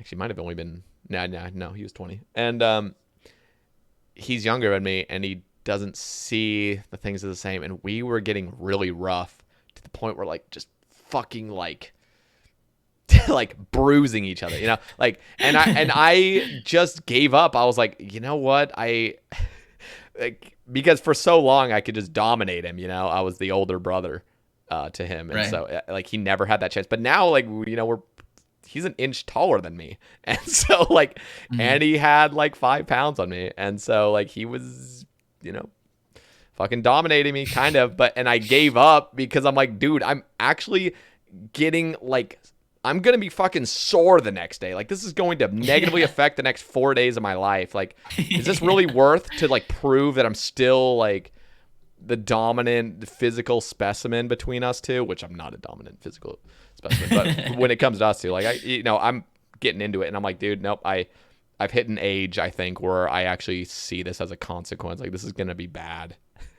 Yep, you hit that age. Like I've been there for a couple years now. So I think the moment I realized it too was we were on the carpet. And I fucking just rug burned myself like to the extreme. Like my whole kneecap was just like fucking raw because I'd rubbed it so hard. And then at that point I was like, okay, I'm bruised everywhere else. My neck was just getting in like headlocks and shit. I'm like, dude, we need to chill. Like I was cool with this as a kid, mainly because I just had the upper hand all the time. But like this is getting out of hand and I need to chill. So yeah. Yeah, once you hit that age, you're just like, it's like you realize what's worth it and what's not. You're just like, fuck this. Yeah, it's so true. It ain't it. Yeah. Oh God. Okay. Radio asks, how do you usually remove an ankle monitor? What's that? That's an interesting question. I have no ideas. Does he want to explain what? Huh? Oh, I thought Radio, that was like or some like inside joke. inside joke. It's an inside joke that I'm not part of. So Okay. All I'm gonna say is, I hope look, if FBI's listening to me, I did not help him out. I'm not going to help him. That is bad. But I'm sure you could find something on the internet if you tried hard enough. All right. Black Suns asks, can I get my name on your wall again? So for a couple, I guess to provide a little bit of backstory, for a couple last month or even like a while ago whenever we first started streaming, one of the memes was just like, I put one of my friends' names up on the wall when he subbed to me. I'm just like, fuck it, I'm just gonna write his name on post-it note, put it on the wall, like, hey, look at this, haha. And then like I started doing it for more people, and people would actually sub just so I could write their name on a piece of paper and put it on my fucking wall. And I was just like, what? And then I just kept doing it. And I recently, and I was doing it recently, literally just like 2 months ago, just as like, oh yeah, I did this a year ago when I streamed. I'm gonna bring it back, just see how it goes. And surprisingly, a lot of people saw it. But anyways, the thing was, I had to take it down last month because my parents were visiting, and I was doing like I was still working from. I was gonna work from home. I had to like do a bunch of like work stuff with my camera on, and last thing I need is just like a name on the wall, just like cum guzzler 69. You know, like I don't need that on my wall while I'm fucking in a meeting, right? So I had to take him down, and I think that's referring to. When is this e-girl wall coming back? But dude, funny story about that. Like as soon as I got as soon as I got affiliated, like a week into streaming or whatever, 2 weeks into streaming, whatever it was, I got a few people subbing to me. I was at like 10 subs or something within my first couple days of being an affiliate. And I was like, what would be really cool is have like a little list at the bottom of my stream, a little panel that just scrolls through and shows all the subs, And I didn't know that there was like an automated way to do that. By the way, the automated way only holds up to like 100 names. And it just updates it for you. But I was like, you know what? Like, I'll just fucking manually do it. If somebody's going to pay for a sub, I could just say like some of that money's going to me just spending a little bit of time before each stream, just updating the names of who's subbed. Dude, yeah, like I think it was like 2 months into it. It's just like, every fucking day I had to look and see who like unsub because they're monthly. It was like, I was like, holy fuck, I can't keep this up. Like, Jesus Christ. I had like a notepad and I would just manually type out the names of every fucking sub. And then I'd like make that notepad into the file and just have it scroll. Oh my gosh. Bro. Holy. Yeah, I was like, I could upkeep this easily. And then it's like, as soon as the subs start dropping, it's like, Jesus, this is a headache. Oh my god. Yeah, I can only imagine. Luckily, there's automated ways to do that. I still see people that like they'll display their sub count and they like manually update it. I'm like, why don't you just fucking let the automated things do it? Like, that's so much easier. That's what that shit's for. Yeah, fuck that. I can't imagine having to type out a number every time someone subs. Fuck Jesus. that. And there's even some people that be like, oh, top donations, like manually type it out. It's like there's an automated thing that just does that for you. Like, I don't know. Right. That is genius, though. That is galaxy brain to write your name on your body or on a piece of paper on your wall, like somewhere it's visible. I mean, even the I don't whole know, people just love it, dude. I don't know why. It's they just do. I'm yeah, it just is. Dude, it's the same Like, thing. It's the same thing with those arbitrary sub goals. So I did it for a while actually, and you know, it's one of those it's one of those things where it's like I was so judgmental toward it at first when people would be like, you know, they have 300 subs or whatever, and like the next goal is like 320. They just put a little slash 320. It's like, who the fuck? Like, what kind of goal is that? And I was like so judgmental at it the first time I saw it. I'm like, what the fuck? You're just gonna raise it right after. Like, what's the point of this? And then I was like, you know what? Let me stop being a judgmental prick and just embrace the stupidity and just the fucking joke of it all, to just have some random number that's just higher than the other goal you just set and just keep upping it. But it fucking works. And it's like, dude, you know what? Maybe this makes me look like dumb or something, but this is fucking awesome. Like if it works, it works. I was like, dude, I had such a problem the first time I saw it. I think it was also like the first streamer I saw it. I wasn't a super fan of them. And so when I first saw it, I was like, oh, this guy's doing this is so fucking weird. And then I was like, shit, dude, like things work. So if it works, it works. Yeah, I would never knock that these days. Yeah. I wonder what like the next thing is. Like people start writing their name on their forehead and, you know, on their arms and legs. I mean, people have done that. Like literally just like, you know, the forehead thing has definitely been around on Twitch. I've seen that. I know some people subathons had like, oh, gift 50 or 100, boom, you get your name on your forehead. And I've seen it happen. Yeah, no, I'm just wondering what the next step is. Like, you know, things keep advancing where it's like a piece of paper on a wall, now it's on your forehead, and it's like, is there a further part you can go that's not inappropriate? Like, you know, just like a step above, it's like, holy shit, like you're actually like, you know, Alfie did the tile thing. He'd write people's names on the tiles on the ground, and I was like, that's fucking genius. And he's like, yeah, but I was about to say, I remember watching you do that. I've seen like you down at Saracnus marking tiles before. Bro, it's called renting property. Okay, get it right. No, so you rent property and you just fucking. I'll just show it for those on YouTube. But what I'm doing for those listeners, I'm marking a tile on RuneLite, on just random tile on the ground. Label. You know what? I'm gonna give you a spot right there. There's you, Ignoble Solid. You can like go. The thing, the problem with it, the big problem with it is there's not enough customization.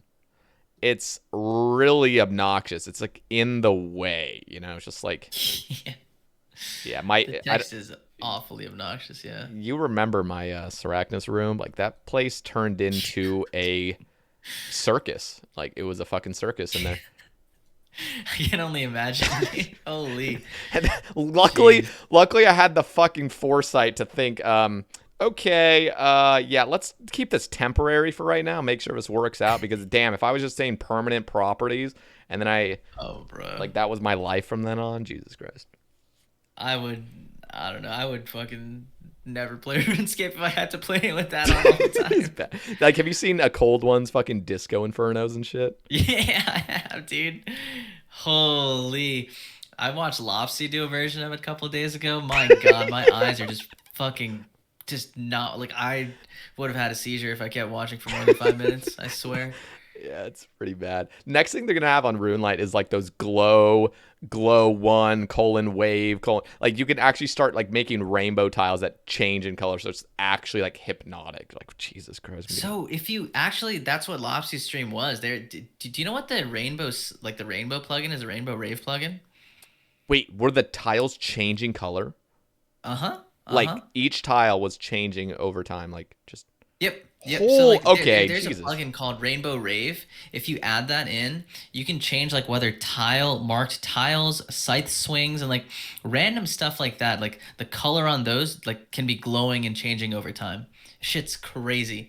It's hurts your eyeballs a lot. Like anything you mark, like the tiles that you have marked could be changing colors and glowing and changing over time. It's just fucking awful. It's so painful. I use it just for the scythe swings. Seeing like a rainbow scythe swing is kind of cool, but if I had all my tiles marked changing colors like that, fucking God, no. I just installed it, so those watching can now see it. So, oh wait, let me see.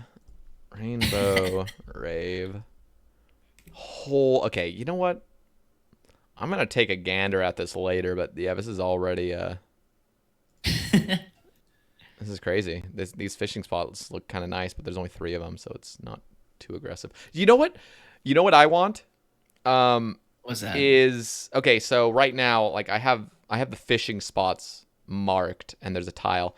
Now, when I'm looking at the character over there, you see Pebbles 033 and I'm BIA or whatever. Yeah. The square tile is above them. You know what I mean? Like that, the square tile prioritizes over everything. I really wish that players and objects would actually prioritize over it. I don't know how hard that would be to code, you know, but like having it truly be in the background of things. That's what would make the tiles as well with the names and everything work a lot nicer. Is if everything like objects, NPCs, everything would actually prioritize over it. Yeah, I see what you mean. Just like that would be really nice. I think sometimes like they just because they're on top of everything, it's a pain in the ass. Yeah. Okay. I wonder how hard it would be for RuneLite to change that. Dude, I wonder how hard it is for RuneLite to fucking add a teleport number above the Ring of Wealth imbued. Like every single piece of jewelry has a goddamn charge over it when you say jewelry charges on RuneLite.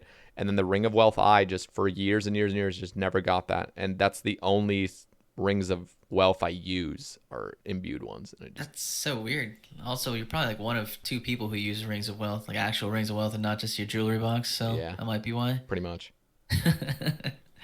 All right. Q-Neeks. Shout out. Any tips for a first-time Inferno goer from your experience of being a first-time caper? And then I'll just list the other ones. What's your biggest life achievement to this date? And what do you think will be the next achievement to pass that? Warm or cold showers? Do you like breakfast? Top 3 e-girl entertainers. Huh, that's all over the place. Goddamn.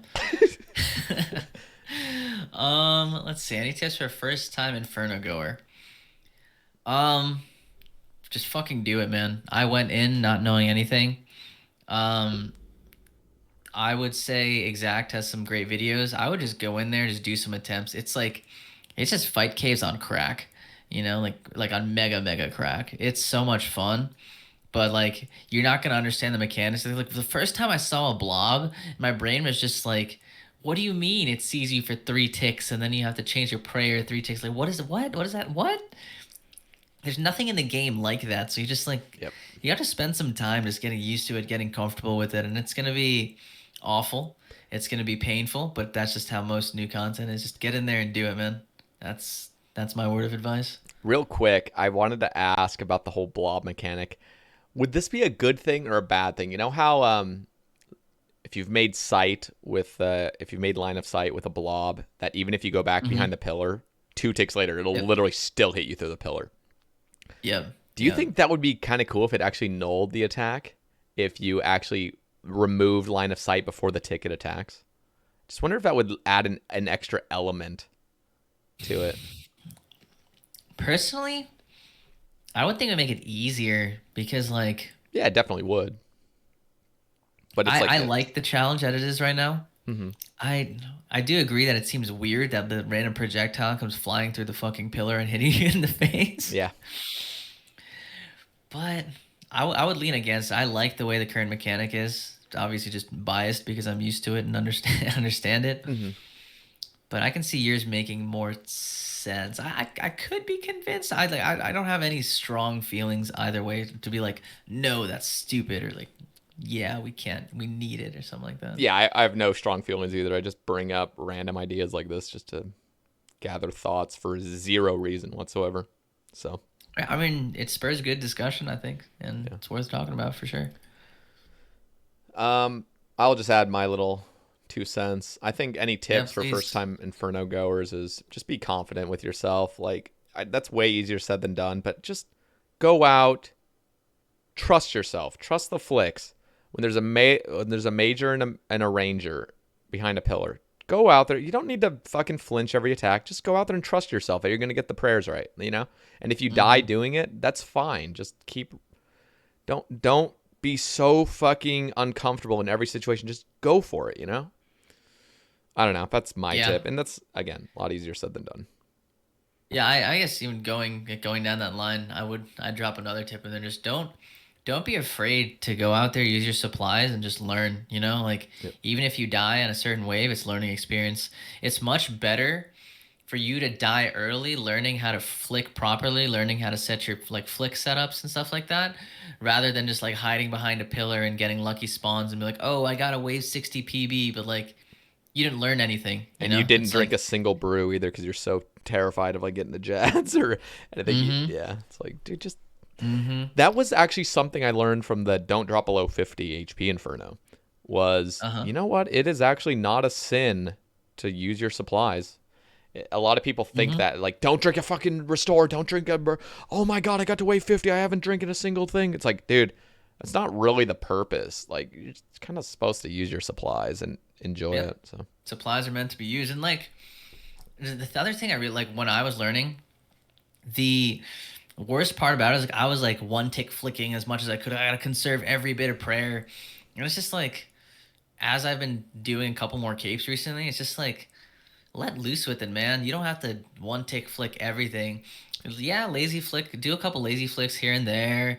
Like do your two tick flicks and stuff like that, but just like save your fingers, man. Like one tick flicking every single wave. Maybe your experience with Nightmare, you don't feel this way as much as I do, but like I don't know, like one tick flicking on every single wave, trying to set this up, trying to save that 1 point of prayer is just like it's not worth it, dude. Just keep mage prayer on. Don't like be sweating out here like you miss one flick, you get hit a 70 and your brain blows up trying to save that one prayer. It's not worth it, dude. Just keep the prayer on. Just yeah. hit it. Just keep it on. Yeah, there. And the other thing is like, dude, it's impossible to just tell somebody how to do the Inferno. You just gotta live it. It's like everything in life. Just Exactly. gotta go Somebody would have told me the exact same thing when I started. I'd be like, yeah, man, sure, totally, whatever, and then just fucking not listened. yeah. It's just about the experience. Once you get the experience down, you'll come back and give the next Inferno doer the same advice. All right. What's your biggest life achievement to this date, and what do you think will be the next achievement to pass it? Holy shit, my biggest life achievement. Probably just like graduating school, like college. I don't know, I feel like that's kind of generic and that's probably maybe the answer for a lot of people, but I'm happy to have made it through pretty rigorous program and getting to where I am.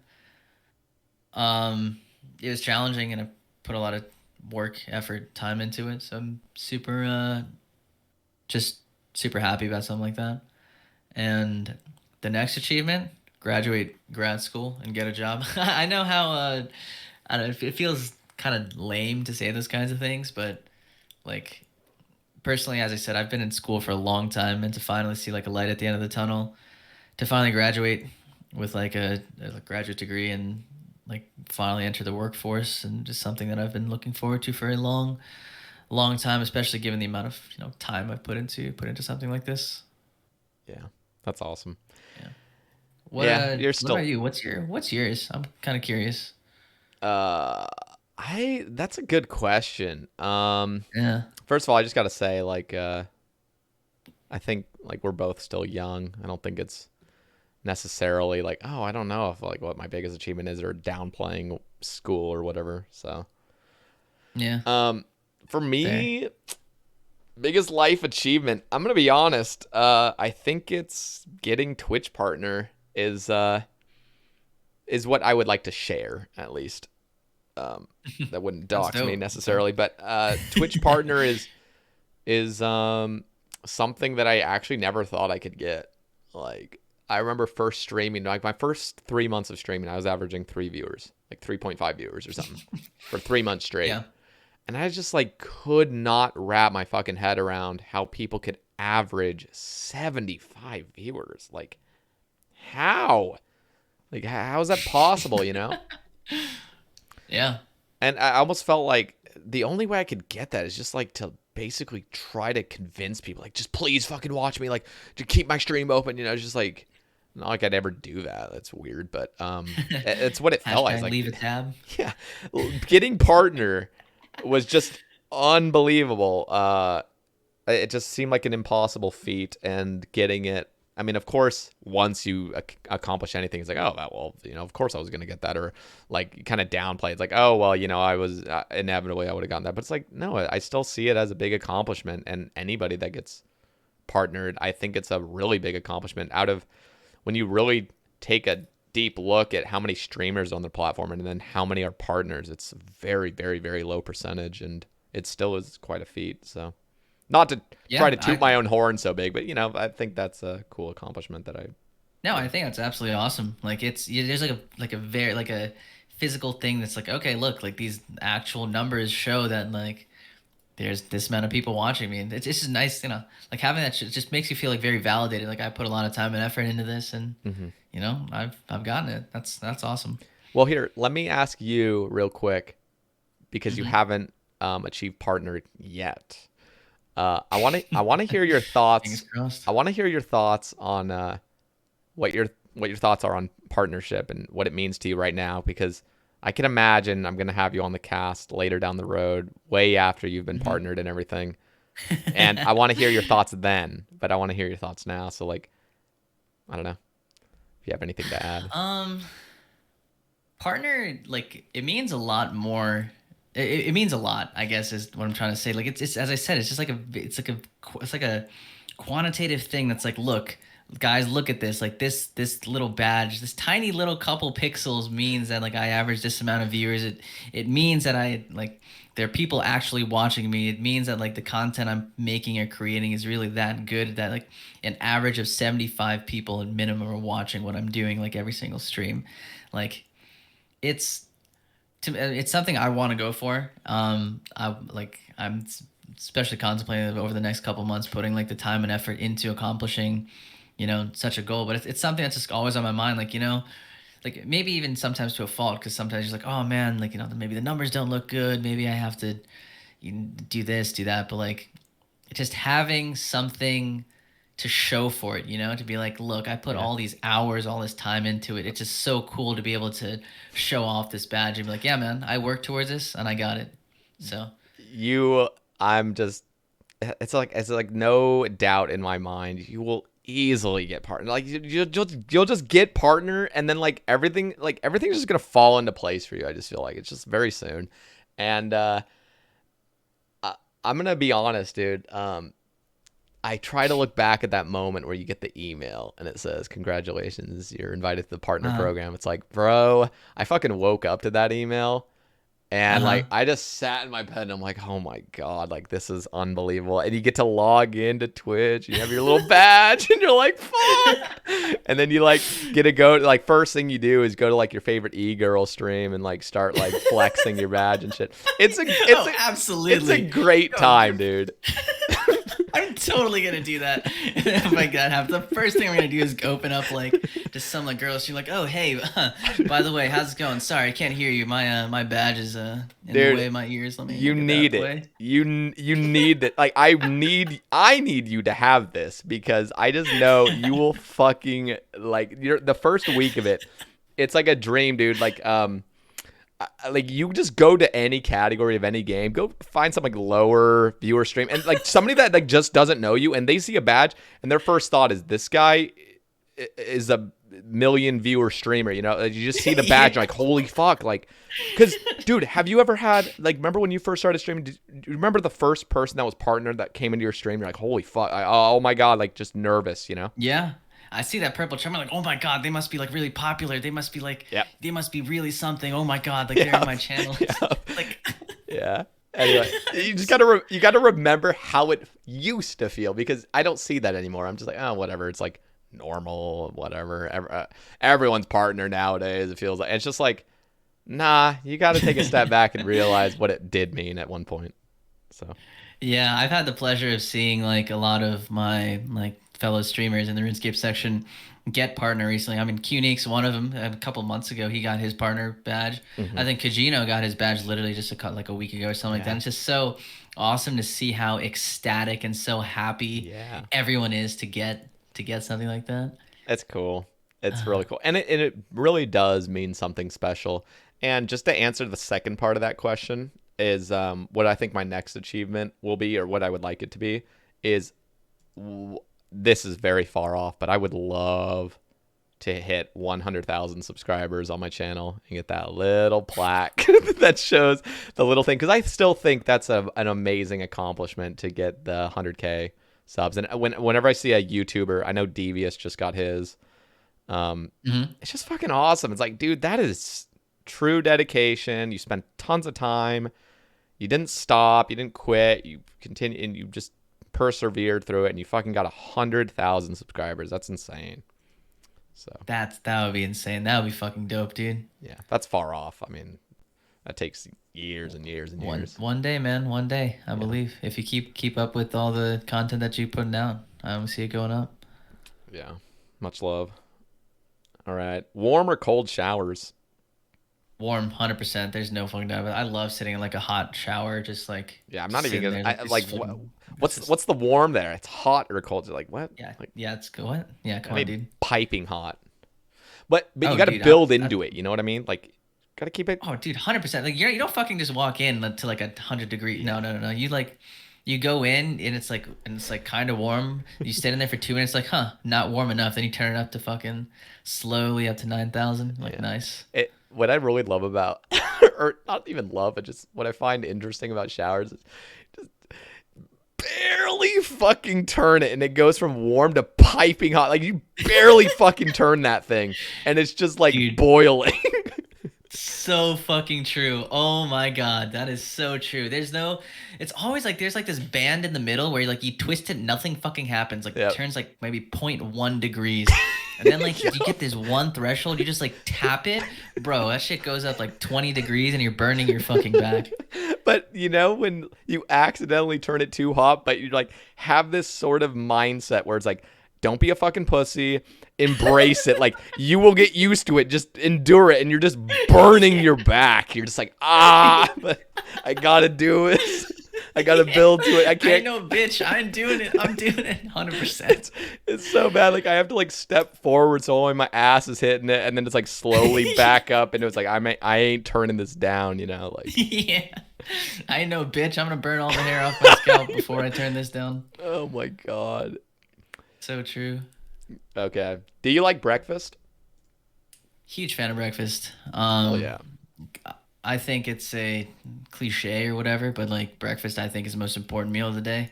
If I don't have a good breakfast, that sort of ruins my entire day. And like, I'm just gonna make, in terms of eating healthy and stuff, dude. The day I started eating oats in the morning has changed my life. Really. It's so good. It's so good. I learned, somebody told me, do overnight oats, put like milk oats, like steel cut oats, put like, any different flavoring stuff. You could put like a little bit of yogurt in there. You could throw like, cinnamon, brown sugar, just anything to make it tasty. Wake up in the morning, grab it from your fridge and just like eat that. And it's like, I don't know. It's delicious. That sounds nice. It's healthy. And wait, how do you prepare it? As in, you literally just like pour it in like a glass or something and cover the glass at the before you put it in the fridge. Oh, really? Put like milk, oats, and then put anything in there. Typically I like like a brown sugar cinnamon combo. It's also pretty simple to put together, but you can put like fruits and stuff on top of that. And like there are many. If you just Google like overnight oats, there are a plethora of like options. And it's I used to eat like cereal in the morning. Like the super artificially colored, super sweet cereals. Yep.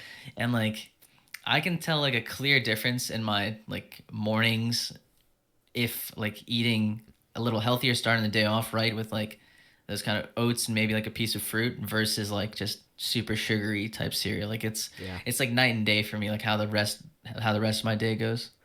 Yeah, it's interesting how like the more you age, you just stop losing that super, super sweet tooth. Like I still have it. I think I have it way more than the average person at my age, just that sweet tooth, but it's definitely toned down over the years. Like I used to crave cereal. Like if I was thinking as a kid in high school, I would think, all right, if I could have any dessert right now, Fruity Pebbles, Reese's Puffs. Like, just, I wanted a fucking, like, I wanted 2 big-ass bowls of cereal. Like, that was my dessert, you know? Like, I would eat that shit for dessert and for breakfast. Like, Jesus.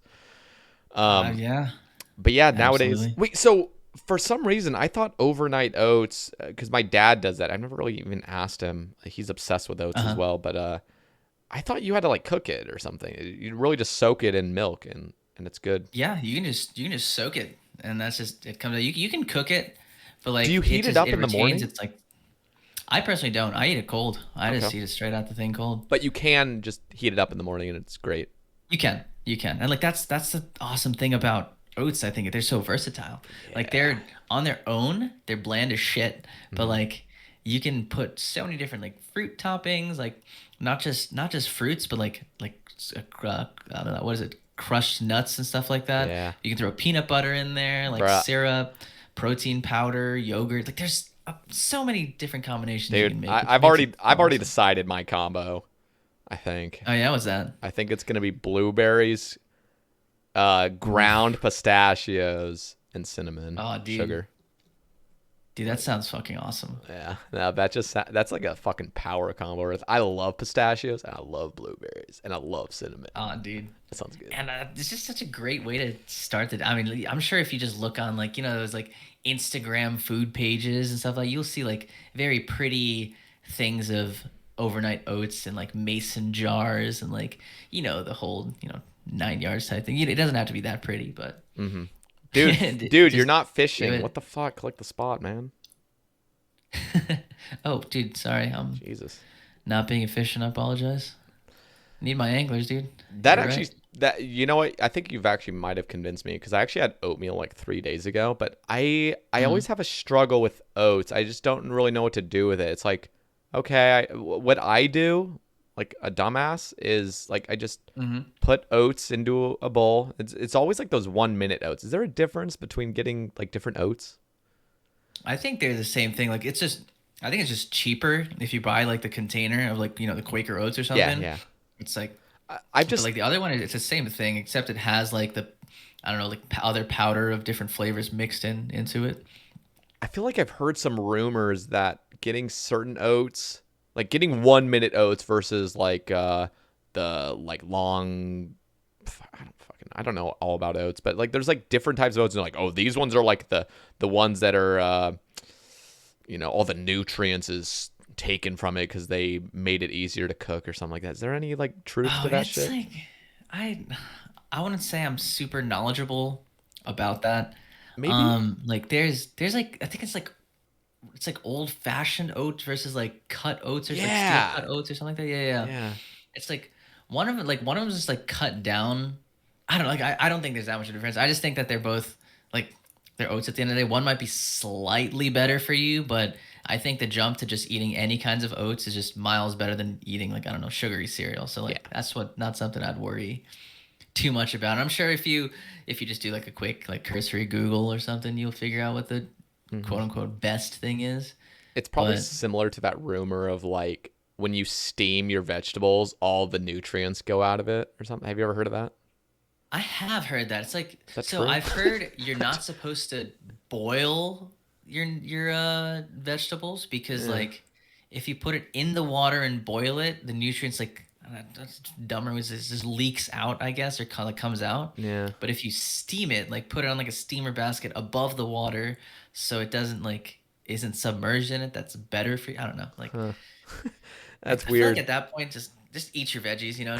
Don't fucking look too deep into it, bro. Yeah. I will say like steamed vegetables are fucking nice and really convenient. Like when they're just soft. Oh, absolutely. So much nicer and just Right? raw. I just imagine broccoli, like a fucking raw broccoli. Like fuck that. Give me like Fuck, steam absolutely it, fuck man. that. Steam that shit. I'll Yeah. eat it all day with some chicken and rice. I think one of the things that like, especially as somebody who was in his early 20s, not eating anywhere near as many vegetables as he should have, just like I was like, oh man, cooking veggies must be hard and annoying when I could just get frozen pizza. But like now that I'm older and actually cooking things, it's just like steaming vegetables is not hard, dude. You just literally put it in a fucking thing and just steam it, right? And it's like it's right there and it tastes delicious. Literally just like little salt and pepper and it just tastes absolutely amazing, Like, Yeah. it's not hard. No, that's so true. The other thing I read up earlier, maybe it was last week or something, was I was just looking up because I ate some canned vegetables, and I was like, is this shit like good for? Clearly, a lot of canned food has like extra sodium in it, which isn't good. But no, I like read up some stuff. It's like, yeah, canned vegetables are literally like just the same nutrient, just the same everything as like fresh vegetables. In fact, one thing I learned as well was like those canneries and stuff are usually on farmland. Like it's like directly directly from the farm to the can. And so you don't get any like middle man or like some weird, processing facility. It's like, no, like a lot of these fucking canned vegetables and canned stuff is going directly from a farm into the can. Like that's actually pretty fucking optimal, to be honest. Yeah. I've heard that like about like frozen veggies as well. It's literally like, I was like, oh man, it's frozen. Is it good for you? But like I read that like a lot of the veggies are just like instantly frozen right after they're like picked. So they're like supposedly at their highest nutrient value or something like that, rather than like fresh ones. So like, yeah, it's interesting because you always see like frozen stuff and like a bagged thing of peas. Like, oh, it's just probably tainted. Yeah, in my head, I'm just like, oh, that's awful. That must be bad for you. But like, no, it's the same. It's just the beauty of like being able to freeze stuff in modern day. Like they just couldn't do that back in the day, so we just see it as, oh, that's not fresh. Like, no. Same thing with canned and freeze-dried stuff. Like, did you know freeze-dried stuff lasts for 30 fucking years? Like 30 years? 30 Jesus. years. Like, holy fuck. I think canned food generally lasts like 2 to 5 years, and like, yeah, freeze-dried's like the most. It's like, 30 years. It's like crazy. I'll put some of that shit in my doomsday bunker, I guess. I'm like, dude, did somebody get a freeze-dried shit before I was born and it's still good? Like, damn. That's crazy to think about. God All right. damn. Last thing from QNeeks, top 3 e-girl entertainers. Oh my gosh. That's a tough question. There's a lot of e-girls on this platform, but I'll start off with you know what? QNeeks. QNeeks is definitely one of the top e-girl entertainers I know. 100%. He is a handsome or beautiful e-girl. Now he's truly one of my favorite content creators. I've known him for about like a year and a half now, and seriously an absolute homie. Definitely a legend. Who are my other e-girl entertainers? I can't. It's just like such a weird term to say e-girl. It's like, is that like what I should state as, or should I just say female streamers? Jesus Christ. Female streamers. QNeeks and Sec on asking the fucking awkward ass questions. That's what it feels like, man. I might not be able to give you a number 2, but I'm going to tell you my number 1 e-girl that I've watched, my most watched, is Tasty Life. I fucking swear to God, dude. That man is more of an e-girl than other e-girls in the section. Man is fucking sitting on his chair with his knees at his chest like, any gifters? Do you remember when he I remember popping into a stream. This is back when Indie Fox was unbanned just not banned. I guess I can't say unbanned. That makes no sense. But I think I agree with you. Tasty is now my favorite. He took a lot of things from Indie Fox and implemented it in a positive and uplifting way. So I would have to say Tasty. So he learns from the best. Indie would have been at the top, but she's banned, so I can't say her right now. Yeah, she really gave zero fucks. I mean, oh, dude, she gave zero. She made fucks. Fucking bank. And then she made bank and then just fucking dipped. Like, yeah, I'm sure she's got other platforms she's making money off of, but yeah, she built up her reputation and following, and just fucking was like, see ya, peace. Damn. All right, Mr. Egret. Is that supposed to be like a play on words for Mr. Regret? Oh, Mr. Regret. I don't know. Where do you, Mr. Egret? I see the picture of like the animal, the egret. Oh, that's an egret. Is that a fucking thing? I'd never even seen egret. Egret's it's one of those birds, right? It's like a. I'm just uncultured. Heron or something like that. I don't fucking know. I'm uncultured. Yeah. All right. Where do you see yourself as a streamer, content creator in the next 3 to 5 years? We'll just say 5. No, you know what? We'll say 3. I always say 5. We'll say 3. 3 years. Oh 2025. God, I never know where this is gonna end up. I flip flop so much. Sometimes I'm just like, I'm gonna be streaming RuneScape till the day I fucking die, and other days I'm like, I'm hanging it up tomorrow. I'm done. Um, honestly, I think in 3 years, I really need to figure out like, so as a person who's in school, like still kind of in school kind of stuff. So like, RuneScape has always been, or streaming has always been like a part time slash hobby type thing for me. And at the moment, I don't see myself going full time down this route anytime soon. So like, as a hobby, like part time streamer, it would depend so much on like how the next couple years of my life play out in terms of like, job potential, like relationships, like seriousness of that kind of stuff. Because Yeah. I feel like once you get older, you start prioritizing different things, and Yep. even if you might have hobbies and stuff that you enjoy so much, you just can't spend as much time as you used to. So at the moment, just saying based off of like, all right, if I get the job that I want and I'm able to like, and I'm in a maybe in a stable relationship or looking at stuff saying I would it's kind of sad to say, but I would say like streaming would definitely take like a backseat to most other things. Like that would only be like a do it very occasionally type thing. That's Mhm. not to say that I wouldn't be part of the RuneScape community. Like like you guys, like there's so many people who are my friends that I've made close friends the last couple of years, but like I don't think it would be anywhere near as much as I do right now. Yeah, Yeah. that's fair. I mean, that just makes sense. Um, but yeah, you never really know the future. I mean, Yeah, it's just up in the air. I mean, what if tomorrow, like, I don't know, hypothetically, Pokimane came by my stream and was like, Ignoble, I want you to be the next big thing. And she just, like, I don't know, supported me. And now I'm suddenly a full time streamer. So yeah, fingers crossed, no, it could happen. I just think as well, like, I mean, dude, when I was a year into streaming, like the by the end of the first year, like I was trying to max, like I was pulling like, I had some good strides where I was pulling like maybe 30 viewers a little bit in my first Mm-hmm. year. And then it's dropped down to about Mm-hmm. like 12-ish again when I was just skilling on stream. And I'm Yeah. like, and I would take deep looks because like, it's easy to see in hindsight, like, oh, it's just a growing process. But it's impossible to see in Right. the moment. Like, okay, you're having some ups and downs. You're not growing as fast as you would like, but just fucking stick with it, just like stick with it.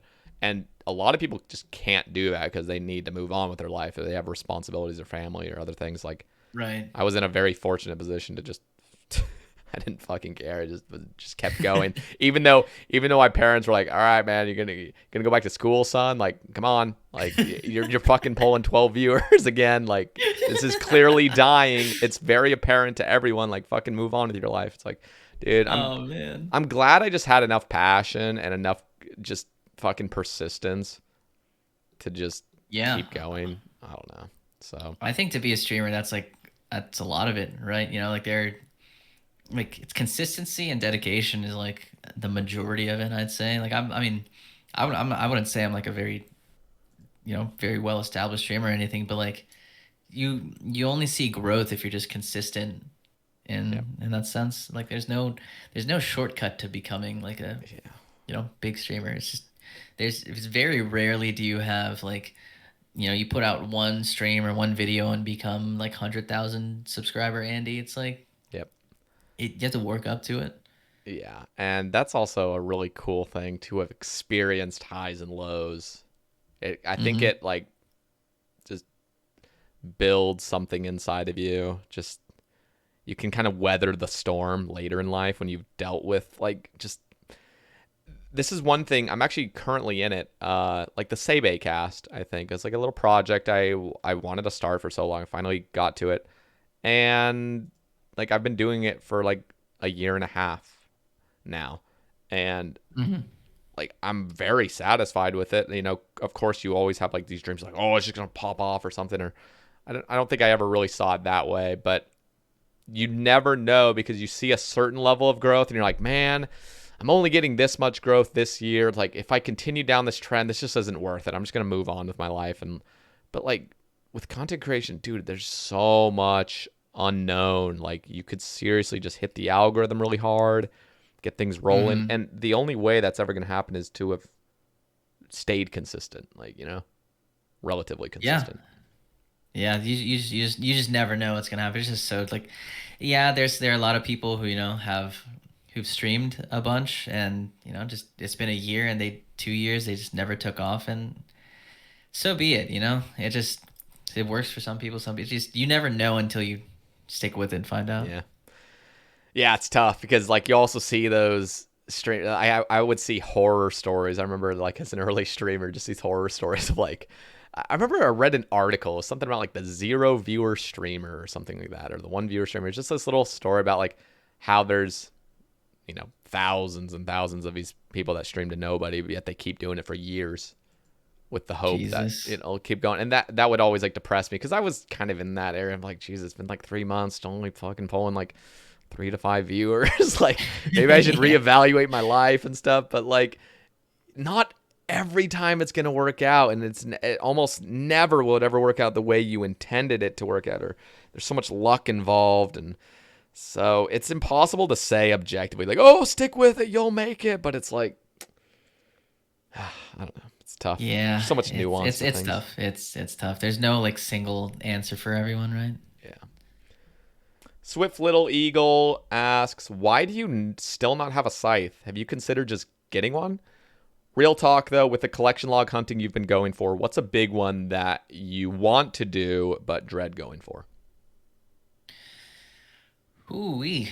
Why do I still not have a scythe? Let me just call up Jagex and figure that one out. I'll call up my, as a content creator, we have a direct line to Jagex, even the small ones like me.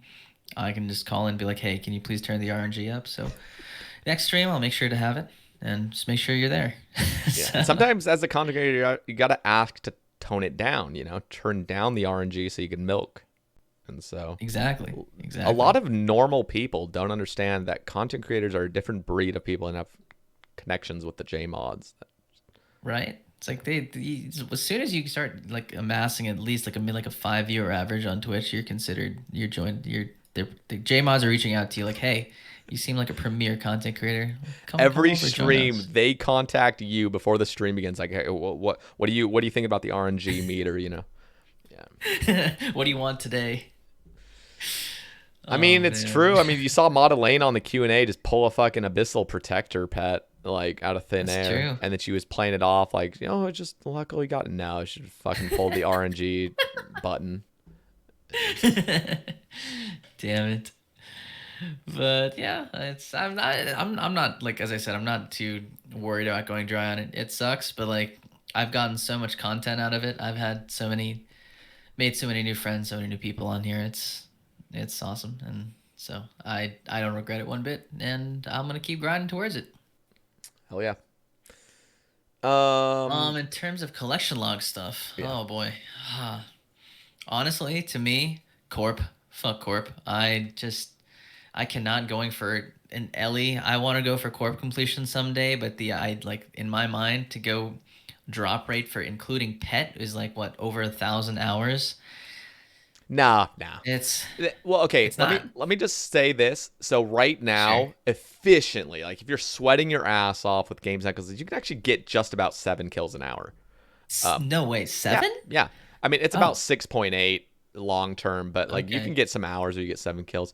I didn't realize it was that. Okay. Now I thought it was like 4. No, it kind of used to be that, but we like if you get Inquisitors, again, assuming you get like full Inquisitors for the Dragon Warhammer, that's a very minor. You don't need it, but it does help with the Dragon Warhammer specs.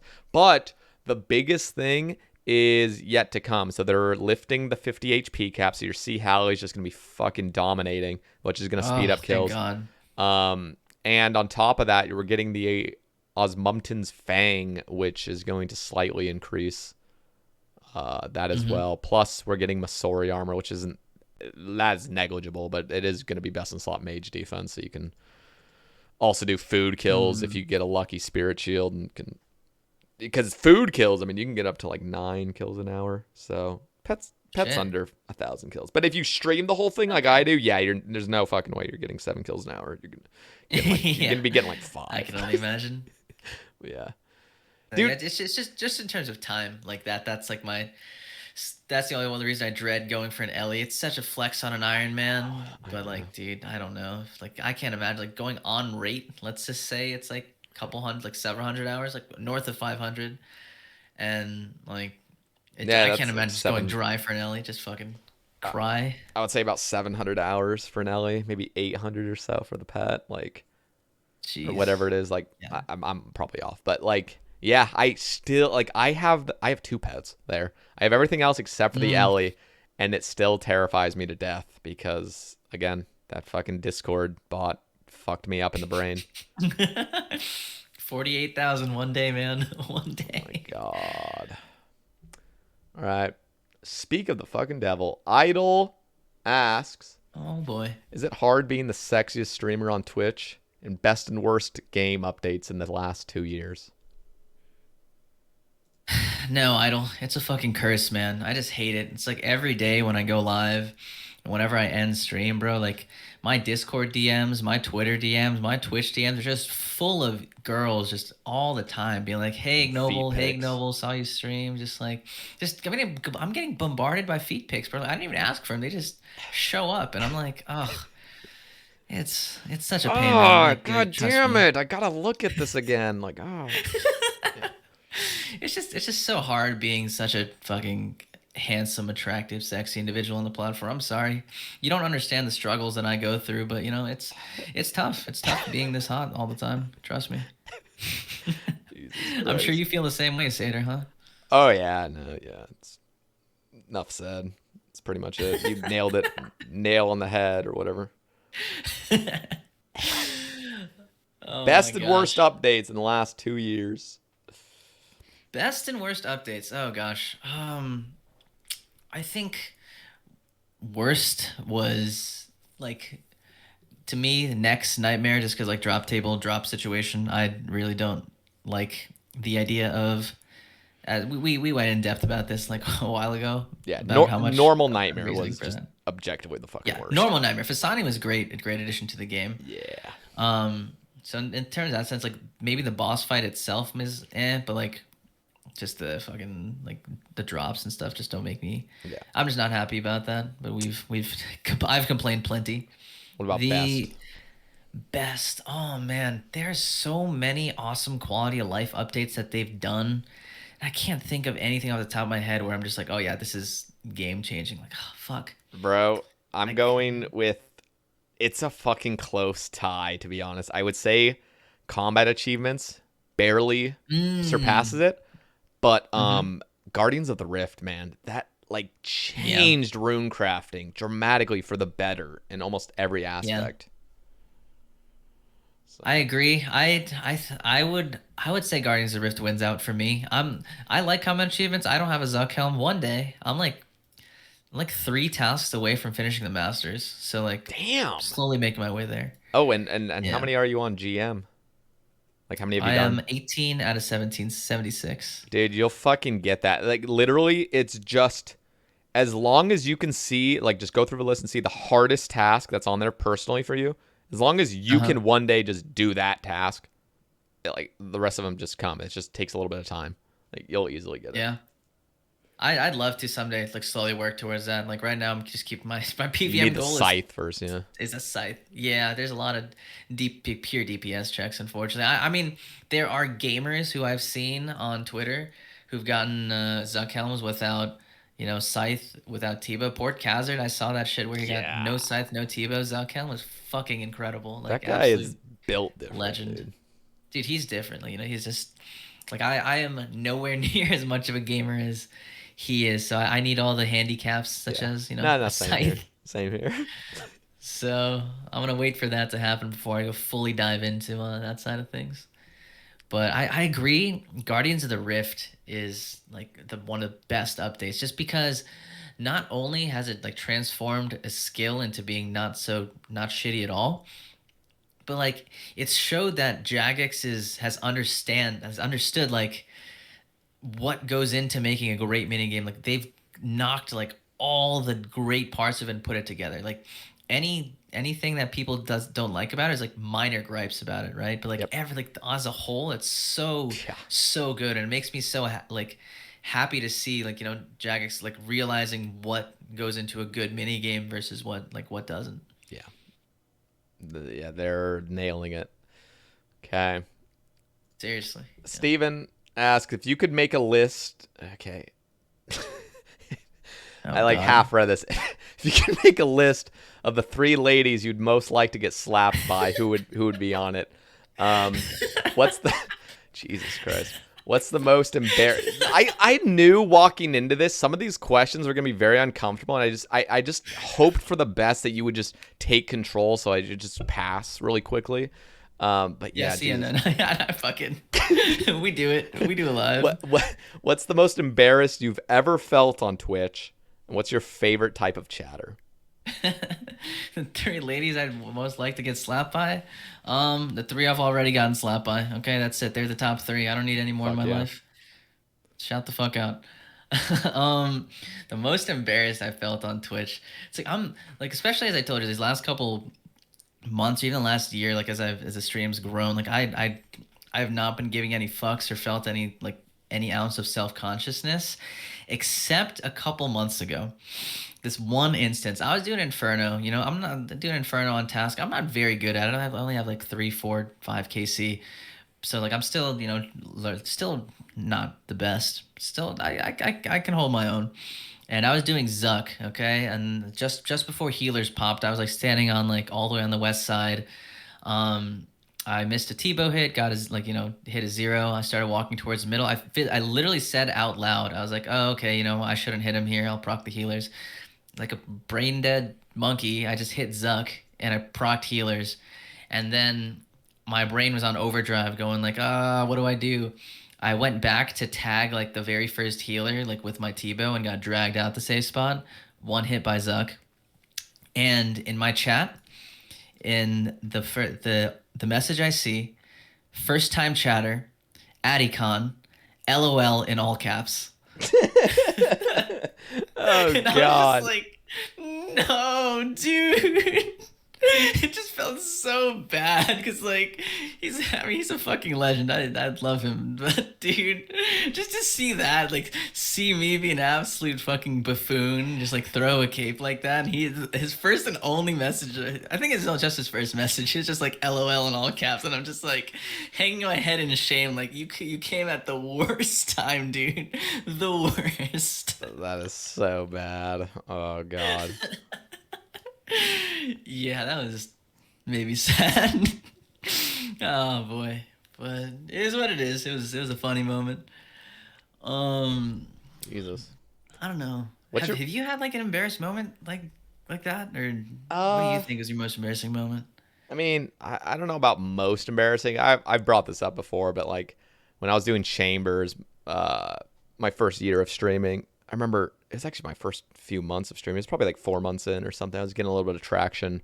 I was doing some solo raids, and I was still improving. I wasn't like a super proficient at them quite yet. But I remember I just saw his name Exact coming to my stream, and he started like backseating me. And of course I like just am like, okay, like cool. I don't know who you are, but like, and you're offering great advice. Like that's cool, but like, let me just do my thing.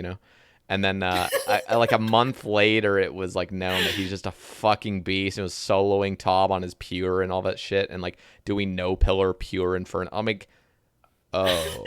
So it was like, it wasn't like the most embarrassing moment in the moment, but it was like hindsight, like, oh God, like, Jesus, that is not a good look. Just like, all right, man. It's like Wook's coming in your stream. All right, man. Like, shut up. Like, just don't get... I wasn't rude or anything. I don't actually remember how I reacted. I just remember it being like, oh, that's Exact. Oh God. Like, oh God. Like, what happened? Yeah. Yeah. Crazy. Yeah. What's your favorite type of chatter? I'll go first, actually. You know what the best type of chatter is? Best type of chatter is the first message in the chat. Pug, please. No, really? I'm not gonna lie. It just sets the tone. It's like, hey, this guy's not here for fucking games. He's here to fucking dance. All right, he knows what he's here for. He fucking listens to the music and he's just vibing. I like that. Okay, I see that. I'd give him more like, I love like talking to people, like having the genuine conversation with them. Like my favorite chatter is somebody who's not just, like is somebody who knows when to like, meme around, fuck around, but also in the midst of like a cool, like an actual conversation. Yeah. Like just like the keeps epitome talking. of a good social, like just has his social skills just boom Yes. on the Yeah, tee. Like that's yeah. a skill. And knowing Twitch chat, like you're asking for a lot. Like, Yeah, no, you are. And it's very rare to have a person like that. You're like, dude, when you're in the chat, I'm at home. Like this is my element. Like thank God you're here because like Thank you. the Yeah. stream's better now. Absolutely. That's definitely so true. Just like they know the vibes, they understand the vibes, and it's just they get it, and you're just like, thank you so much. Yeah, and I have names. I'm not gonna list them because I feel like I would just miss out on some names that I also agree with. But I'm just thinking of certain people in my stream. I'm like, yeah, there's just certain people in there that just understand the vibe every time precisely, and they don't overtalk. They don't make the stream about them. They're just very aware and very kind and humble, to be honest.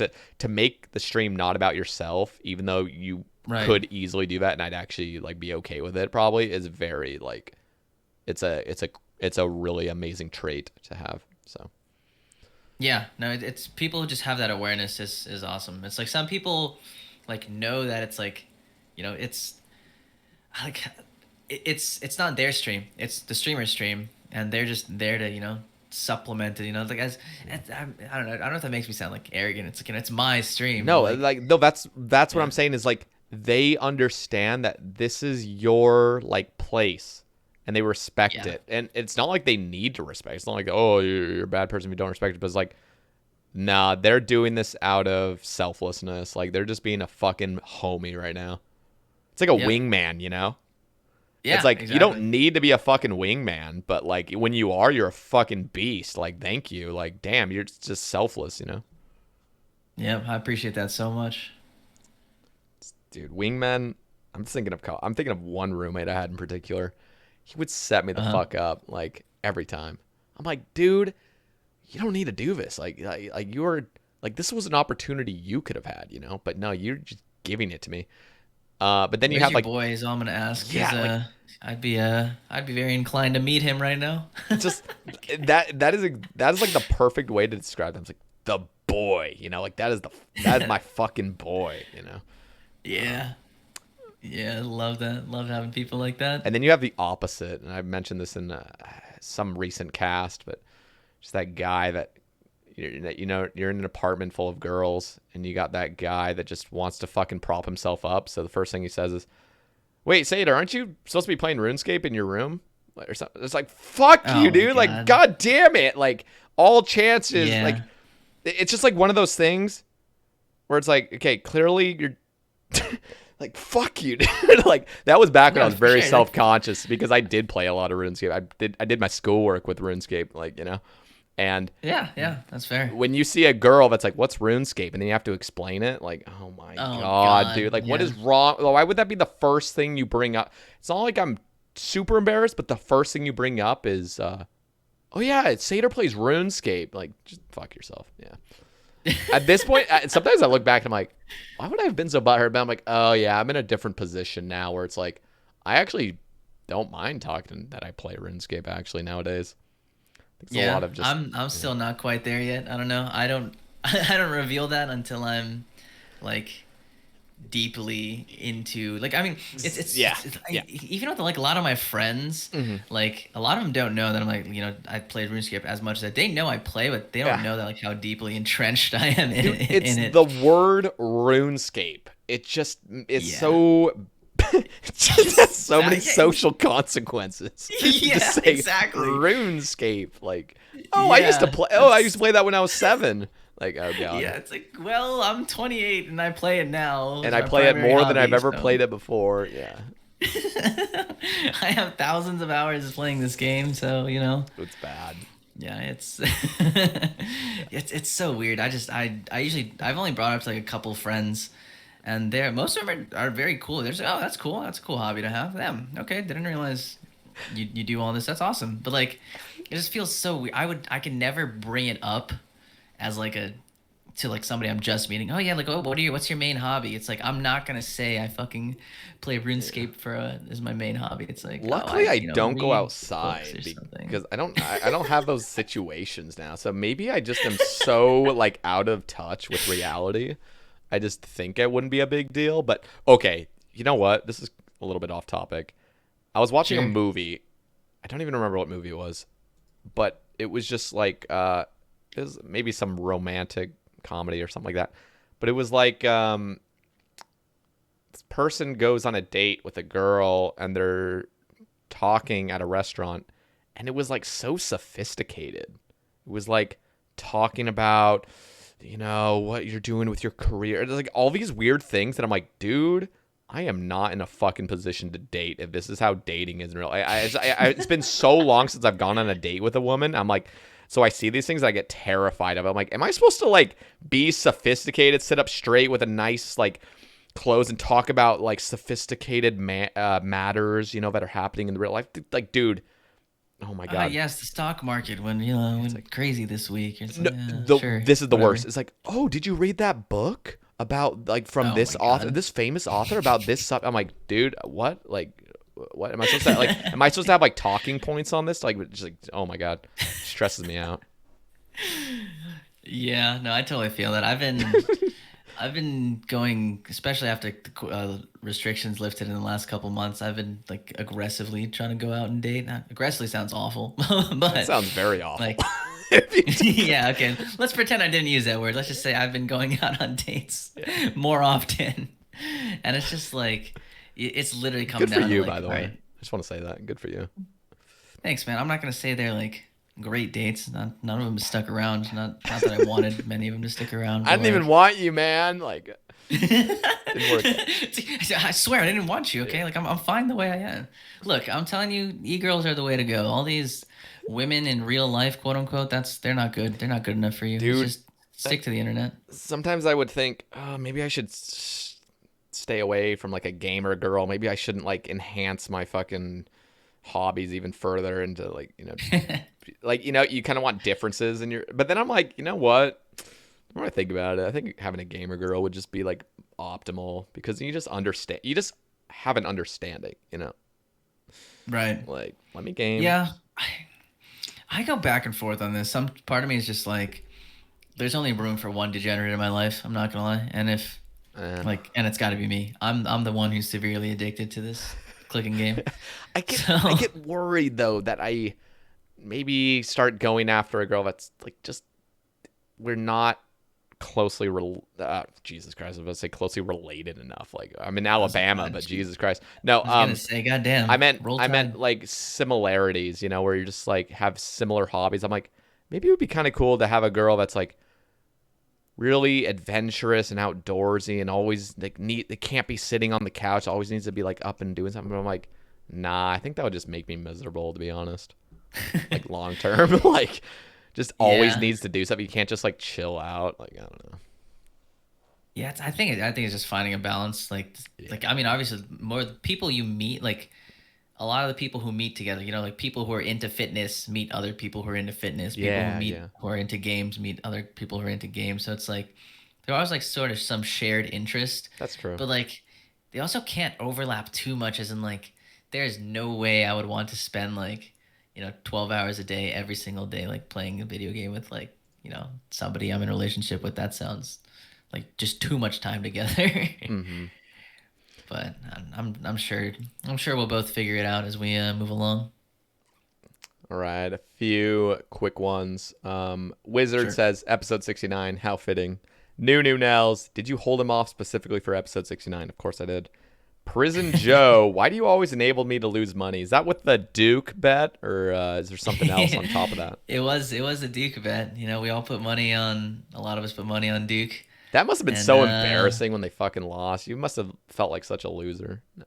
I was like, well, sorry guys, I gotta go. It's crazy. I gotta, I got to catch the next flight or something like that. As long as you weren't like terribly aggressive about it first, just like you guys need to do is trust me. You're gonna be missing out. Like as long as it wasn't like super. I was very, very just like I was like, look, like I am betting on this because like this is my the team that I am rooting for. Like you have, like I am not telling this. You know how like Yeah. every commercial has This like, is you know, not we are not financial responsible advice. for you. Yeah, Yeah, exactly. yeah. That was me. Just like I am in no way responsible. Like if you end up losing a kidney to like an Italian mobster this weekend, like it is not my fault. This is on you. Just like putting that very, very clearly. The rules were stated beforehand.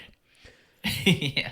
Okay. But no, seriously, I got to meet Prison Joe and got to spend a lot of good time with him, and he's an absolutely awesome guy. And the thing that is so great about Twitch, I'd say, is like it brings together people from such different walks of life. You know, like Yeah. I would have never ever met him, or like you know Probably not even approached him if you saw him. You know what I mean? Like it's just different. Like he's like a big burly 6 foot like 6'4" dude who's just like I would never like, you know, even square like just talk to him. I'd just be like, I'm gonna run away from him. But like we both play the same game, we do the same stuff. His first name is literally Prison. Like you gotta run away, dude. you know? I'm not fucking like that guy's gonna throw me into prison, bro. And it's like I don't even know. I don't know. It's incredible. Like and to be such like good homies with him, like just given the fact that we come from such different places, makes me so awesome. Like so happy to just at the sheer amount of diversity I've made, or sheer amount of diversity in the friends I've made in the last couple of years. It's just absolutely awesome. We're having Prison Joe on the cast next week, so very much looking forward to that. Yeah. We just had some great guests lately. I'm loving it.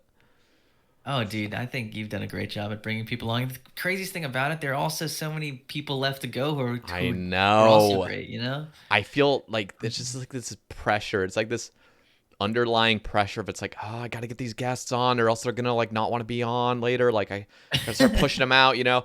I get nervous of that shit because like I only do one a week and it's like, bruh, there's one guest a week. Like, yeah. I get antsy. Right. I mean, there's no way. There's so many awesome creators and stuff that you can bring on, especially with some of the like awesome, like big names you brought. Like, I'm still shocked. Like you know, like people like Foe and stuff are on the Sae Bae cast, and you know, I'm here too, and it just feels crazy. I'm just like that's two very, you know, different sizes of like, you know, content creators. It's just crazy to see. Like you've been catching like everybody. It's amazing actually sometimes, and I've listened to other podcasts and they actually bring up similar things of like it's weird that I can talk to these people. Like what makes me like able to just talk to what makes me special enough to be able to have a one-on-one conversation with another person. And it's like, dude, you'd be surprised how fucking open and humble these streamers are. Like they're willing to talk and for free. I mean, like just Foe was excited to be on it. I'm like, dude, that changed my perspective on it. I was like, I just felt like I was just like begging people to be like, okay, hey man, do you want to come on my podcast? Help me out, you know? But no, it's people like to talk too. And that's what you don't realize. This isn't really, well, I'd hope it's not a chore to be on the cast. I'd hope it'd be something, you know, you're talking about your passions. And it's about you. Oh, dude, absolutely not. I've been having a great time. Like, time's been flying. I don't know how long we've been here. I'm like, it's been over 5 enjoying hours, every moment dude. of it. Holy shit, already? Goddamn. It's been over 5 hours, and it feels like it's been 2. Yeah, seriously. Yeah, that's. Yeah. I don't know. These are getting progressively longer. I'm getting nervous. Like, is there a point where we should maybe like? I'm like, it's a fucking Sae Bae cast and go as long as we want. I was gonna say this is a Sae Bae cast. You choose. It's all on you, man. Yeah. You decide. If you want to drop me in the next 30 seconds, you can just click the end call button and just be like, yeah, all right, it's over. before the cast, for those listening, I was like, all right, Ignoble, we're doing this for 30 minutes. Just 30 minutes, man. Keep it brief. I'm gonna go through the talking points or just end it at 30. Now, real talk. I think capping it artificially is just like, might as well just keep going until you're done. Fair. That's fair. All right. I think we only have a handful left, so we're wrapping things up pretty soon. Whale asks, how many more collection log slots left until you stop banking? No. Just no. I'm never going to put a white helm on. I'm sorry. Whale, I love you. and all the other white-helmed people out there, but Jesus Christ, that is not the game mode for me. My brain is too small to be doing stuff like that. The amount of times I jump from activity A to B to B to C, and just like dump my shit into my bank and gear up. Like I could not do UIM, man. I'm sorry. Yeah, fuck UIM. Or not fuck UIM, but like fuck me personally playing that game mode. I just can't see it being fun. Then again, I try to be open-minded with most things, but I feel like I'm already open-minded. Like I've seen it'd be like jumping off a cliff. Be open-minded, but like, nah, bro. Like, I'm not doing it. Sorry. Fine, I'll jump off. Wizard. No, I agree. Wizard again asks. He actually had two topics. Anyways, Colin. What made you decide to throat your mic while on a Twitch live stream? There's a 7TV mode of that, I think, also that exists. Oh God, I don't want to have an age restricted video, so maybe we won't show that. It's not age restricted, I think. I hope. Let me just double check before I send this off to you. Just send it. Just fucking send it. All right, I gotta find it. Let's see. I think Tommy uploaded it, Mr. X Bay. Oh, I don't. Unlucky. I don't see it. Maybe I can find it later. All right. I'll send it over to you. If you find it, it's no big deal. If I find it, yeah. All right. Zulu asks, do you scroll on your mouse with your index or middle finger? Index? What the fuck? Is that even a question? When I read that yesterday, I think I just tried to scroll with my middle finger. I was like, it feels. I'm trying it right now. This feels so like fucky. Yeah, but I can also see it as like, okay, maybe I could potentially get used to this. But then if I start scrolling with my middle, then I have to start clicking my right thing with my ring finger. The right mouse. That seems so wrong. Dude, imagine you did that. That's like driving a car with both your feet. Just don't do that. That makes I'm sorry, Zulu. Like any middle finger scroll wheel users, seek help, please. I actually found the emote that we were talking about in the last part. Let me send this over to you. It's on BTTV and it's uploaded by Quartz, actually. All right. Jesus Christ, I'm adding that. No. It's just called suck. Like just suck. Like maybe we I'm just gonna don't say, put it like, on I was I don't even know why. I was just fucking I remember this clearly. I died at Zarpus after I hit it post screech, and just like the only thing I could do in my fit of anger was deep throat my mic. So I don't know why it happened, and I stand by it. Oh God, it's like that fucking one time I meowed on stream. It's just like, no, that's just now a thing. It's like Sae Bae meowed. Now Sae Bae meow's a thing. Yeah. All right, this is interesting. Boy. Steven, he ats us, even though he's replying to both of us. It's like a double. It's like, just like, pay attention to me, man. I'm gonna at you both. I see. Okay. What content would you like to add to the early, mid, and end game players if you could add anything at all? Oh boy, add. I would like to add stuff to early mid-game Iron specifically. The one thing I can think of is like, I hate the winter tot meta kind of thing. Like, okay, get your 10 HP, stay 10 HP, get a couple levels, go to winter tot, and immediately just like start banking shit. It's just too linear for me. I would like to see other options, rather than having to go to winter tot for quote unquote the best method. Like, there should be more ways of doing early game. Like, yeah, you can do whatever. Like, I never did winter tot like early game. I didn't do winter tot till like until I was like well into like 1700 total and didn't care about like drops and stuff. But there's got to be a little more diversity, I think, in those paths. I don't know. I don't know if there's anything you want to add in that side of the game. I don't really know about mid or low, but there's always one thing I wanted to add for like mid level, and I'm actually sort of getting more toward this idea of I can't remember who initially brought it up, but just this idea of a mid-level raid. So it's like a TOB. It's almost like entry mode TOB, but just a completely own thing. It's similar to TOB where it's already a preset thing, and you go in and it's untradeable armor pieces and weapons. And it would be like Barrows 2.0, where it teaches you fundamentals of chambers and things like that, like endgame content. It kind of teaches you, but very basic.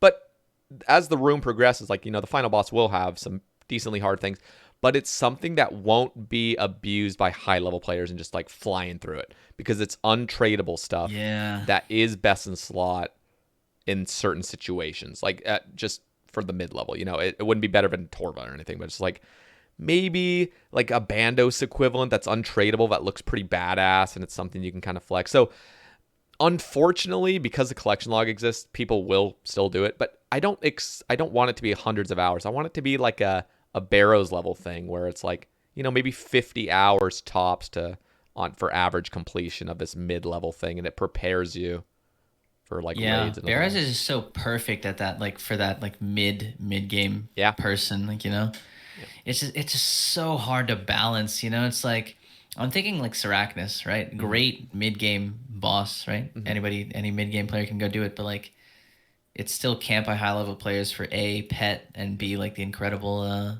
clue drop rates. Yeah, that's why I'm like really focused on like a Barrows 2.0. There's no pet. Of course it's collection log, like that. You can't like just not have it on collection log. So people will still do it, but it's not going to be something that's just like abused because it's untradeable armors that you get. Right.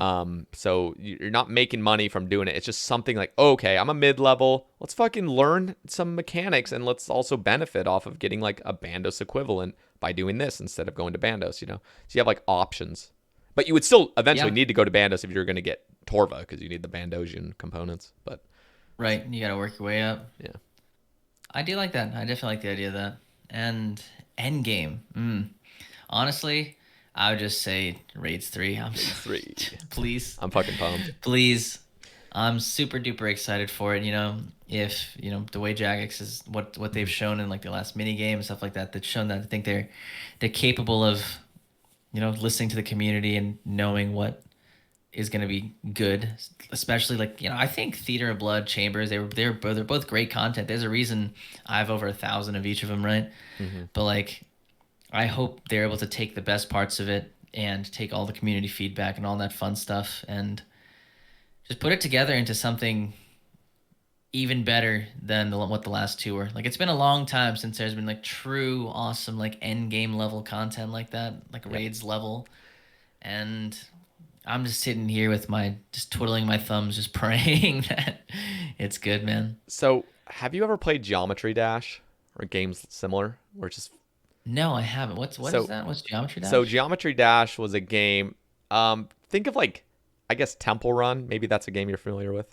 Yeah. It's like things like that where it's like you go on a run, you're doing your thing. It's like there's one specific level you're doing, and you get as far as you can, and as soon as you die, reset instantly. It's just like Geometry Dash had that down to the T. Like if you wanted to look it up, just Google Geometry Dash. It's just a very simple 2D game. You're a little square, and your square jumps, and the level's moving. And whenever you die, insta reset. I mean, like you die and you're already going again from the reset point, and you just go. Okay. And it's super fucking fast paced, and it's incredibly addicting because it's just there's no like you fail reset. Like you want to reset? No, it's just like fucking resets you.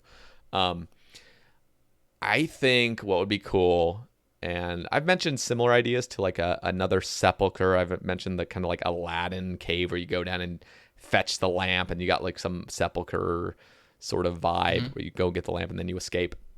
But I was thinking as well, what if they came out with something, I don't know how RuneScape code works, but something that's like truly randomized, or maybe not randomized. Maybe it's an endless thing. I'm thinking of like imagine like a floor 6 Sepulcher that's detached from, it's not Sepulcher, but it's like the next fucking level of Sepulcher.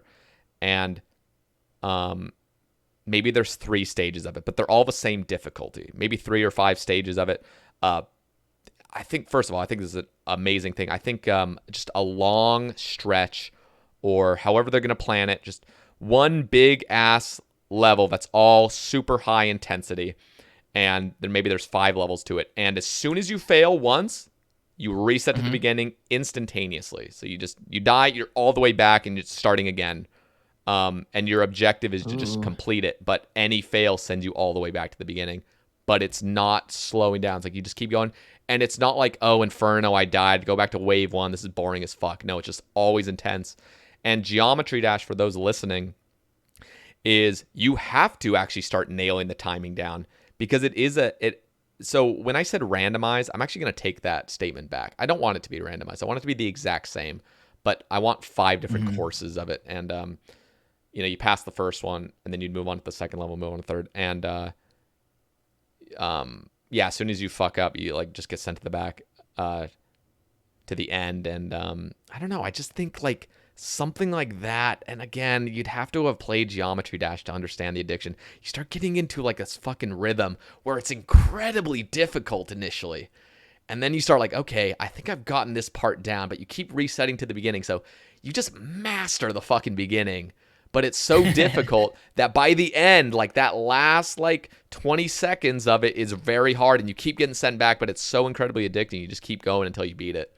And I think the coolest thing about that is I think this would be something Husky would actually love to make, because it's just level designing, You make like 5 beast levels that are always the same, and they're instanced, and they're always starting the same. That'd be awesome. Yeah. Like, I guess, just going back to somebody, I remember somebody asking like what the best updates. I should have said Sepulcher. Sepulcher is just such a great piece of content. It's fun. It's engaging. Makes agility fun. It's not the same like close your brain like click the same spot for rooftops. Like agility is engaging. It's fun, and there's skill involved. Like it's such great content. Like, and I would love to see something like that kind of style. I don't know. Like you're getting me super excited for this kind of stuff, man. The other thing I think, like, dude, first of all, Sepulcher's amazing because there's no obstacles. Like, there's occasional obstacles at the end of the floors and stuff where you click a thing and you watch your dude animate. But man, just the freedom of movement. You're just moving. There's no like, oh, click this obstacle, wait 4 seconds until your guy climbs over. Nah, it's addicting and fast paced. I was also thinking, you know how magic carpets out in the desert travel at 3 tiles per tick?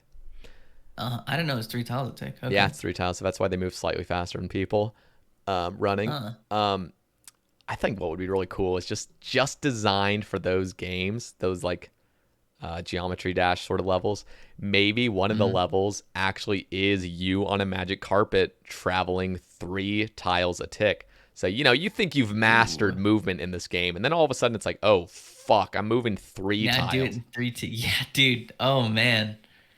That would be crazy. There's a lot of potential for that. Like, imagine being on a fucking magic carpet, and there's like a 90-second course, and it is just brutal from the first second you're in, but it's always the same. So as soon as you master it, it's muscle memory.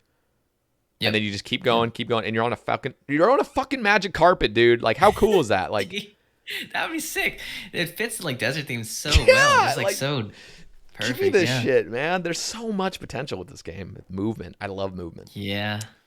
That sounds awesome. I'm very excited to see what like the mods do with it. There's some incredibly creative minds on that team, and I think if anyone's capable of doing it, it's them. Oh yeah.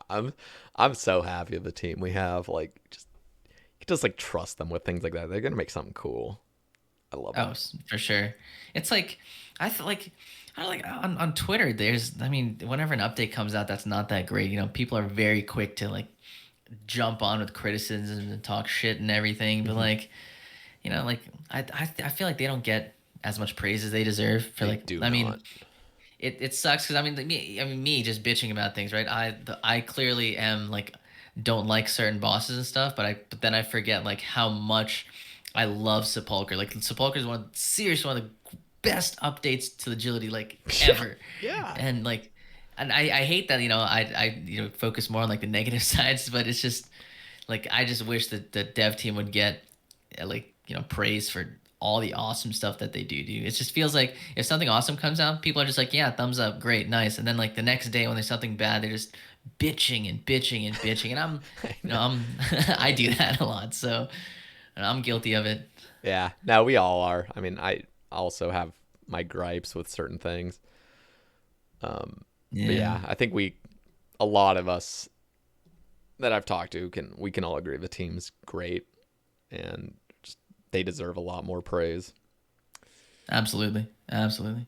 Well, I'm not gonna go too much into this because I think we've already mentioned it. But Rada Radio, just Ignoble, just talk about the BA community. You are our king now. So if you have anything else I to, don't to mention, I don't know about that. I think I don't know if I'm the king. Some people it's like, oh, Ignoble, you're like, it's like you're the first like I get like one of the first like content creators to come out of like, BA community, because most of these people know me as just like a BA player more than then they're like, oh, Ignoble's like, I guess he's quote unquote streamer or like content creator now. It's like it's crazy because they've seen me pre any of that stuff, right? They're like, a lot of these people were my friends. But I don't think I represent the BA community very well. I haven't played BA in like 2+ years, so this man's loyal. that, You are still his king, man. That's loyalty. that's I'm happy to hear that, man. I've seen, yeah. I can't. All I can say is thanks for being around, homie. It's makes me very happy. All right, last topic I see. Actually, maybe not Okay. last, but my hands don't work, or Cam, as I know him. Mr. Cam, yep. How does it feel to be hornier than someone who literally hasn't been able to jerk off, feel their dick in over 7 years? Big fan and much love. Man. Oh boy. Cam is one of the fucking funniest dudes, man. I enjoy him so much, the fact that he's able to do a fucking inferno cape given, the condition that he's in. Incredible. Just fucking incredible gamer.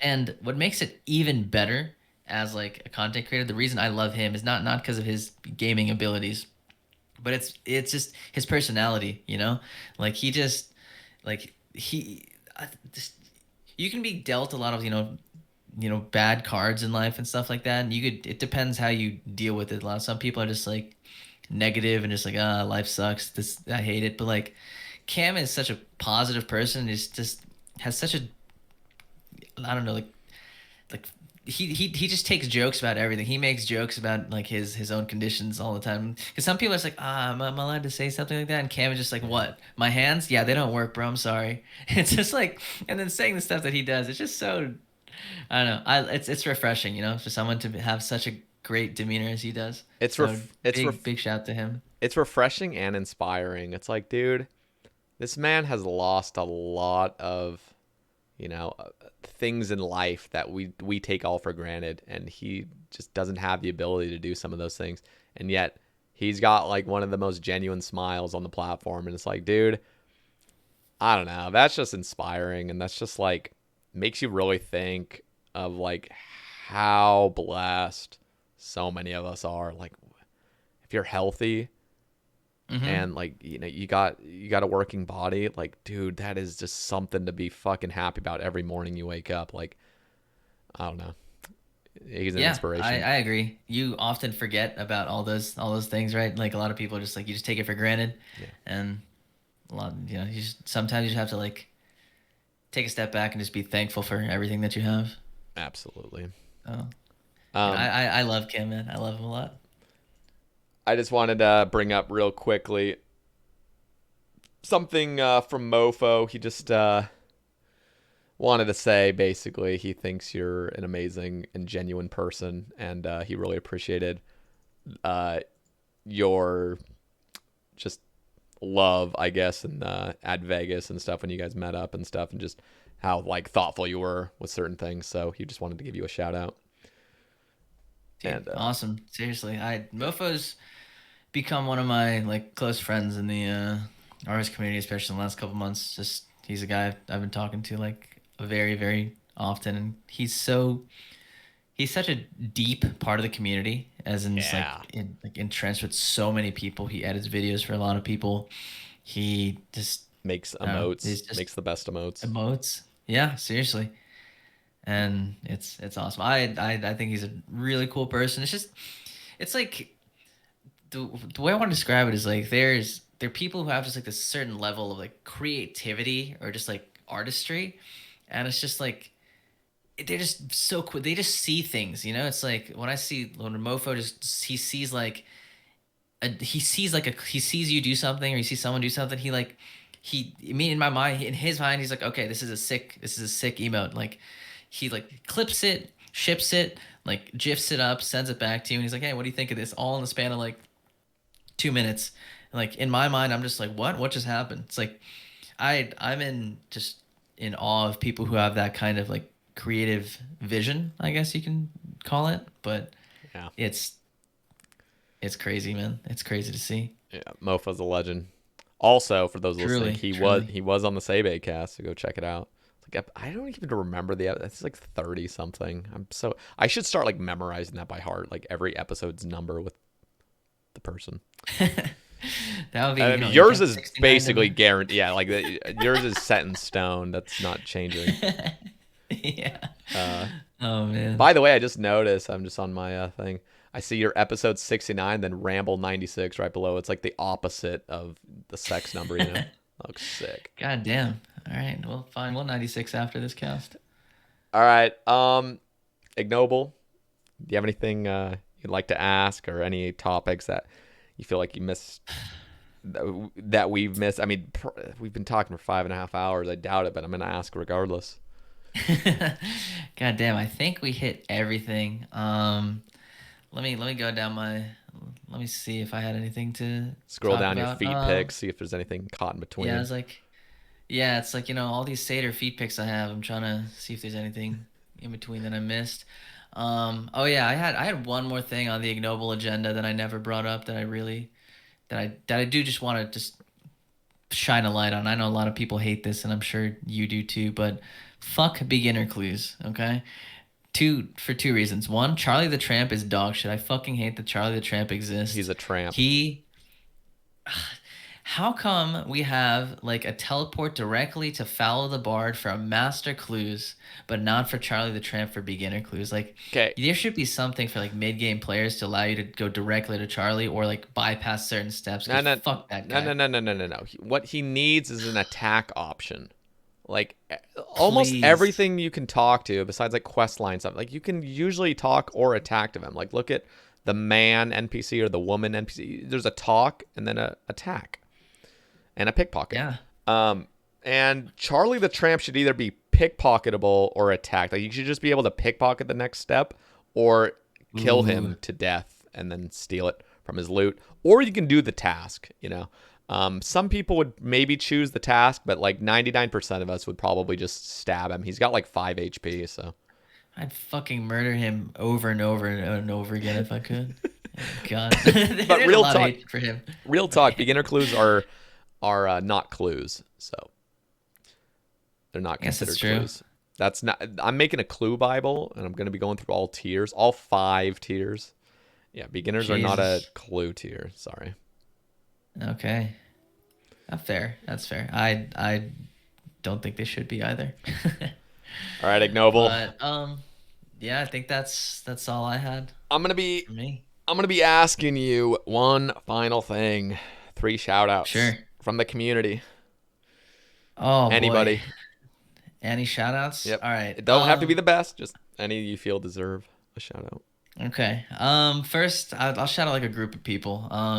The base stream team. They're just, everybody in there is so incredibly diverse and awesome. They're like different sizes of streamers, different people, and like there's like 20 something of us. And like at first, when I start getting to know these people, I'm like, oh, I don't know, am I gonna like them? A lot of them are RuneScape, like different stages of RuneScape, different tiles of streams, but I've come to love each and every single one of them. They're just absolute legends. I wish I want to go through name every single one of them, but that would take too long, and I don't want to do that. But every single one of them is absolutely awesome. So just huge shout out to them. The others who I had in mind were I just want to shout out like 2 like kind of small, and not even smaller, but like just maybe like my size pretty much, like Mick Dilk. he's my one of my guilty pleasure streamers, bro. He's an absolute awesome homie. I think the community that he's built up, literally just it's literally he's called the homies. Just like it's one of the most tight knit, awesome Twitch communities to like be a part of. Just he's a hilarious dude. Everything, he's a fucking funny guy, and the community built up is just insane. I don't know if you had the chance to watch him. Oh Know, yeah, but he's shout out Mick Dilk, shout out Base too. I was gonna just let you continue, but yeah, I've nothing but respect sure. for both. For both. Truly love him. And we mentioned this before, but dude, specifically out of base people, Idol, bro. Idol's one of my favorite favorite streamers, man. He's so talented, and I think that he deserves so much recognition. I know he's gonna make it. It's like of all the people that I know, of all the people who've put in the effort, time, and have that creative ability, he's like almost like he's at the top. One of those. He has his kite can go way higher than most people. I think his ceiling is just so much higher than so many others. He's an entertainer just naturally, and he's very creative and very talented. He's got like the best mixture of it. He's got everything, man, and yep. I'm ready for him to pop off. But I guess I have one more shout out that I'll give out. I think that one goes out to like my first viewers, like Absolved and Percuties. There's two of my homies who like literally some of my day one people when I started streaming. Like my very first, I made like a YouTube guide video, and then after that I started streaming on Twitch. Like these guys sat in through my streams when I was like 1, 2, 3 viewers, like at most. They would pop in like almost every single day and hang out with me and do stuff for like hours and hours and hours on end. And like if I had 0 people in my channel, like I don't think I would be anywhere near where I am now. I would have quit streaming like within a couple months and been like, yeah, this sucks. I don't get why people do it. But without them, I would have never, just even gotten close to where I am now. So huge shout to those guys. Fuck yeah. Yeah, it's crazy. The beginnings of a content creation journey. It's like, dude, those first people are legends, Legends. Truly, like they don't know a lot the of people impact. don't really understand. Yeah, exactly. Just like literally, like if one of these people just didn't show up, like we would have never had, we would never had Sae Bae or something like that. It's crazy. Yeah, it's nuts. Yeah. All right, Ignoble. I have had a very pleasant night talking to you. I really appreciate your time tonight. It was awesome. I hope. Me too, man. Yeah. Me too. I hope you could say the same. I've really enjoyed this. No, I really did. You heard me. I hope I didn't dominate too much or cut you off too many times. But nah, I had an incredible time, man. I'm just thankful and just so happy that you would bring me on your cast. I'm not gonna lie, I was like, when you told me, I was just like fucking grinning. I'm just like, no way, it's happening. So that makes me so fucking happy, dude. Yeah. Just seriously, thank you so much for having me, man. Yeah. Guys, if you have made it this far, first of all, leave it down in the comments. If you made it this far, type banana, just banana. And then leave any other comment you wanted as well on top of the banana. BANANA. Yes. Yeah, that one. There we go. Thank you. But not plural, just banana. If you type the plural version, you didn't make it to the end. In fact, I'm actually going to do a fake code word right now because some people will skip to the very end and see the code word. Okay, so the code word, guys, is bananas. Type that, not banana. No, that was the fake code, by the way. No, that's just not going to fucking work. Anyway. Damn it. Listen, guys listening, if you enjoy this cast in any degree, shape, or form, go give Ignoble Solid a follow on Twitch and on Twitter for me. Do it for me. We got to get Ignoble partner. We got to get him that check mark. Like that, you don't understand the magnitude of like the power that like he, some people get a little bit of a power trip from the like check mark and stuff. Like this man is going to milk that shit. So I want to see it happen. Dude, I'm gonna stop streaming, spend my entire time in e-girl channels, be like, oh hey, you see this partner badge? Yeah, check it out. Oh my god. Wait, was that you just got 6 hours? Oh no. When are you getting 6 hours? I did get 6 hours. Okay. I did. I was gonna say I'm getting very fucking close. You have to have already been. Getting 6 hours on a cast. God damn. I'm not even fishing. Fish the fucking fish. Okay. Listen, guys. go give him a follow. And if you guys would like to support the cast, I would greatly appreciate it. It's just a $2 pledge is the lowest tier. You'll get your name on the title screen. Down in the description is the Patreon link. And next week we're having Prison Joe on the cast. And then I not quite have disclosed the names in May, but at the end of the Prison Joe cast, I will definitely shout those out. So thank you guys for listening as always, and have a great night.